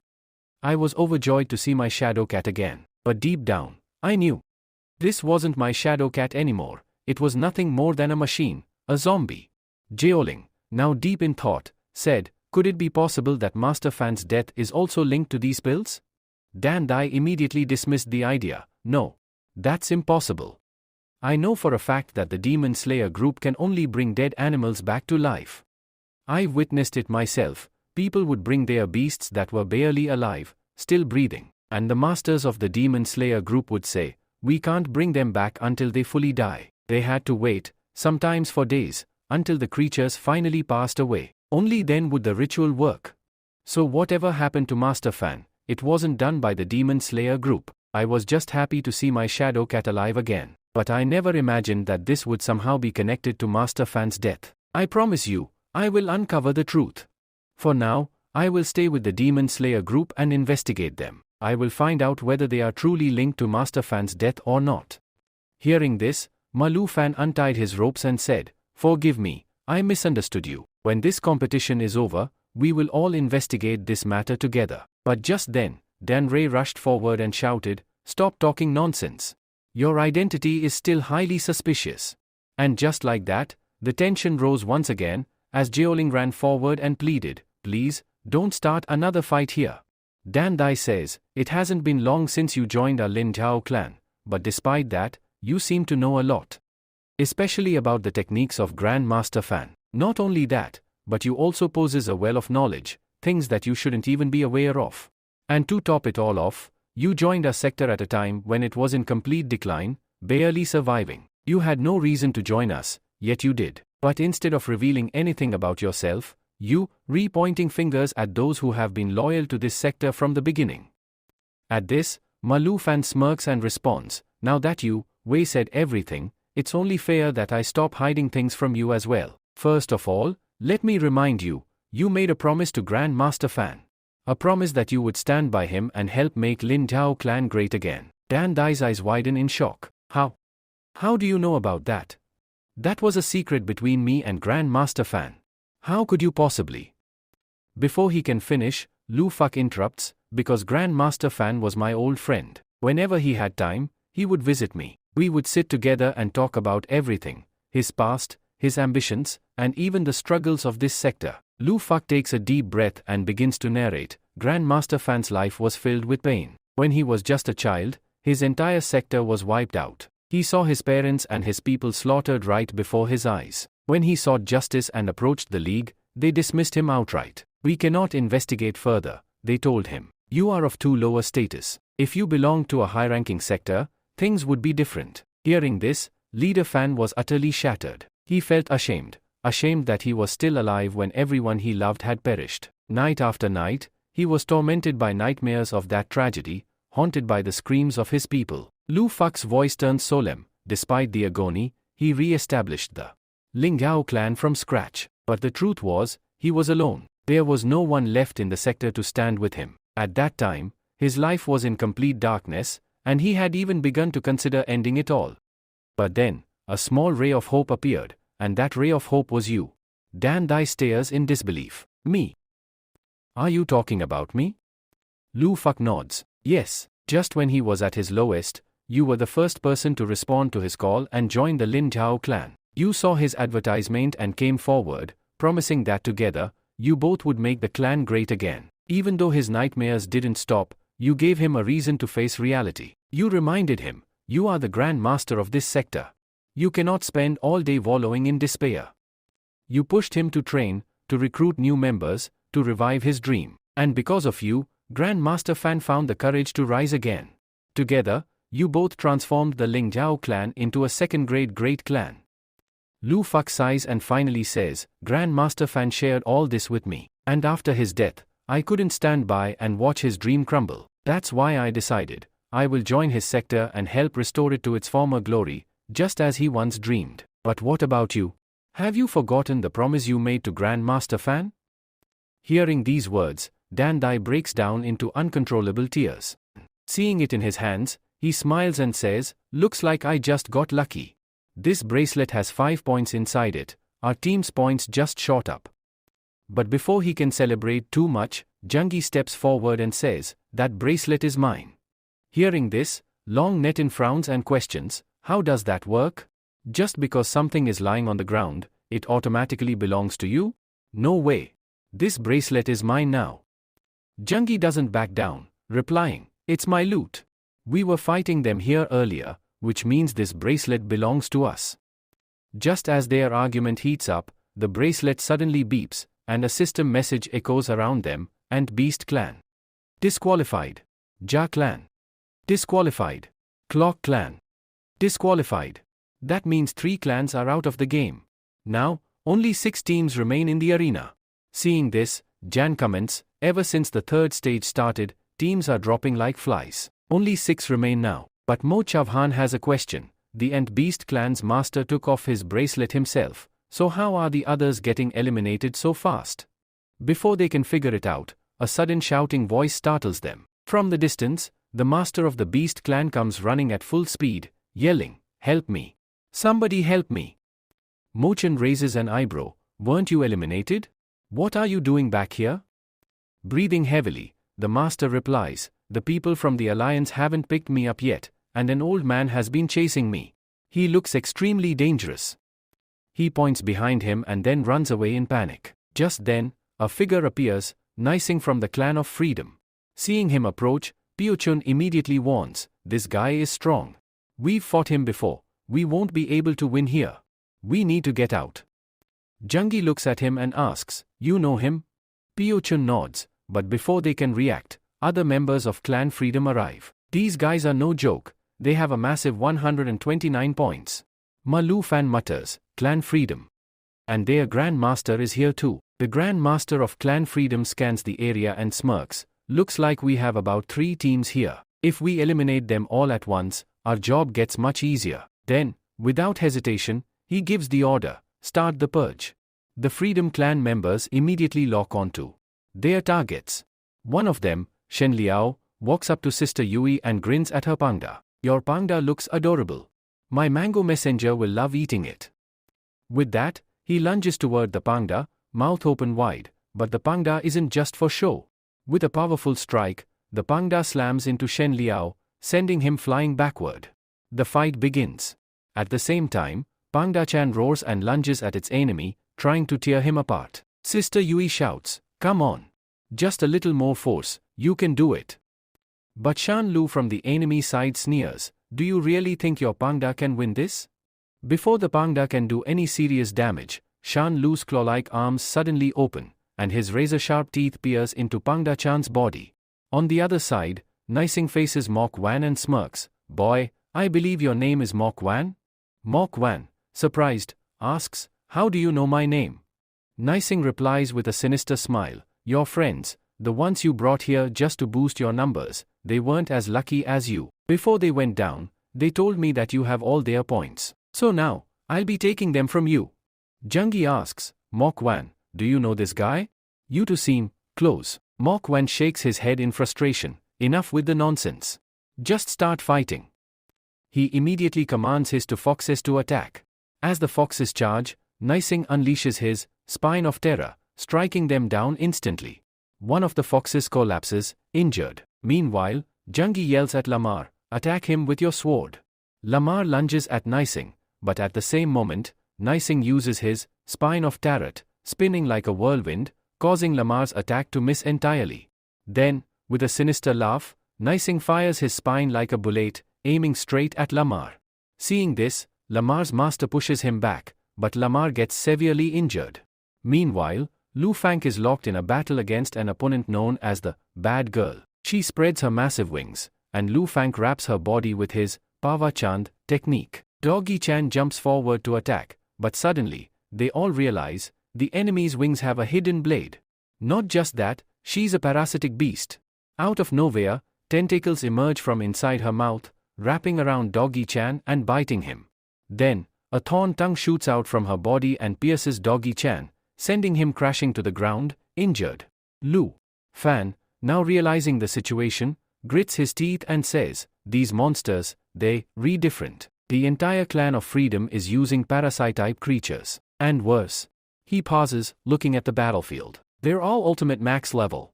Bad Girl looks at them with a smirk and says, "It's truly unfortunate for you all that you entered this competition. No matter how strong you think you are or how safe you've been until now, it's time for you to leave. Because in the end, the winners of this battle will be none other than Clan Freedom."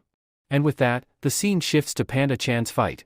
Panda Chan is locked in a fierce battle, and the clashes are intense. Sister Yui tries her best to control him, but no matter how hard she tries, she just can't hold him back. Meanwhile, Tu Tam suddenly changes targets. He abandons Panda Chan and lunges straight at Sister Yui. Before she can react, Tu Tam's powerful attack lands directly on her waist. The impact is devastating, and Sister Yui collapses to the ground, injured badly. Seeing this, Panda Chan's rage explodes. His eyes burn with fury, and his body trembles with anger. Blood drips from his fists, yet he doesn't stop. He moves forward to strike again. He aims directly at the master, but the master swiftly dodges, leaping back with ease. "Are you really trying to protect that little cutie?" the master sneers. "Your master is weak, and soon, you'll realize it too." At the same time, Sister Yui, still in pain, struggles to speak. "Panda-chan, please, leave me and go. Save yourself." But Panda-chan doesn't listen. He refuses to abandon her. Just then, Shangli bursts into laughter. "How touching. Do you really think this panda will save you? This bond between you two looks so precious, but guess what? You'll both die together." At that moment, Panda Chan's blood drips onto Sister Yui's lips, and the second it touches her, something inside her awakens. Her hidden power, the one that had once activated before, erupts once again. And as it surges through her body, Panda Chan is also affected. The energy coursing through his veins becomes overwhelming. His strength multiplies, because if his master becomes stronger, then so does he. As Panda Chan's power explodes, Tu Tam suddenly stirs. What is happening?" he gasps. I can't even swallow properly." And before he can react, Panda Chan breaks free. With a powerful push, he forces Tu Tam's mouth wide open. But instead of just escaping, he charges straight inside him. From within, Panda Chan begins tearing through his insides. He fights his way through Tu Tam's arm, moving up toward his mouth, and then, roar! With an earth-shattering scream, Panda Chan rips through Tu Tam's throat and bursts out. His final strike lands straight on Tu Tam's chest, shattering his ribs. And with that, Shangli is defeated. Meanwhile, in another part of the battlefield, Ma Chuan sits beside his two injured foxes, gently placing a hand on them. "Are you both alright?" he asks. But nearby, Lamar is also gravely injured, bleeding heavily. Just then, Nising steps forward, looking at them with disdain. "TCH, you guys are pathetic. You just a bunch of weaklings struggling to survive. This fight is too boring. I should have chosen a stronger opponent." While Nising mocks them, the scene shifts once more. Long Meat Yen stands beside his father, listening to his words. "We need to get out of here," his father says. "We already collected enough points. If the other teams eliminate each other, it'll work in our favor." But Long shakes his head. "No, Dad. I think we should fight." His father glares at him. "Stop talking nonsense. Do you even realize how low your energy reserves are? You won't stand a chance here." But Long remains firm. "I still have my Emperor-level beast." His father scoffs. "Even an Emperor-level beast won't help you win this fight. Trust me, you two won't survive." But Long suddenly notices something. His eyes widen as he sees Jangi being attacked. And then, he recalls his father's words from long ago. Son, if you ever find someone in life who can be your true friend, protect them. Stand by their side, no matter what. Clenching his fists, Long looks at his father and says, Dad, I finally found that friend. And no matter what happens today, I will protect him. His father stares at him for a moment, then nods. I'm proud of you, son. Go, help him. With that, Long Neat Yen charges into battle. And with that, we see that Naijing is standing in front of Jangi and says to him, Boy, you should have known your limits. You cannot fight a master with such a small beast. Saying this, he moves forward to finish Jangi. But just as he is about to attack, a massive dragon suddenly strikes from the side. Naijing is completely shocked. This is a king-level dragon. No, this is an emperor-level dragon attacking me. Meanwhile, Jangi is thrilled. He looks at the dragon and says, Lung Neat Yen, you're here to help me. You actually came. But instead of celebrating, he steps forward and says, Enough talking. You haven't defeated me yet. Our fight is still unfinished. And you think you can kill me by using an old man's hands? With that, he commands his dragon, attack with full power. The dragon unleashes a powerful burst of fire at Naijing. Furious, Naijing roars, How dare you? A mere insect like you dares to challenge me? A weak, lowly creature. At the same time, he activates his terrifying ability, the Spine of Terror. His ribs extend outward, transforming into deadly spikes that pierce through the dragon's entire body. The dragon lets out a painful roar and collapses to the ground, severely injured. Lung Neat Yen panics. No! My dragon. He's been wounded badly. Naijing steps down, smirking. Your so-called emperor-level beast is nothing in front of me. It's too weak. Young Master Lung looks at his dragon and says, I trusted you, and you turned out to be weak. But the dragon glares back at him. I am not weak. You are weak. With determination, young Master Lung declares, We didn't come here to lose. We came with a purpose, to make our sector great. And for that, we must use our most advanced technique. At this moment, the story flashes back to a month ago. It turns out young Master Lung isn't actually from the Long family, and the name of his sector is fake. His family is extremely poor, living in a small hut. One day, his father comes home with exciting news. Son, our application has been accepted. We can participate in this year's competition. Hearing this, young Master Lung is overjoyed. Father, that's amazing. But, what about the other members? The application needed 4 names, right? His father reassures him, Don't worry. I listed 4 of us, your mother, your younger sister, and myself. We're all going together. However, they still need to decide on a proper name for their sector. We have to choose names that won't raise suspicion about our humble origins. We will create a great sector and prove ourselves. Young Master Lung nods. Dad, don't worry. I'll think of an impressive name that will shock everyone. Confidently, he adds, By the way, I have an emperor-level beast. With its power, I can easily win any fight. But his father shakes his head. Even though your dragon is emperor-level, it's still weak. Even a low-level rabbit could defeat it. Shocked, young Master Lung protests, But Dad, you know our dragon has a special ability. It can transfer its power to me. With that, I can win any battle. His father nods. That's true, but power alone isn't enough. You need proper training. If you train every day for 3 months, even if you gain just 1 energy point every 9 days, you'll have 90 energy points by the end. With that reserve, we can easily win the competition. Determined, young Master Lung promises, Yes, Dad. I will train hard. Fast forward to 1 week before the competition. His father comes to check on him. Son, there's only 1 week left. Have you stored up your energy reserves? Young Master Lung's face turns pale. Wait, what? Only 1 week left? I thought there was still plenty of time. Realizing his mistake, he begins intense training. But it's too late, he only manages to gather 25 points in 1 week, and he has already used them up. Back to the present moment? Young Master Lung looks at his dragon and commands, Dragon. Let's use the Forb technique. He then adds, Transfer 10 points of energy to me. The dragon obeys, transferring its energy. The Forb technique is their last hope. It allows young Master Lung to borrow power when his own reserves are depleted. So, basically, he can borrow powers from the dragon. The dragon lends him its powers in the form of some points. But here's the catch. There's a big drawback to using this forbidden technique. You see, once the power is used, he has to return the reserve energy back to the dragon. It's like a loan, and not just any loan, he has to pay it back with double the interest.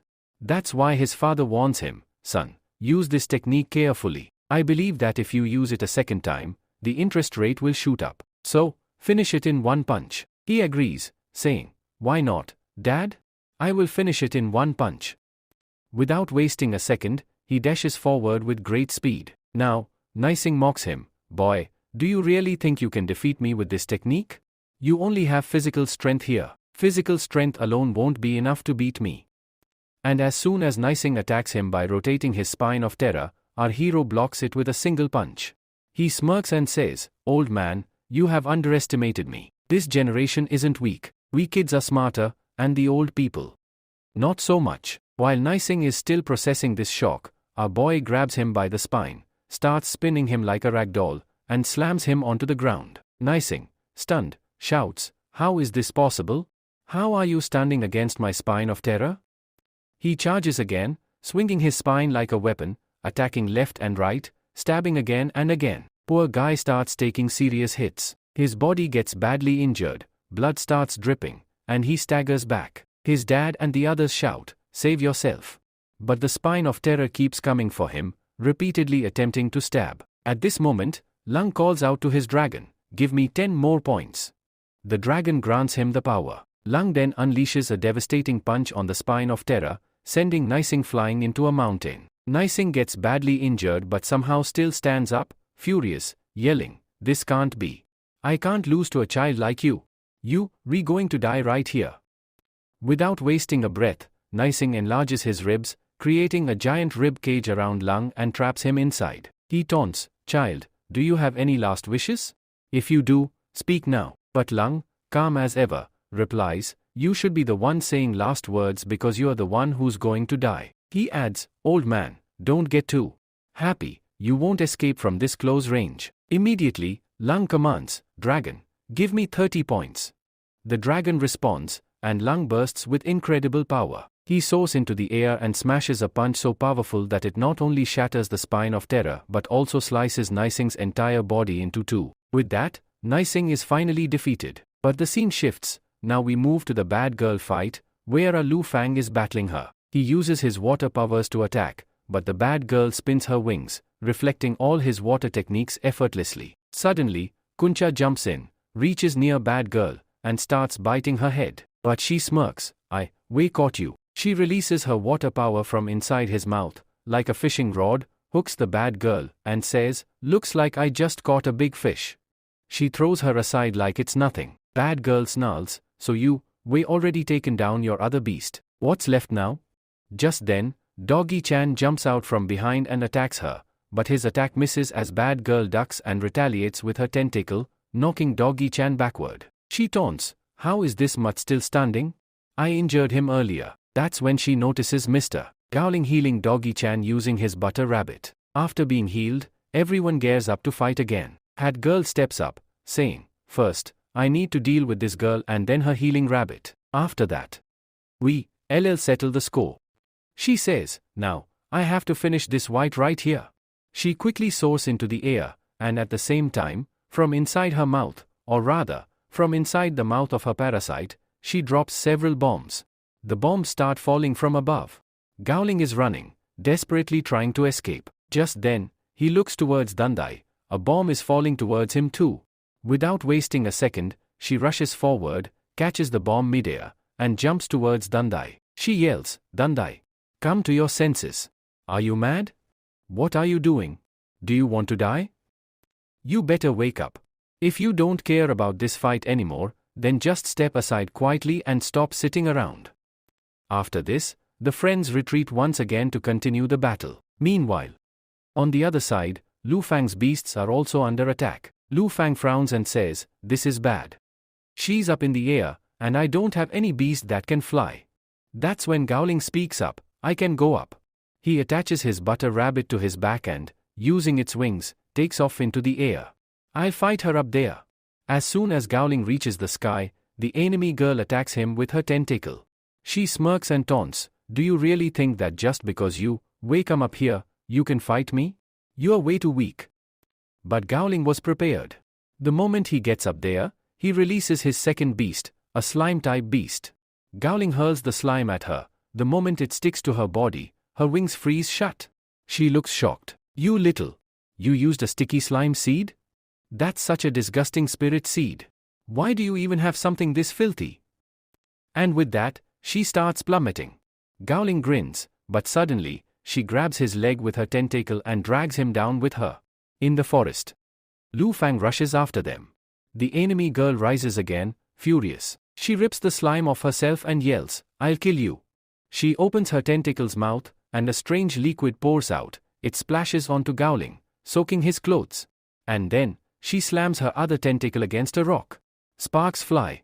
Fire erupts. The liquid, some kind of fuel, ignites instantly. Flames engulf the area. Gowling's clothes start burning. He crouches down, trying to escape. The girl laughs and says, "Now, you'll burn to death right here. Yes, you are going to die in this fire." But just then, Lu Fang appears from behind. He summons his grandson Chen to bind the girl and shouts, "You are not going anywhere. Hold her down, now." Grandson Chen pulls her toward the ground, but the enemy girl smirks. "Did you really think I was trying to run? I was coming for you anyway. Now, I'll grant you your wish." She lunges at him, claws extended. But just before she reaches him, Lu Fang summons his fourth beast, the Iron Ball Beast. This time, he uses it to its full potential, shaping it into a sword. With a swift movement, he slashes forward. Slash! The enemy girl collapses, defeated. After the battle, Lu Fang rushes toward the burning forest and commands his coon fish, "Quickly, throw water and put out the fire." Coon fish sprays water, but the fire is too strong to be extinguished. Lu Fang panics and searches for Gowling. "Gowling! Gowling! Where are you?" And then, Gowling is standing right in the middle of the fire. His clothes are burning. Suddenly, something dashes through the flames at high speed. Shadow Cat. It extinguishes part of the fire. At the same time, Dandai runs into the center and shouts, "Gowling! Leave everything else to me." He rushes forward, picks up Gowling, and carries him out of the fire. Dandai glares at him and scolds, "When you already know that you, the weakest one here, who told you that you could become the new leader of the sector? You should never have become the Grand Master."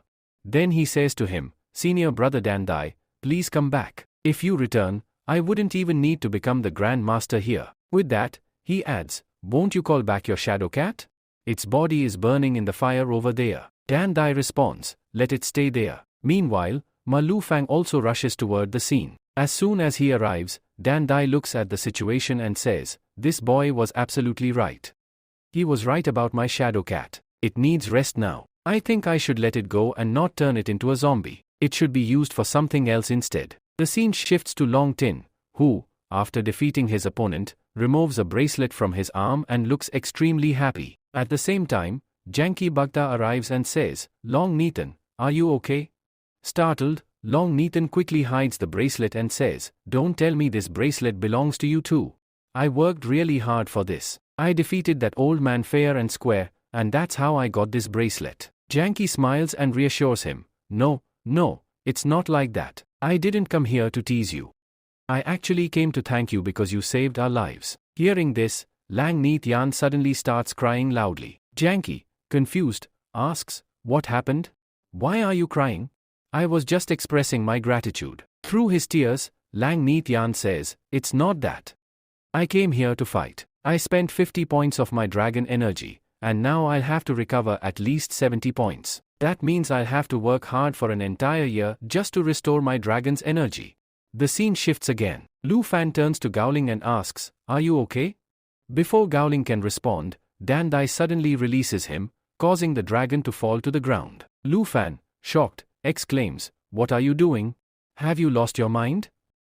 Dandai then removes his own bracelet, tosses it towards Lu Fan, and says, "Take it. This is my bracelet. You can have it." Confused, Lu Fan asks, "What does this mean?"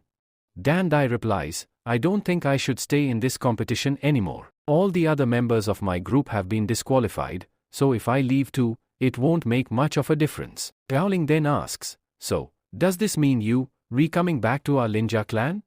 Dandai shakes his head. "No, I can't return to the Linja clan just yet. For now, I will stay here. I will join the Demon Slayer group and investigate from the inside. I need to find out if all of this is somehow connected to Master Fan's death." Hearing this, both of them fall silent. Then Dandai says, "Once I complete my mission here, If I uncover anything important, come find me. That way, we can regroup, and then, I will return to my Lingja clan. Growling, now hopeful, nods and says, of course. Why not?